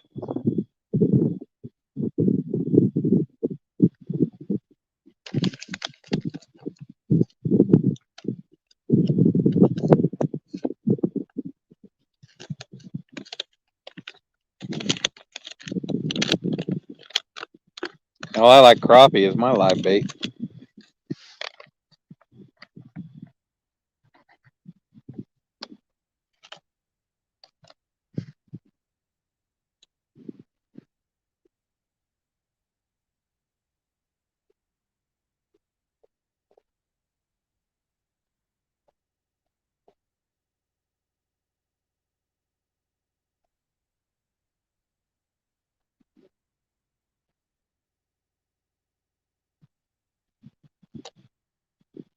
I tried a couple of real small channel cats one time for bait. I was fishing the river. I did not have any luck with them. But I'm going to say, I think it had to do with the fact that there was no damn fish around that area at the point in time. Other than gar.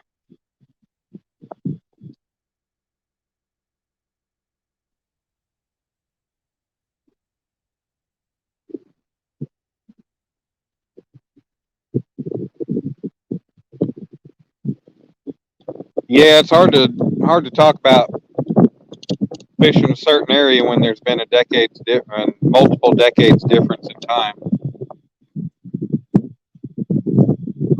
because everything changes. Everything changes over time, that's for sure.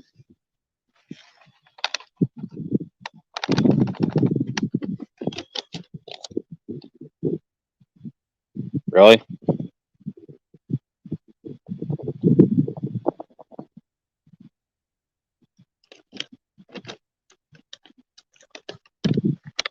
So I dumped the rest of my beef jerky out of the bag into my mouth. What else do I end up with? The silica packet in my mouth that's not supposed to be there.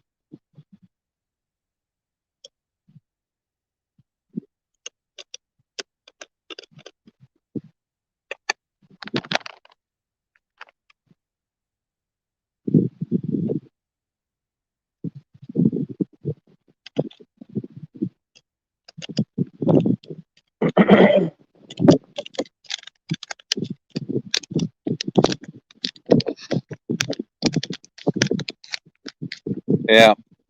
Well, see, I talked to somebody not too long ago, and they were like, I was talking to them about going to Lake El Reno, and this person told me that they didn't have any luck out there. But then I was talking to this kid at work today, and he's telling me he's gone out there to Lake El Reno, and he's had pretty good luck. So I don't know. I guess I'm just going to have to take chances into my own hands and go out there and try it. You know, I guess luck is all relative, or, you know, it all just comes down to whenever you go, wherever you go. I still plan on getting out there to El Reno sometime.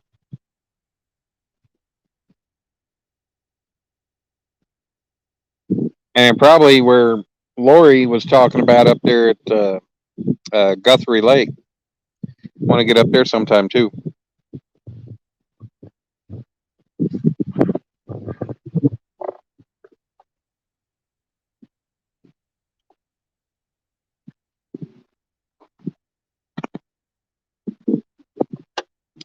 Got some public ponds in Durant that you need to try for bullheads. See, I don't know where the public ponds are are around here. I mean, we got the public ponds at the parks in Choctaw, but otherwise,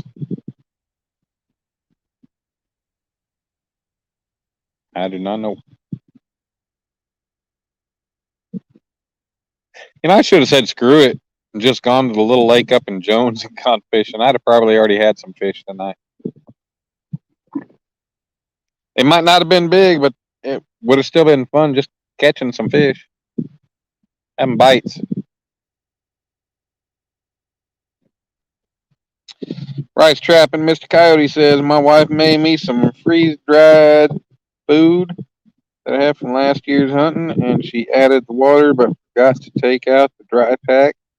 And when I was eating, oh God, when you were eating it, you found it. Damn, yo, man, that sucks. Ow. Hopefully you didn't bite through it and find out exactly how bad it was. I damn sure wouldn't want to have to find out how nasty it is. Not the hard way.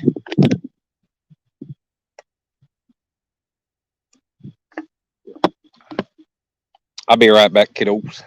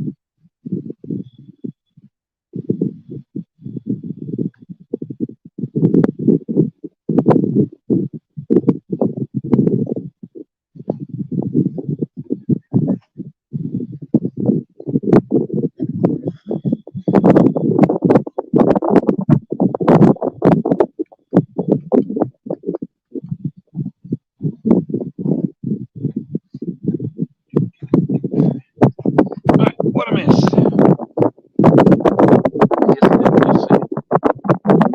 I make it to Washington, you'll take me hunting or fishing. We got some good salmon fishing and I got some good. Oh, that sounds like fun, Coyote. I look forward to that. I can enjoy that. That was the only coyote I've ever taken out. I've had plenty of chances, but the only coyote I've actually taken out was one year I was deer hunting, and I had that sucker come running towards me. And he was running pretty much straight up my way. And I said, you know what, screw you guys. So I pulled up my 270 and I shot him. And he went down. And he was still flopping around and trying to get up. So I shot him again. And apparently both shots were both pretty much in the same area and blew out. Like when I got down there, his whole belly was blown out. Like there was no belly left. So I drug him off into the woods and hopefully something took care of him eventually.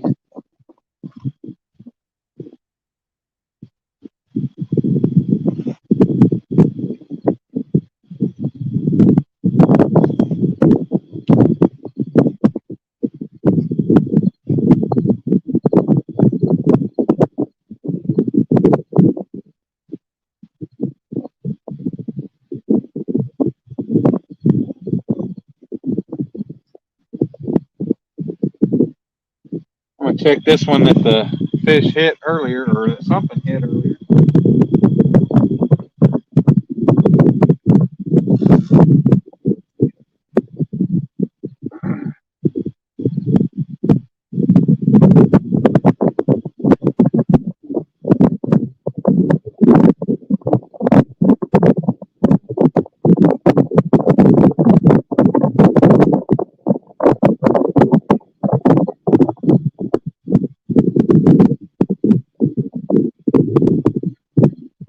Oh, light's about to go out. And it went out. That's all right. I got another one.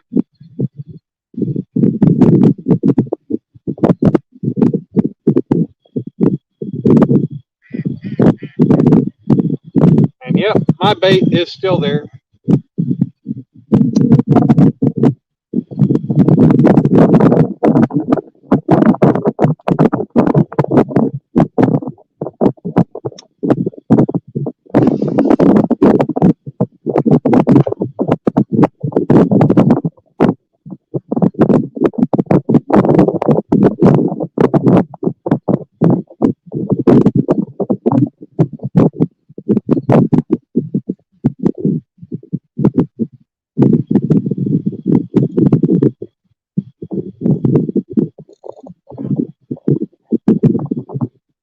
Yep, I've got another light.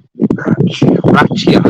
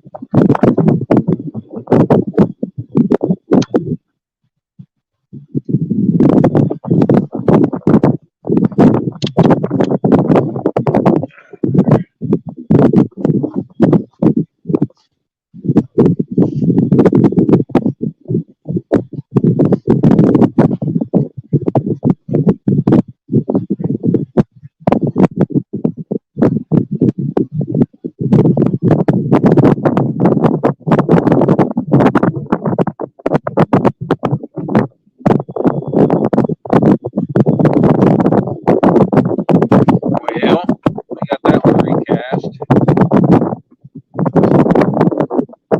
I don't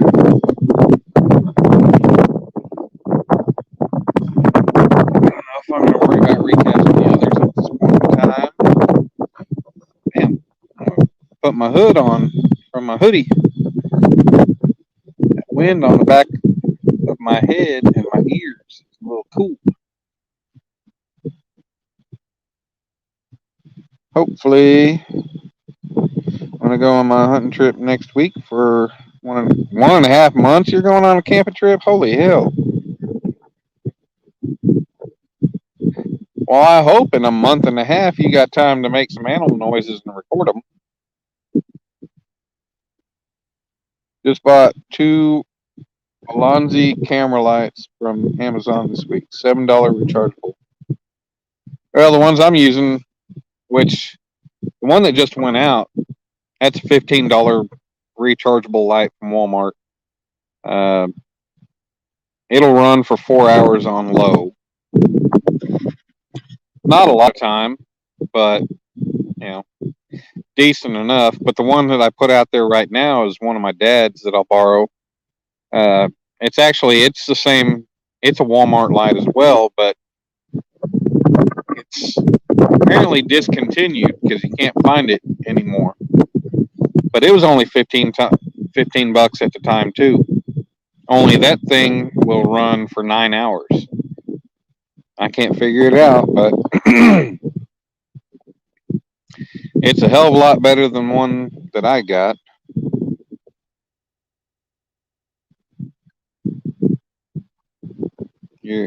Lately, you're protecting sheep from a cougar. Yeah. Sheep are definitely more valuable than a cougar.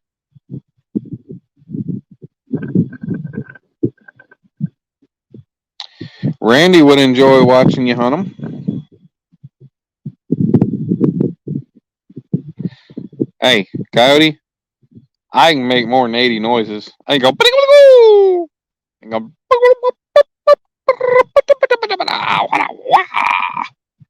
Yeah. I can make all kinds of noises. Now, whether they actually sound like an animal noise, I don't know, but I can make more than 80 noises. I can even sound like sonar.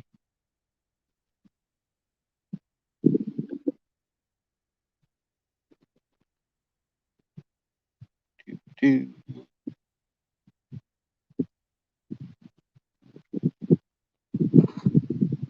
Hopefully God will let me get a deer or an elk, cougar or bear, or all the above and get it on video. Yeah, see, Randy liked that.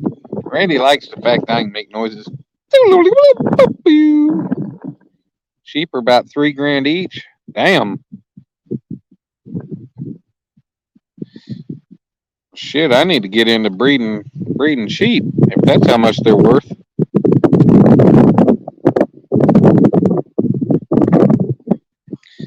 Shoot.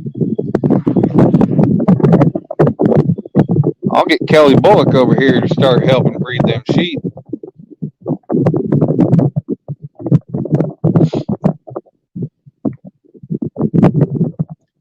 He might be able to help him produce.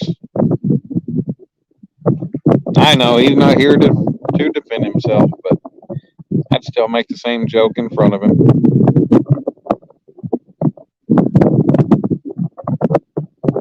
It'd be just as funny.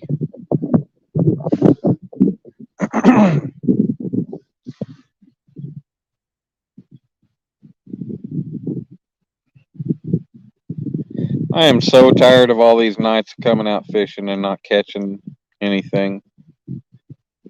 Gotten 1-2 freaking bites on one rod.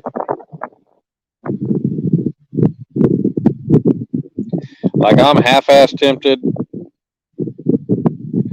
to pack up and go hit another lake. It is 12:30 already, but I have never gone frogging. Never known anybody that's done it, and I'll eat frog legs, but I've never gone frogging.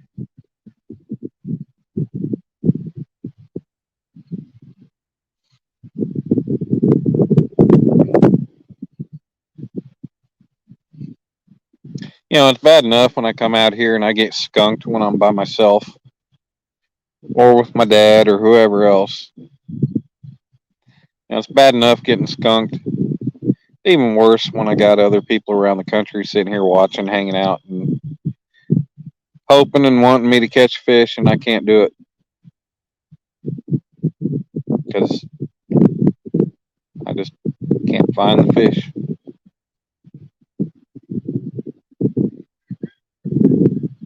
And I got ducks back here still laughing at me.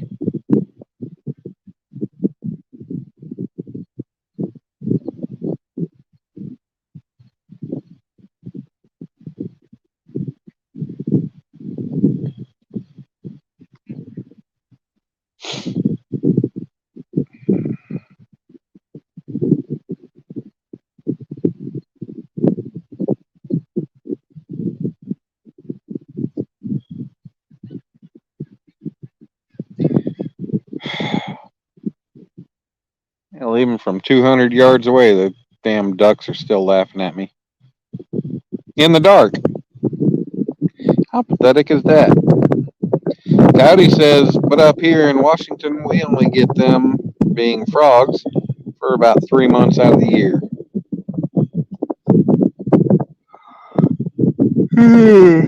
Place east of the fairgrounds is good for bullfrog. Not sure about now. East of the fairgrounds? How the hell you go east of the fairgrounds? There ain't nothing east of the fairgrounds.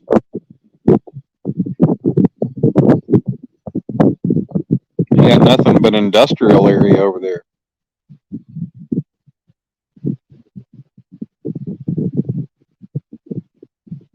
You have to go south. Oklahoma River now. There ain't even any creeks around that area.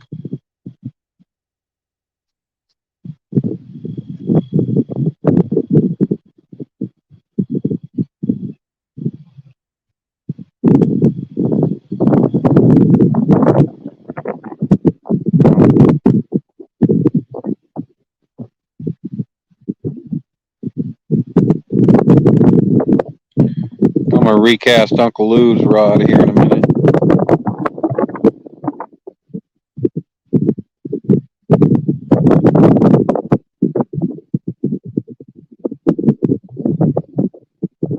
Well, after I downed or kind of just finished off that bag of that beef jerky, my mouth still has like this really nice tingle. So that flaming hot, whatever brand it was, Matador, stuff's got a good little burn to it.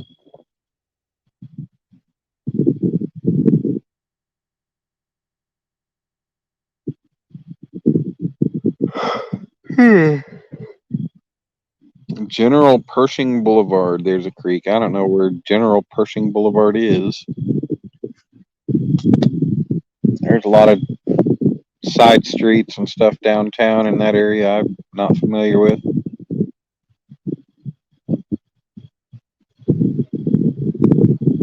So, if I catch fish on the regular, I would be more peppy and entertaining and exciting, like no real loss and other people.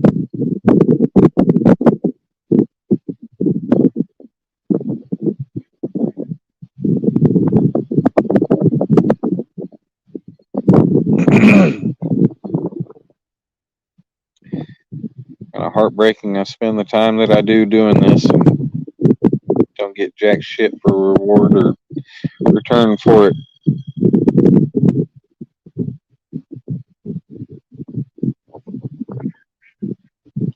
Might as well just waste the gas money to drive to a lake and just sit in front of the water and leave everything else at home. Get a lot less hassle.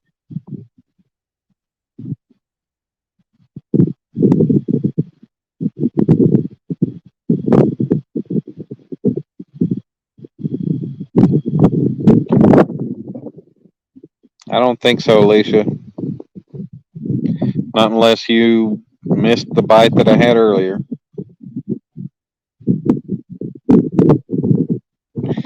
Yeah, some of those nice ones I brought in.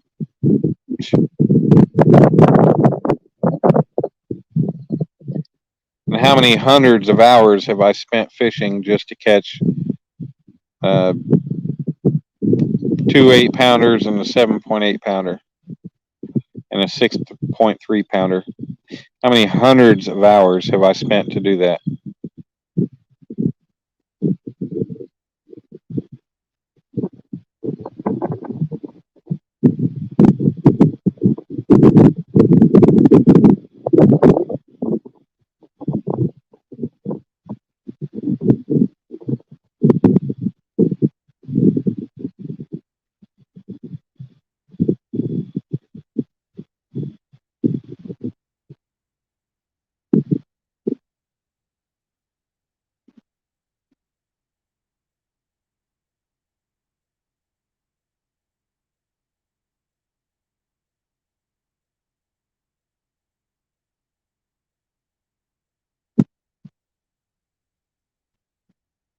Yeah. Who knows? Maybe it will. Recast Uncle Lou's rod.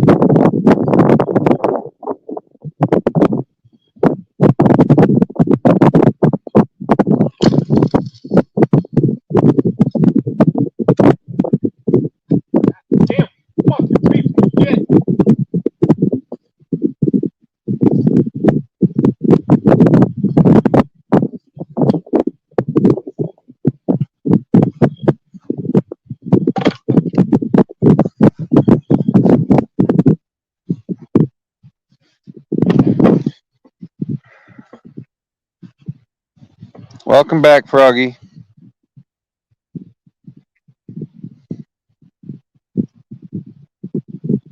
Yeah, I don't have friends to spend time out in nature with. Oh, at least you got that right, Coyote.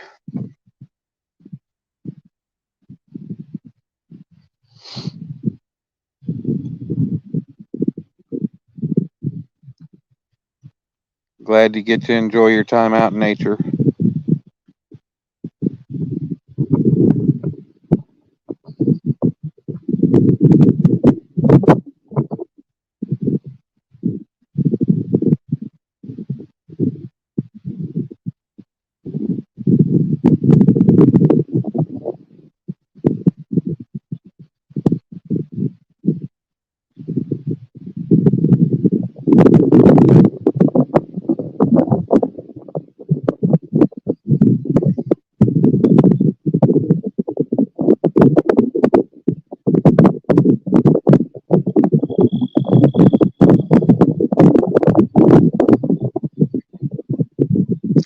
What happened with what, Will?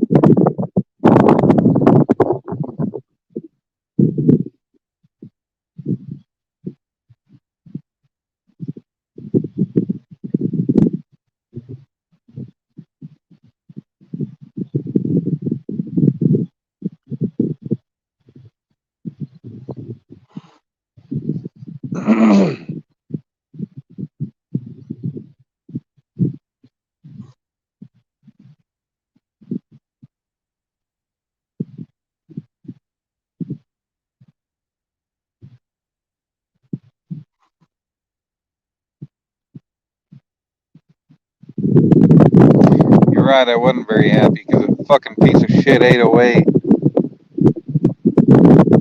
Doesn't matter how many times I put new line on it, the motherfucker sits there and it'll hang up. I had probably 20 more yards left in that cast, and the line hung up somehow on the spool and dropped straight down.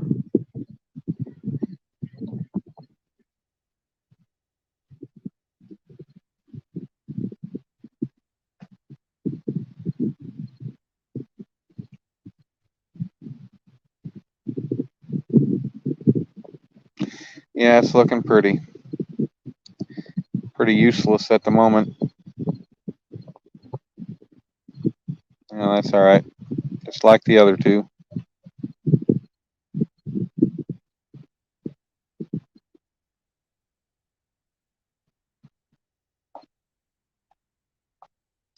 You're getting your bulge warmed up. Oh, bugle.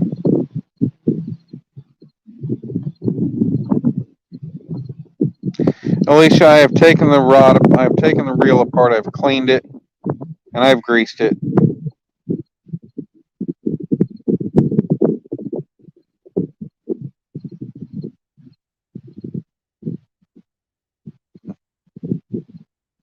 Yeah, Randy, that'd be cool if y'all get together. Coyote's big on like the trapping channels and stuff. I I don't know if he's big on like the prepping channels or not, but I know he's part of the trapping stuff. I don't know how big he is on the like the fishing and stuff on the West Coast, but you're not going to get very many people from the fishing channels on the West Coast, from what I've noticed.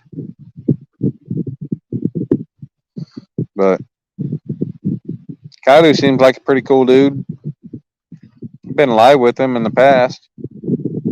Been quite some time, but hell, ain't gonna get many people here in central United States want to do a meet and greet either.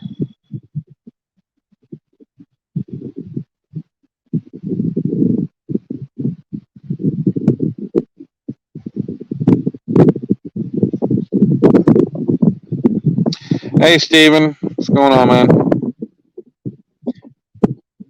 Thanks for popping in. I'm sure you're on break at work.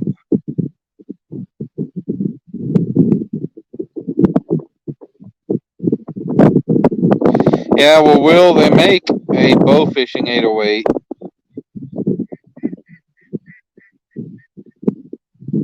But, I mean, there's a difference between bow fishing and, like you said, rod and reel fishing because, well, bow fishing, you're shooting at most, 10 yards or less? Hell, maybe, you might be shooting a fish from, you might be looking at it at a 45-degree angle from the boat at most, 3 yards? So you don't need a whole lot of a reel there as far as when it comes to releasing line.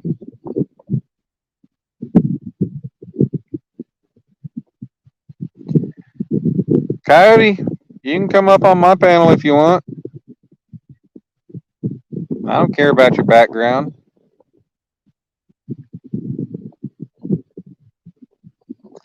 I've already stated my opinion on my views in a couple of my lives. Apparently, those who didn't like it have left the building.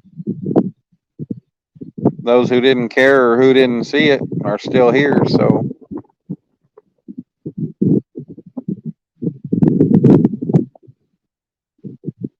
But you're welcome up here, Coyote, if you want to pop up. Come say hi.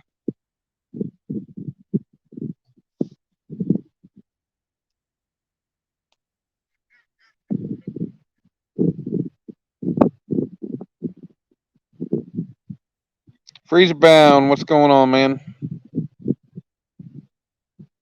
Came in at the right time. Hey, everyone. Yep, I know nothing about bow fishing other than the fact that one time I was on a lake. I was up at Lake Ten Killer. Me and my friends were up there partying on a holiday weekend, and I thought, man, look at these bright ass lights going all around the lake. I thought somebody was riding ATVs out on the trails at night or something. Nope, it was a damn bow fishing boat coming around with these freaking huge ass spotlights with a generator. All these spotlights running all the way around the front of the boat, around to the sides. And they were shining down on the water so they could do their bow fishing at night. Which actually in any of the Oklahoma City waters, you cannot bow fish it at night. It's all during daylight hours.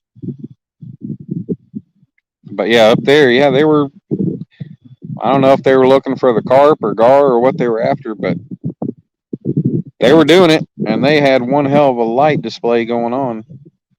I mean, shoot, you'd have thought they were a damn UFO if they weren't on the water.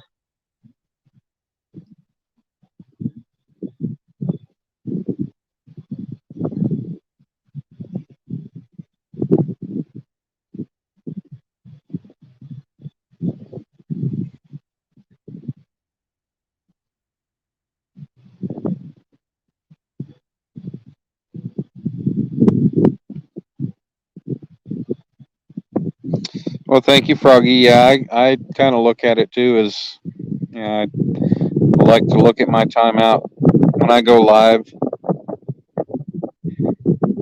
I like to look at it as kind of a social gathering, a chance for me to be able to talk to and socialize with everybody. Not just fishing, but it's just, I'm trying to kind of, I'm putting myself out there to talk, but at the same time, kind of like everybody trying to showcase their time while they're fishing. Well, only thing I can showcase is my rod's hanging here with baits in the water. I don't have anything to brag about, nothing to show off.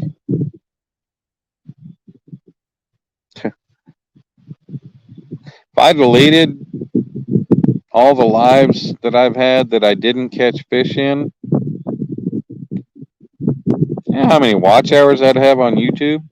I'd have jack shit for watch hours. Hey, Lori, what's going on? Thanks for popping in.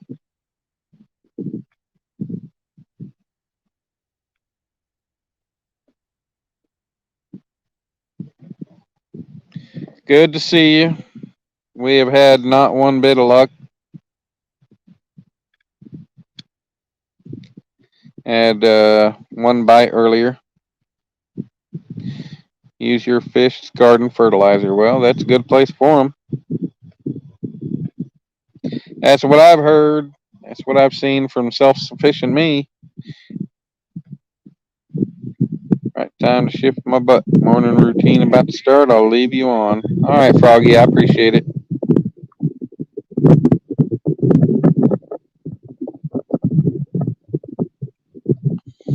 Been a long, slow night. This is my third spot here. I've had no luck. Rebaited, recast.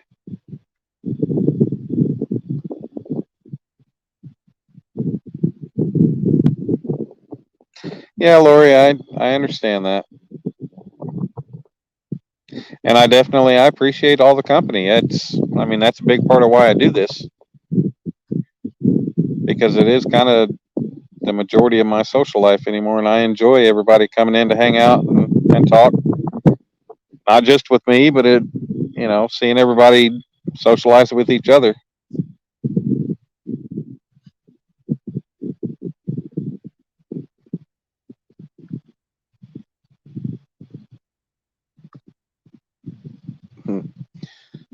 Yeah, Steven, I'm gonna have to, I guess.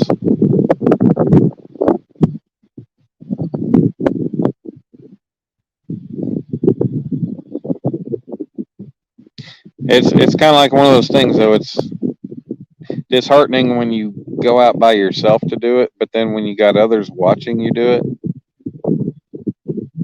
and you don't do anything, you're not catching anything. It's a little bit worse, but I just try to keep my head up and just try to keep moving on and keep coming out and trying to find them.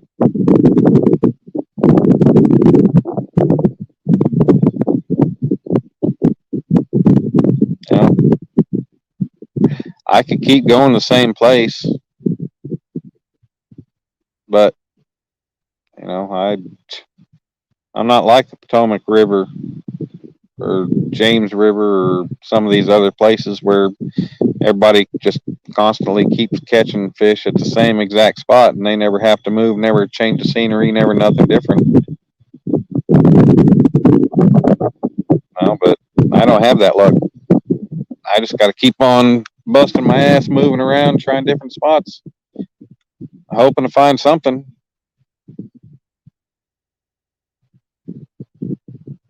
All right, Will. Run over Bryan and Marshall counties tomorrow. Damn. Got to run all over those two counties, huh?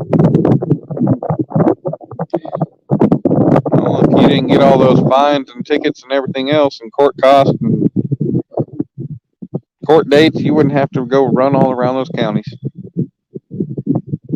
Actually, I don't know why you got to do that, but good luck, Will. Be safe out in all your travels tomorrow. Appreciate you spending your time in here. All right, Randy. Have a good night, man. It's going on 11 o'clock there.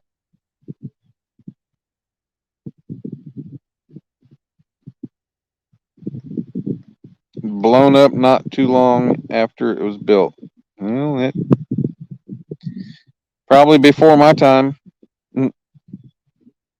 Your daughter just got home and need to help her with something. It's all right, Coyote. Go ahead. Do what you got to do. We'll have a good day tomorrow. Be careful in all your travels around the counties. Randy, you have a good night's sleep. Definitely keep me posted on how everything goes tomorrow. I don't have to work, so hell, even if I was working, you could text or call anytime regardless, but Definitely keep me posted.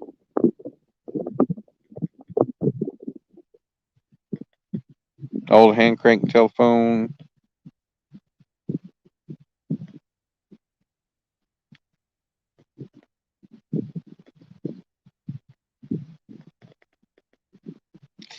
Yeah, Coyote. I wish Randy did live closer to you. That'd be awesome. Get him up there, go on a hunting trip with you. Hell, I go hunting with you. Hey, Lori, you've caught a few. Caught some decent ones.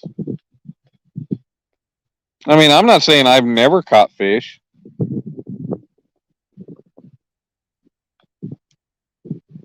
I have caught, I've caught some fish. On my side, a few that were good enough to brag about, especially to people who don't fish or, don't fish that often. So, I do have a little bit to brag about. And like I said, I don't always not catch fish, but I spend more time not catching fish than catching fish. That's the part that sucks. Froggy, thank you, ma'am. I appreciate it. I try to be a good friend to everybody.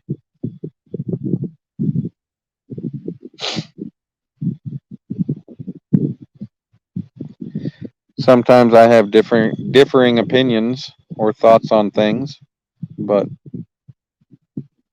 that's just human nature. If we all thought the same and did the same, nothing would ever get done.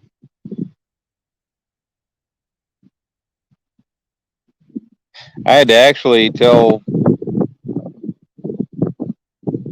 the guy at work that's supposed to be safety man on the job. I had to tell him when the end of the day was over. When I finally got a chance to, I'm hanging these big ass panels up on this wall that are, over 4,000 pounds a piece. And as soon as I get them up to the wall, they're not even mounted yet. You got these guys walking around, just walking right underneath them, nonchalantly, like, life is, everything's back to normal. Well, dude, shit ain't back to normal when you got a 4,000 pound big old panel break loose of its chains and fall right down on your head because, you're under a suspended load and you're in a fall zone. I honk my horn and do all that stuff, tell them to get the hell out of there, but they don't pay attention. They're just like, well, it's up on the wall, we're good. But I did have to tell them about that after work, and yeah, come Monday morning, that's going to be part of the safety meeting, reiterating some things. Randy, love you, brother. Have a good night. Sleep well, and give Tammy hugs and kisses for us tomorrow, and definitely keep posted on getting to bring her home and everything.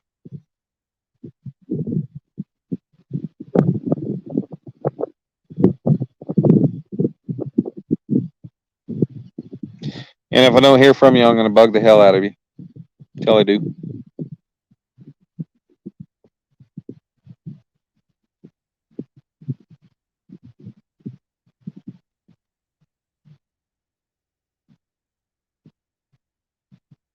I'll probably sleep in tomorrow. Actually, probably not. I'll probably forget to turn my alarm off, and it'll wake me up at 8 o'clock in the morning.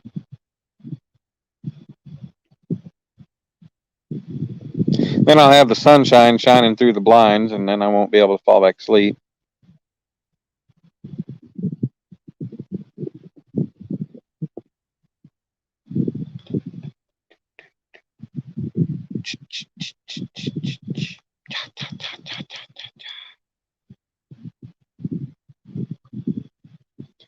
Yes, Randy, please do. Please do as Alicia instructs. please keep in touch. For it would be a most devastating thing to not hear the good news.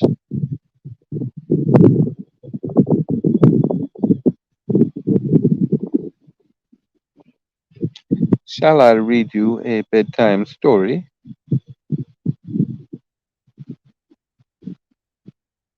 Or would you like a pre-Halloween nightmare? Oh,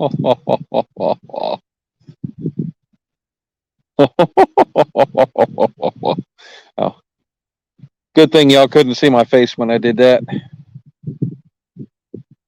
I can tell just from not looking at me, I looked retarded.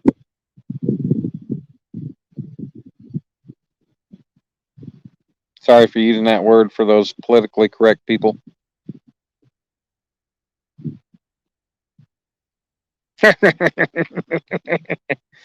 Oh, good Lord. 1 o'clock in the morning. No fish. I don't even think I have it in me to move to another spot, y'all. I might let this soak for a little bit longer.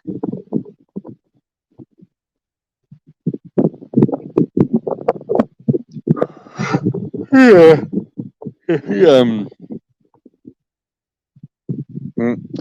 I went, what, 15,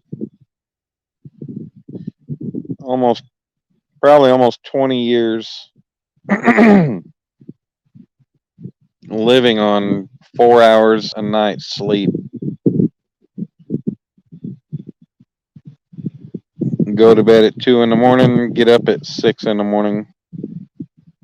Go to bed at 3, get up at 7. You know, depending on what time I needed to be at work.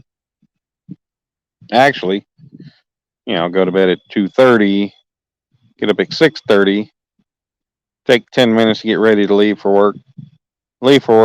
Make it there in 15 minutes, and well, a lot of times I make it right there at 7 o'clock, and but I'm always one of those people that I don't like to. I can't get up. I can't get up an hour. Well, an hour is one thing, but I can't get up 2 hours or more early for work. There's a lot of people that I've worked with that they'll get up and they will drive.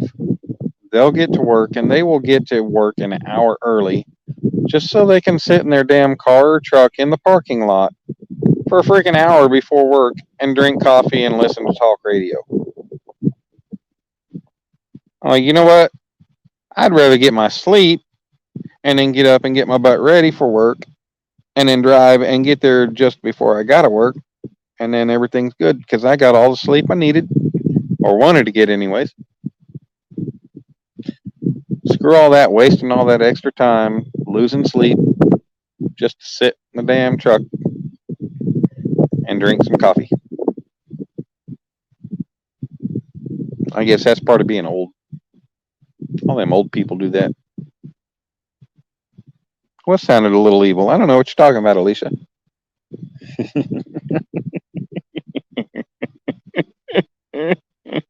Oh, good Lord. We're down at 4 people in here. I have not had a very big number crowd tonight. I think at most we had like 15 people, maybe 16.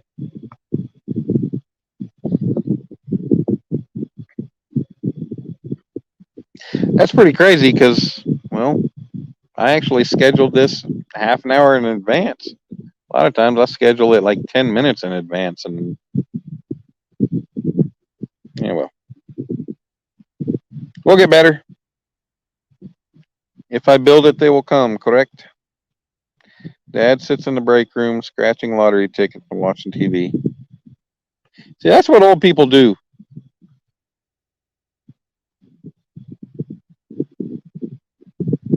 I don't know if it's boredom. I don't know. Hell, my grandpa could go to bed at freaking 6 o'clock in the morning. And if he needed to wake up at 7 o'clock in the morning, he'd wake up at 7 o'clock in the morning without a damn alarm clock. I don't know how it worked. He'd go to bed at 5, 4, 3, 4, 5 o'clock in the morning.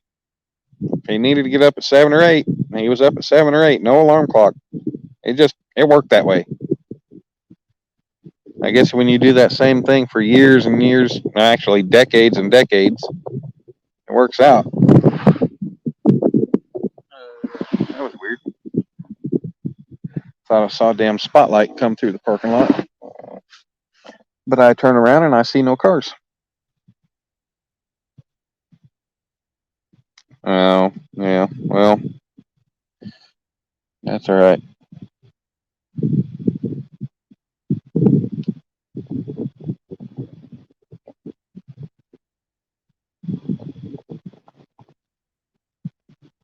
Guess I'm just going to have to go to the dock, carry my minnow bucket and my one bait rod,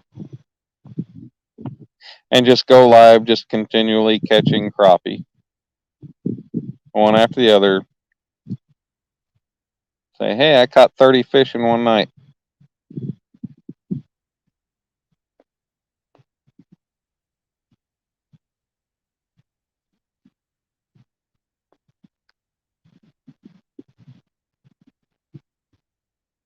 Then I can do again.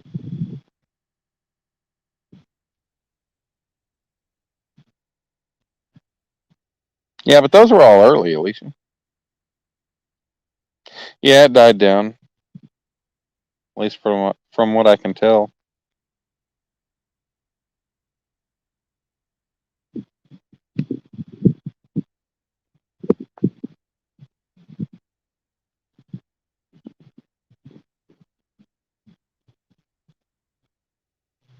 Eugene's still here. Yep.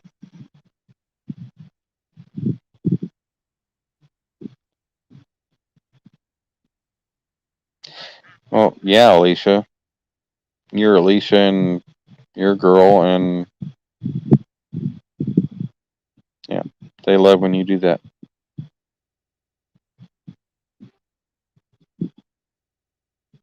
But me, if I sit there and I pull up a little bluegill or something and I show it off to the camera, people are gonna be like, "Oh, that's cool. Throw it back." But see, you catch them and they're like, "Oh, how cute! Look at that! At least you caught one! Yay!" But we always love when Alicia catches the fish. It's cute. She enjoys it. We enjoys it. She has a good time. We have a good time watching her. She makes it entertaining. I think I'm going to build me a pedestal or a post to go behind the rod rack. I'm going to hang a disco light from it. Put me a light down on the rod rack, shining up to it. And then I'm going to build a rack around that and have some of those wavy back and forth multicolored club lights swinging around.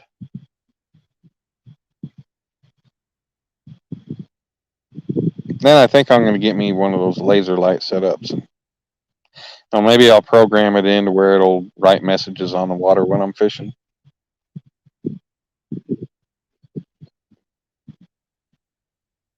Eugene, I don't know. I damn sure haven't caught any of them. I haven't caught a crappie of any size in quite some time.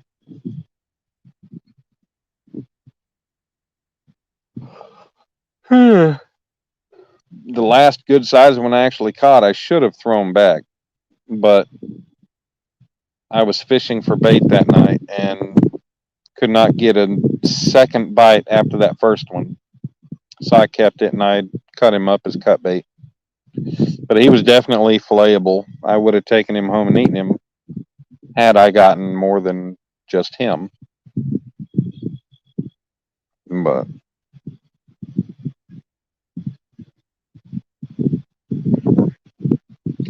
Yeah, Alicia, Uncle Lou's rod's not doing anything. It's sitting as steady as the others.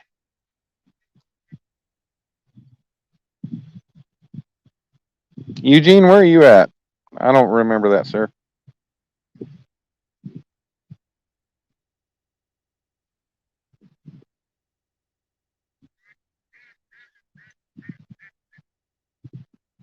Y'all hear those ducks are still laughing at me.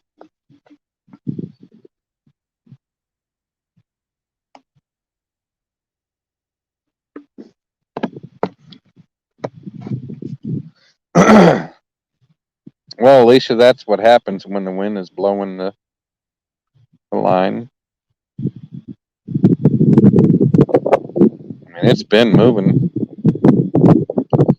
Some of that comes from flex in the rod stand too.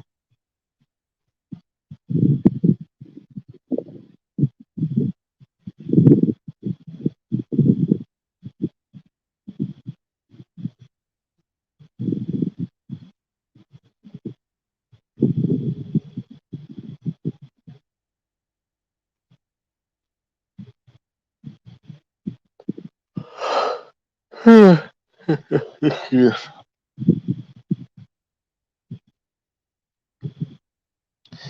Pickens County, South Carolina.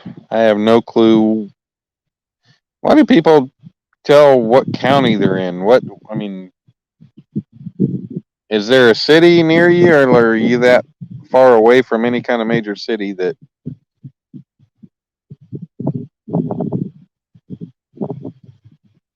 Because we have 77 counties in Oklahoma. If I told somebody what county I'm in, they'd have to Google search it.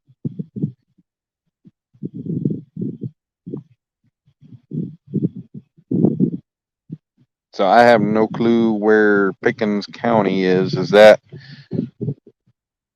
like near Columbia or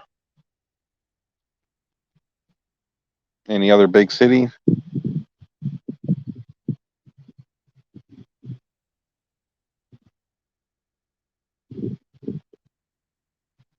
Yeah, Alicia, I wish it was messing with me too. I wish it was a fish messing with that rod and tugging on it and pulling it.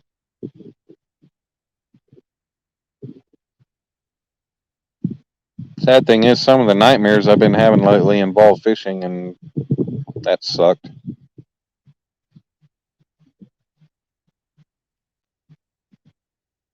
Crazy. I've actually went a long time without having any, and then here lately I've been having numerous nightmares. Some of them seem to last for a very long time too.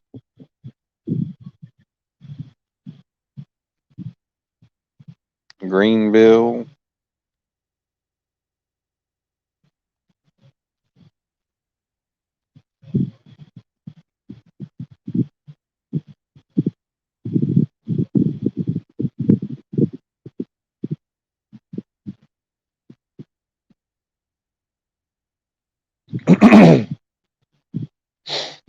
Well, Alicia, I don't know. If I said I live in Oklahoma County, there's a whole lot of Oklahoma County. Oklahoma City is in Oklahoma County. Choctaw is in Oklahoma County. Midwest City, Dell City, Edmond, Moore is actually in Cleveland. Yukon. So there's. So I just hell, if I told you I lived in Oklahoma County, that cover a whole big area.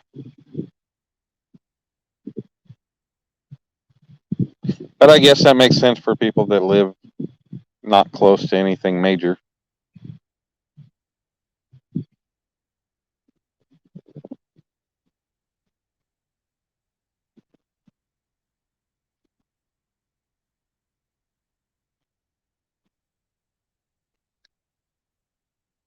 I've always lived pretty close to a major city, so somebody asks me where I live, it's easier for me to tell them the city than say, well, this is my county.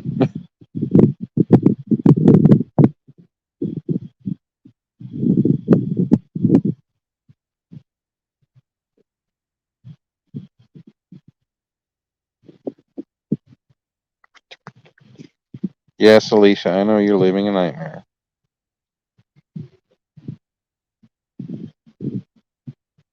Hey, I feel sorry for you, Eugene. Yeah, Clemson. Hopefully you're not a Clemson fan, are you?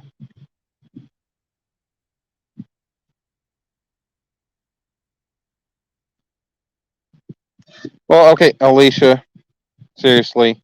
I don't live in the city limits, but I'm gonna that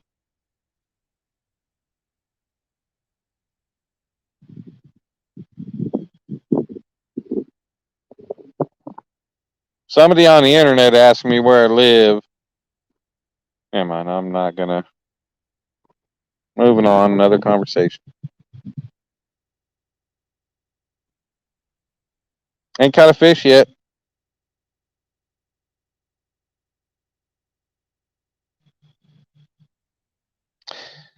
Yeah, I know Eugene. You and Jeremy Tournament Cats, y'all probably good buddies on this whole Clemson thing, but hey, you know what I can't figure out because Iowa beat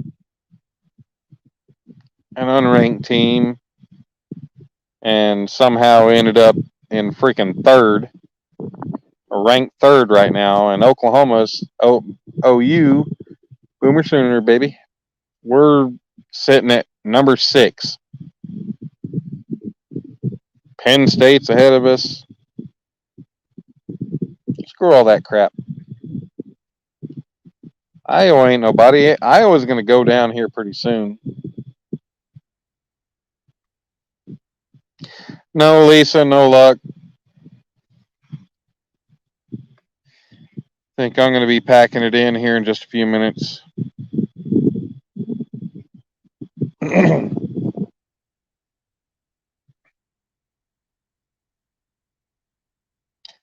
All right, Alicia. You want to get all kinds of technical about it.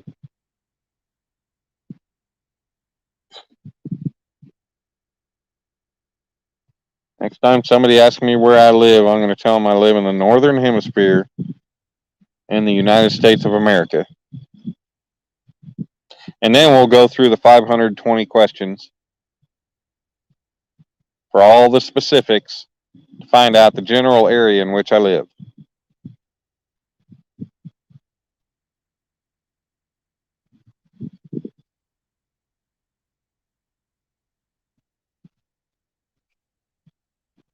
What? Clemson's in the top 25?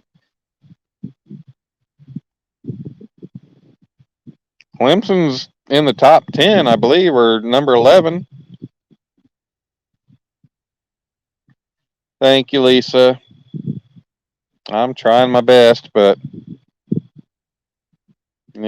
what can I do? The fish aren't here. They're not where I'm fishing, anyways. I can cast and recast and rebait, but I had 2 hits earlier on one rod, back to back, but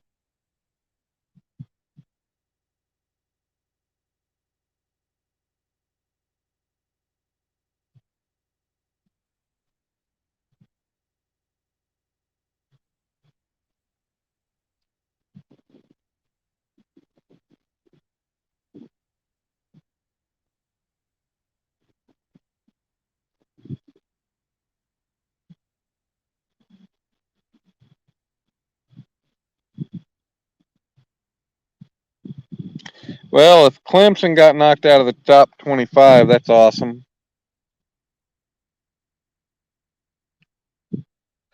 Hey, sorry about your team, Eugene, but anybody with a coach whose parents were dumb enough to name him Dabo, they don't belong there anyway. What the hell kind of name is Dabo? Hey, Dabo!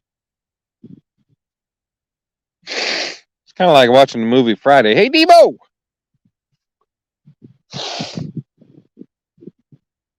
What's up, Debo? Thank you.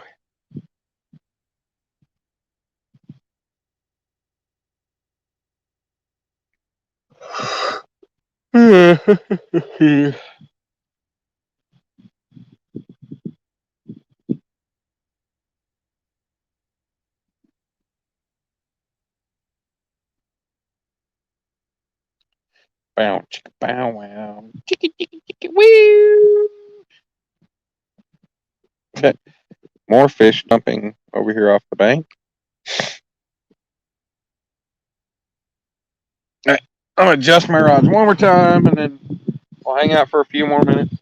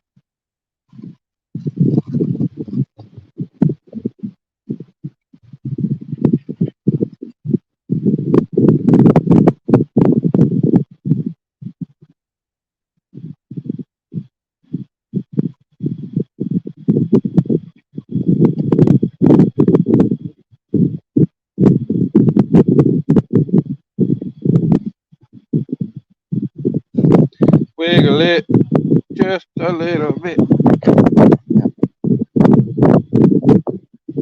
Y'all didn't see that, did you? I didn't wiggle it. Froggy's back until school bus waving time. Shopping and house stuff. Busy weekend ahead. Sunday, hold on, come back here. Sunday, my boy has first dance competition in London, so I will be AWOL. Well, then, that's an Alabama named Dabo, was born and raised in Alabama. Well, I don't care where he's born and raised. His parents are dumb. They come up with a dumb name.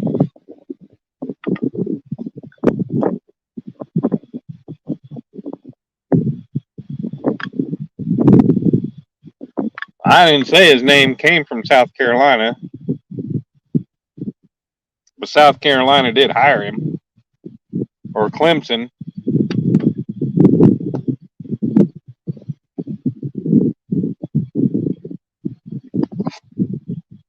I just ever since it was the first time I ever heard his name, it drove me crazy. I'll be right back, folks.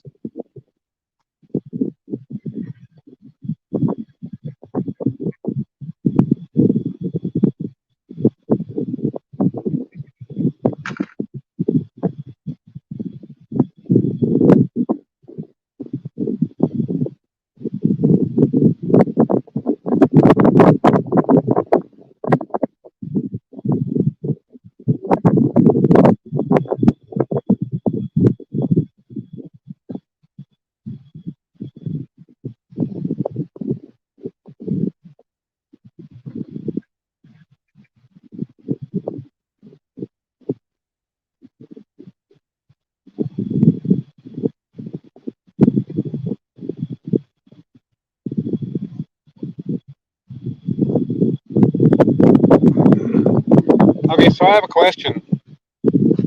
Has anybody ever fished in a lake or a waterway where the boat ramp is basically kind of closed off to the rest of the waterway? And it's just kind of a small area? Have you ever fished over there, and have you ever had any luck? Because I was curious. I've never tried over just in that boat ramp area.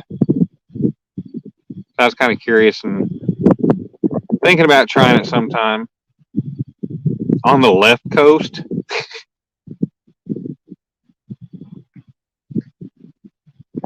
But if anybody's ever had any experience with fishing in that kind of area, let me know what what kind of experience you've had and luck.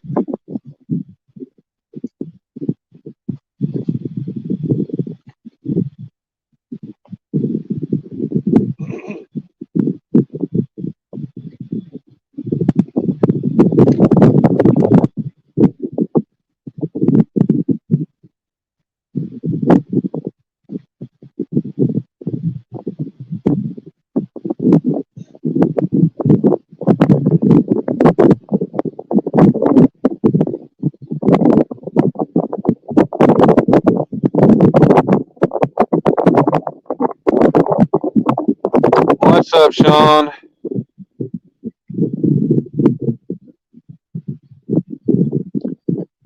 Froggy would go horseshoe fishing by a boat ramp, recycle goodies. She would go magnet fishing. Yeah, left coast when you look. I know, right? Or Coyote. I know what you meant. Sean, I'm not doing very well whatsoever.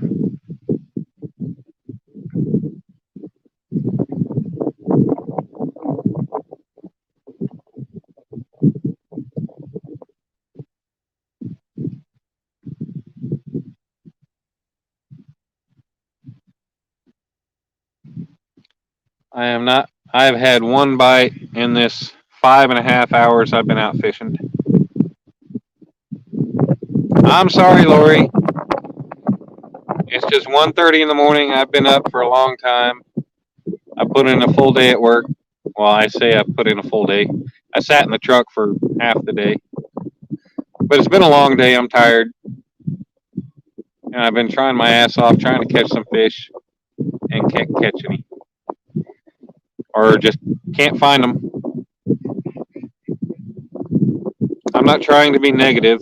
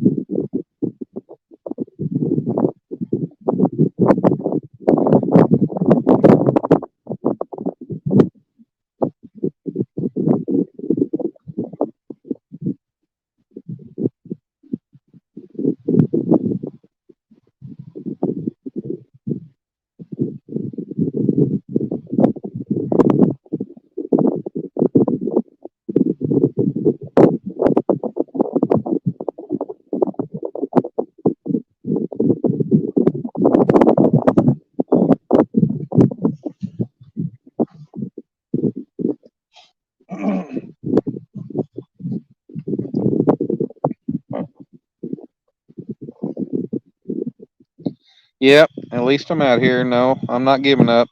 I don't give up. I keep trying. I'll spend countless hours out here trying.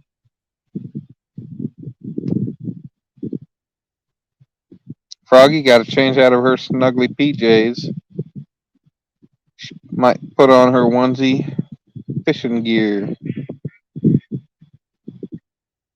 Well, Froggy, that sounds comfy.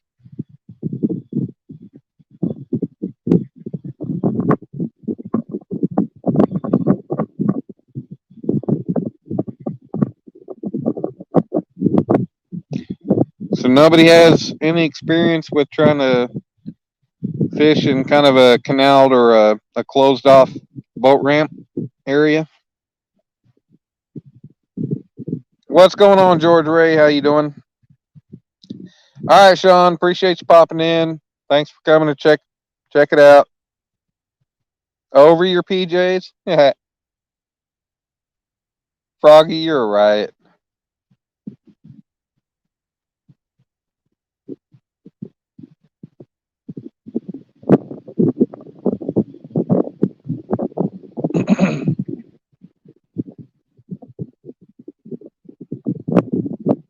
I'm sorry, Alicia. I'm sorry your tummy doesn't feel good.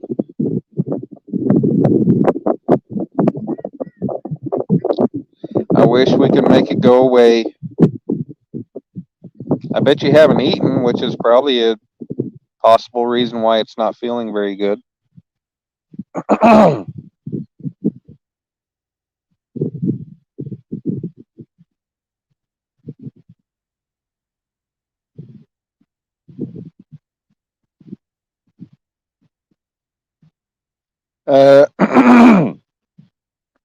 I guess you call them cigar floats.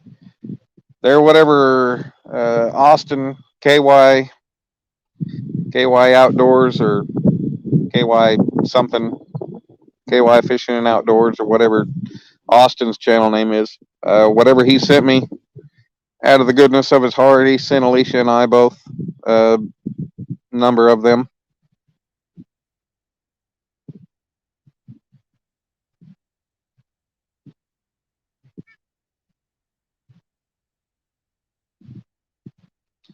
Yeah, that kind of makes sense, Coyote. Stagnant and, kind of standstill water, that makes sense.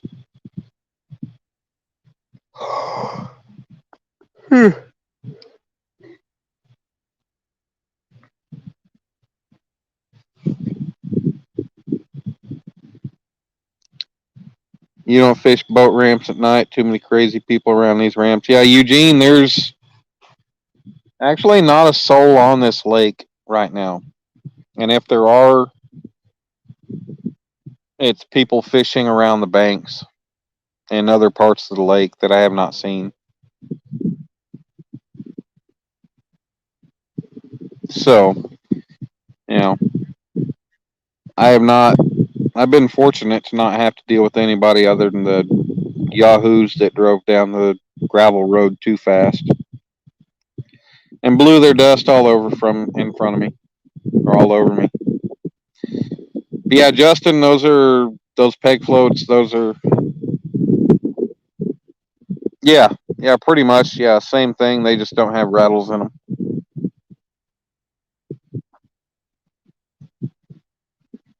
I don't know if they've helped or hurt me with catching fish, but I think they've definitely helped me with not getting hung up and losing rigs, which is a good thing because it keeps that hook up off the bottom.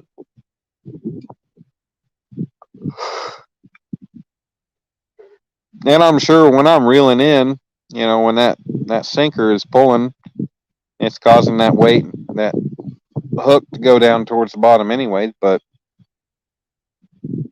I think they've helped in a number of cases as far as, not losing rigs.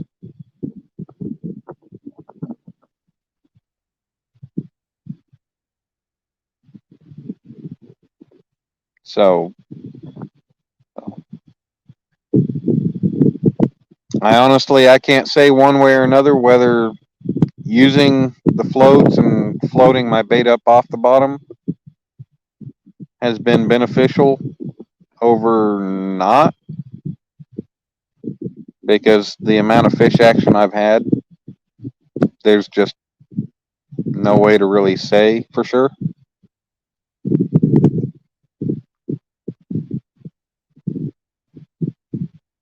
Yeah, I don't buy demon dragons either. I've got a few of them that came with the kitty pack that I won during Kevin's, I think probably his first Iron Cat challenge, and I've never used them because I kind of like to be in a position that I know for sure that I'm not going to lose them. And I don't really fish rivers, so using something like that, unless I have live bait, which I'd much assume use just a regular rattle when I have live bait and a peg float than to lose something like a demon dragon or a knockoff brand, whatever it is.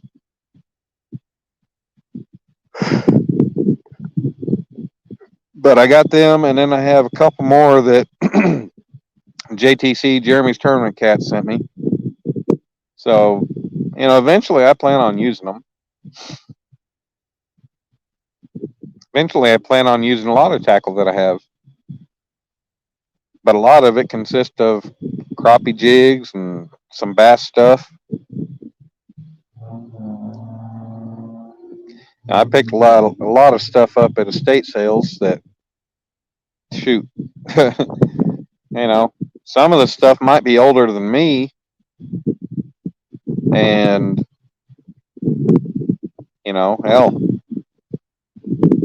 by the time I end up giving it to my son, he might be the same age as me. So you never know.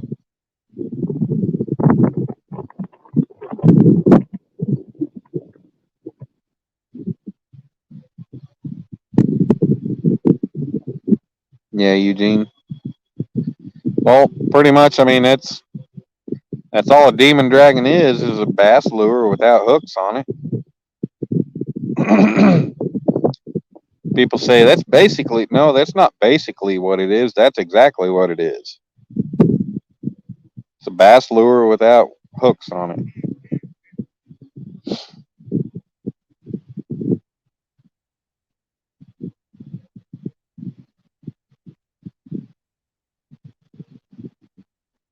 Yeah, peg floats are cheap, especially you go places like Bottom Dwellers and a couple others.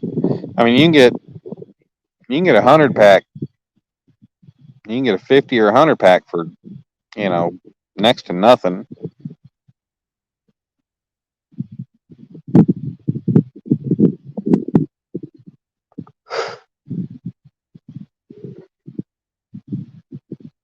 Like kid that was in here earlier said he got a 100 pack for $40 of peg floats. Like, damn, dude, you really got bent over the coals right there.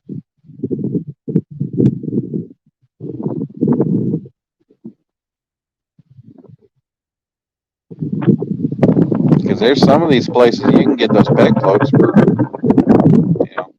I know, even I looked them up on Amazon and they're still kind of pricey, but you go to some of those tackle websites, their prices are just tremendous.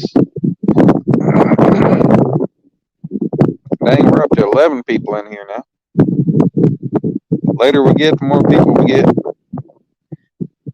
Not many people chatting. That's all right.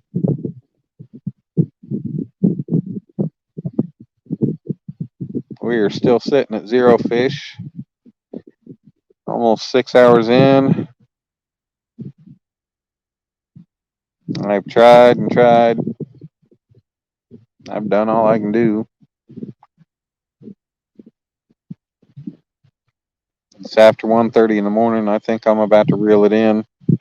I still have about a 35-minute drive back to the house.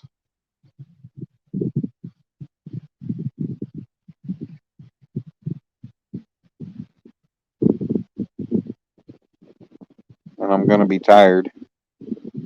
So I'm pretty sure the only thing I'm going to take out of the truck is the bait to put in the fridge in the shop. And I don't know if I'm going to do that because it's already smelling pretty bad.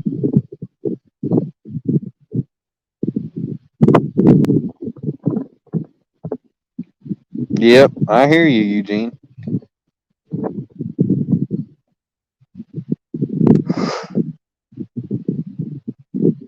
I know the feeling. The other day, last week, I put in an order for some sinker slides because you get up and some of these bigger weights, especially if you just do like a solid lead bank sinker. You can't get a regular clip swivel to go through the eye of them. So I ordered some sinker slides, and I found them on Amazon. And it's funny because you order something like 25 of them, it's like $7 and something. Then you order 50 and it's only 10 something. And then you order 100 and it's 13 something. So I don't understand their math, but I said, screw it. I went ahead and ordered 100. I'll give my dad some, and whoever else wants some can have some because, I don't figure I'm going to be going through them that quick. And if I do for that price, I'll just order some more.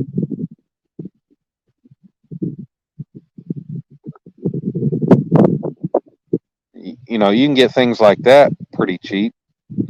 But, you know, when it comes to good hooks, you know, you don't get that same kind of deal. I haven't looked hooks up on Amazon here lately. Hello, Miss Becca. How are you doing, beautiful? Did I hear that someone needs to smile? Well, sweetheart, you just coming in here and saying that made me smile.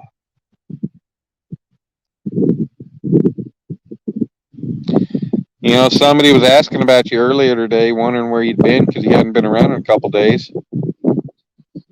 Don't know how many other channels, how many other streams you popped in this evening, but I definitely appreciate you coming into mine, Miss Becca. All right, Miss Froggy says she's got to say goodbye. It's time to go. Thanks for the company and challenging the naughty fish. Take care. Yes, ma'am. Miss Froggy, you have a good day. Hope the kids have a good day. The little tadpoles, the turdlets, whatever they are.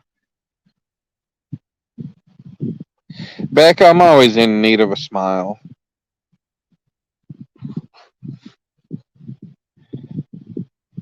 I often have reasons to, but you know, you can never have too many reasons to smile.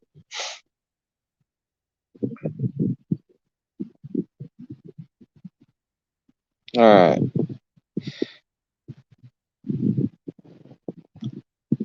What did I just say? You heard exactly what I just said. What did I say?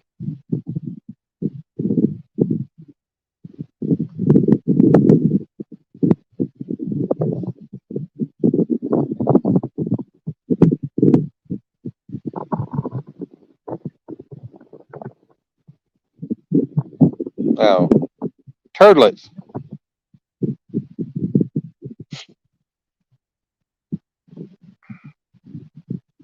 Her little tadpoles or turdlets.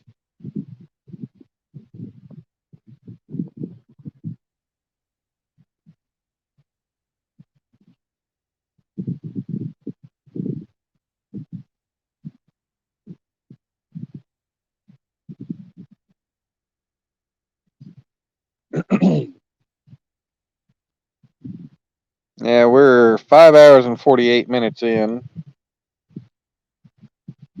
I'll give it. I think we'll run to the 6 hour mark and then I'll call it quits.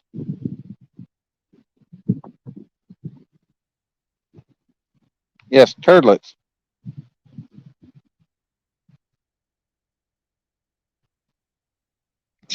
Maybe they're officially impaired. Nah, Becca.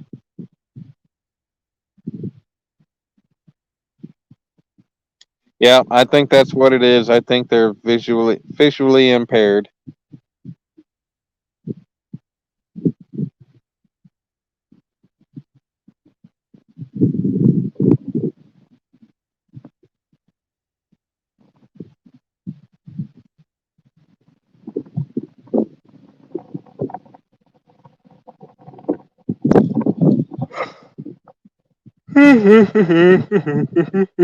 Yeah. Okay, wow. This line was slack earlier. No, I never mind, I fixed it. That's on me. I fixed it. My bad. My bad.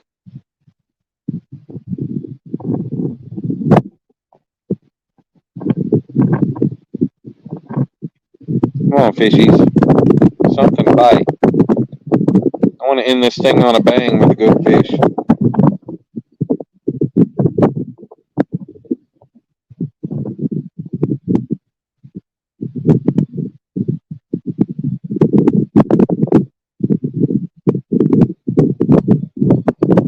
And now I'm trying to remember if I even grabbed the damn net when I left the other spot.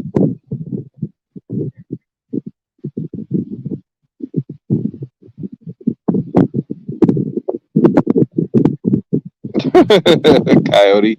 Well, why'd you buy Why'd you buy a shit brown truck?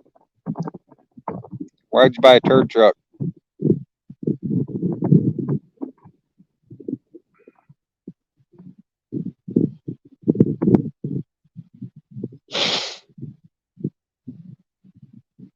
Well, Eugene, if they killed all the fish in the 50s, then why all the people been catching the big fish in Oklahoma since then?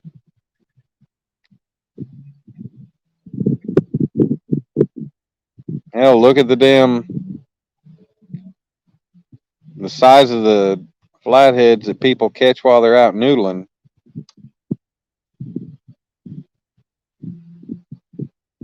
We've got sizable fish here. We've got fish, but apparently they ain't anywhere around the banks. Better be rest assured when that Walmart challenge comes up, I think I'm going to be out on the boat. I'm going to be out really hunting the fish. Be looking for the deep holes, drop offs, whatever. I'm going to be trying to find fish. None of this crap is sitting on a bank and trying to have to pack up and move. I'll be on a boat where I don't have to pack up. All I got to do is reel up.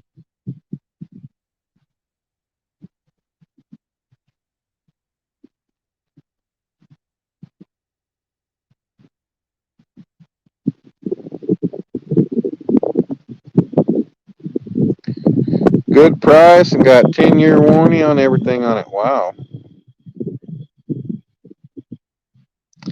Very busy week, Miss Becca says. Probably the weeks to come as well. I'm overwhelmed with tons of stuff right now. Trying to get more of the move stuff done, as well as other stuff.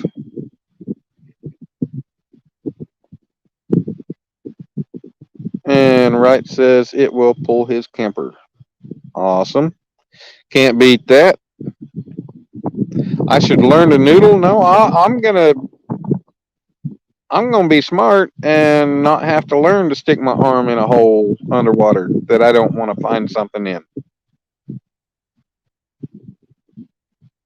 I don't want to have to. I don't want to have to stick my arm down in some kind of hole to catch fish.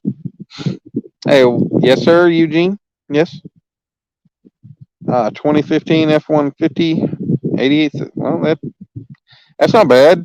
I mean, I got a 2015 Silverado with 103,000 miles.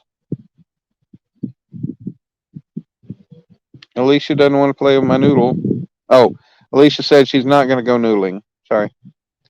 Shaking pom-poms, 1 rod, 2 rod, 3 rods, $1. All for the rods to bend. Stand up and holler. Go, Mr. Dan. Come on, fish. Well, Miss Becca, those fish only got 7 minutes to bring it up.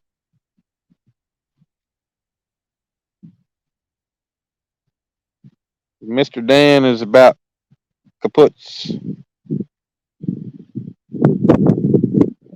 And hey, Becca, I gave a public service announcement earlier. I had a tick embed itself in my nutsack earlier, like last couple of days, and it wasn't very fun to get out and deal with. So, you ever out there in your little property and you're walking around the long grass or the trees, check yourself for ticks because they'll get you where you don't want them to get. Hit a little sucker and it didn't feel good because he burrowed in.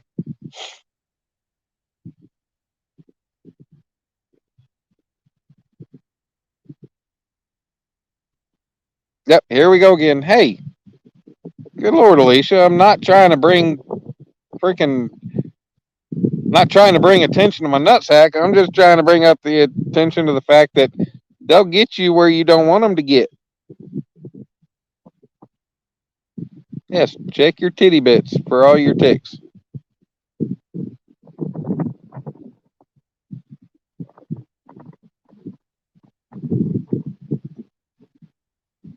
No, I have a hole in my nutsack. Good Lord, Eugene. What are you trying to say?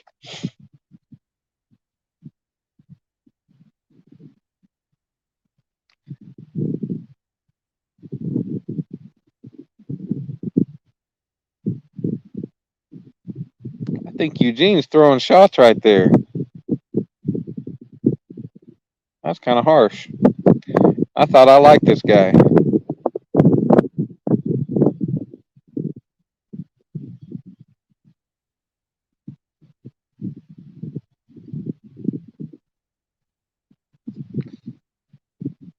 Well, Coyote, I don't know about your tick puller, but this thing, I actually had to like squeeze it out like it was a big old pimple. Like I had to get underneath it and squeeze, and it damn sure didn't feel very good. And then when I put the alcohol, rubbing alcohol on the Q-tip, and then put it on that spot, it hurt like a son of a bitch. It was not pleasant at all. It hurt.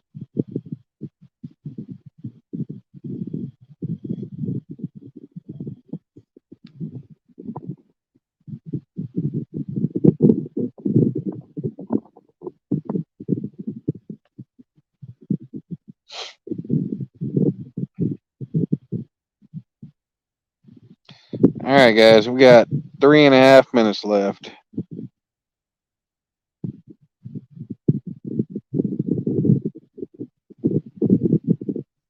Hey, we got 12 people in here. We're doing better than we've done in the last couple hours. Is that like steering wheel puller? Oh, I just saw a shooting star. Woohoo! Oh, hey, Alicia, anybody? I think you guys should have been able to see that shooting star. 5 hours and 57 minutes into it. The shooting star just came straight across in front of the rods. I saw that sucker go for quite a ways. I know Alicia would be all about that if she saw it.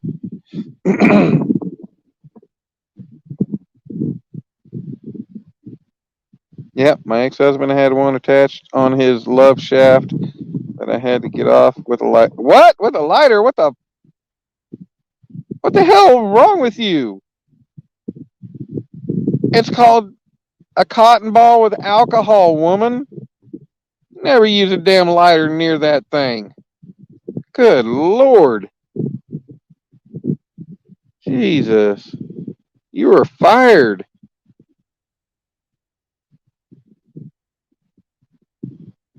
Holy hell. Whoever taught you about, good Lord. Thought you grew up in the country.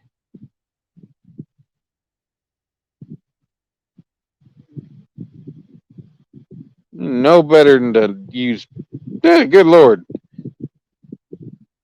Any woman ever get a lighter anywhere near my love handle or any of that?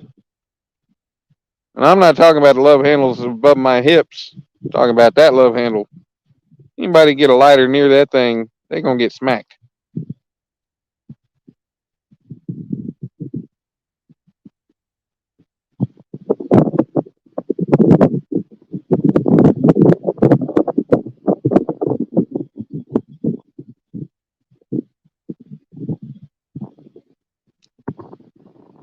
Well, people lose a lot more than a finger for noodling if they get a damn lighter near my noodle. Alicia, did you scroll back and you can see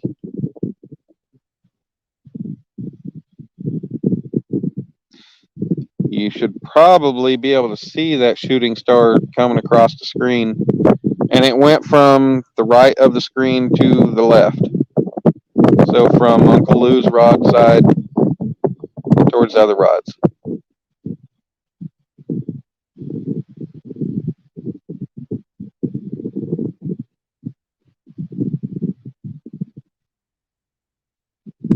But all right, guys, I am going to officially call it. We're 6 hours in. Let's see. I don't know if I got enough light here to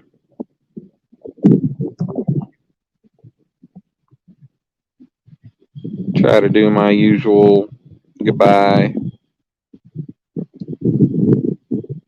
All right. Well, looks like we do. All right, everybody. Said we are 6 hours in. No fish to speak of. It's been a long one. Been a long, rough night, but you know, like I always say, you can't catch them if you don't try, and that's all we could do tonight. I appreciate everybody that came in, wanted to hang out, keep us company. Uh, temperature's gotten kind of cool. We got a good breeze still going on. That's why I got the hood on my head. Coyote, Becca, Froggy's gone, Eugene. Um, yep. Troy and everybody that came in, hung out with us tonight. Miss Becca, definitely appreciate you popping in. I know it was late, but you know, better late than never. You always add smiles to everybody's faces when you come around. So it was definitely a pleasure having you in here. Alicia, we got the lovely, beautiful Alicia. Thank you for coming in and spending your time with us for the night, or with me and us for the night. But with that said, I'm just going to go ahead and end this, and then I'm going to pack up. That way I don't have to worry about dealing with the phone. You turn the screen brightness up and the video up to the highest quality, and you could definitely see the shooting star. Awesome. Glad you were able to see it. Couldn't use the alcohol method with that particular one. There was okay. Well, Becca, more power to you. Yep. Okay, more power to you. You got it figured out.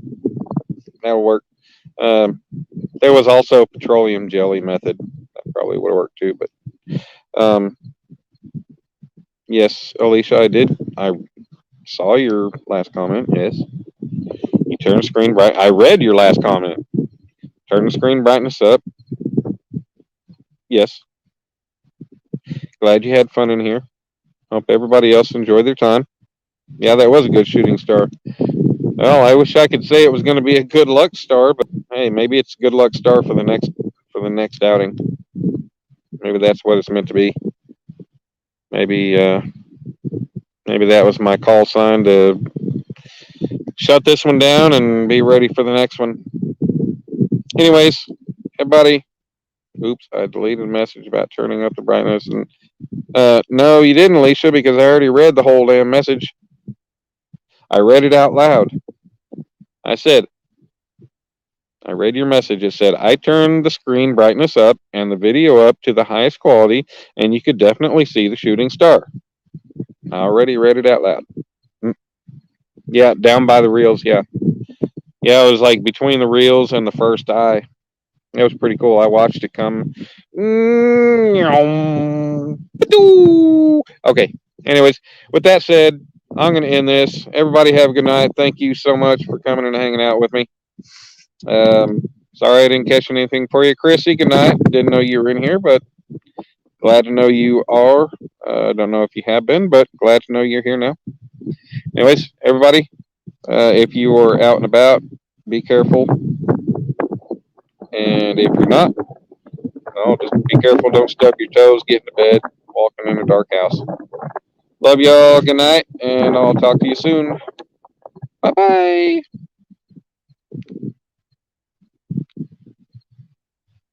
Peekaboo.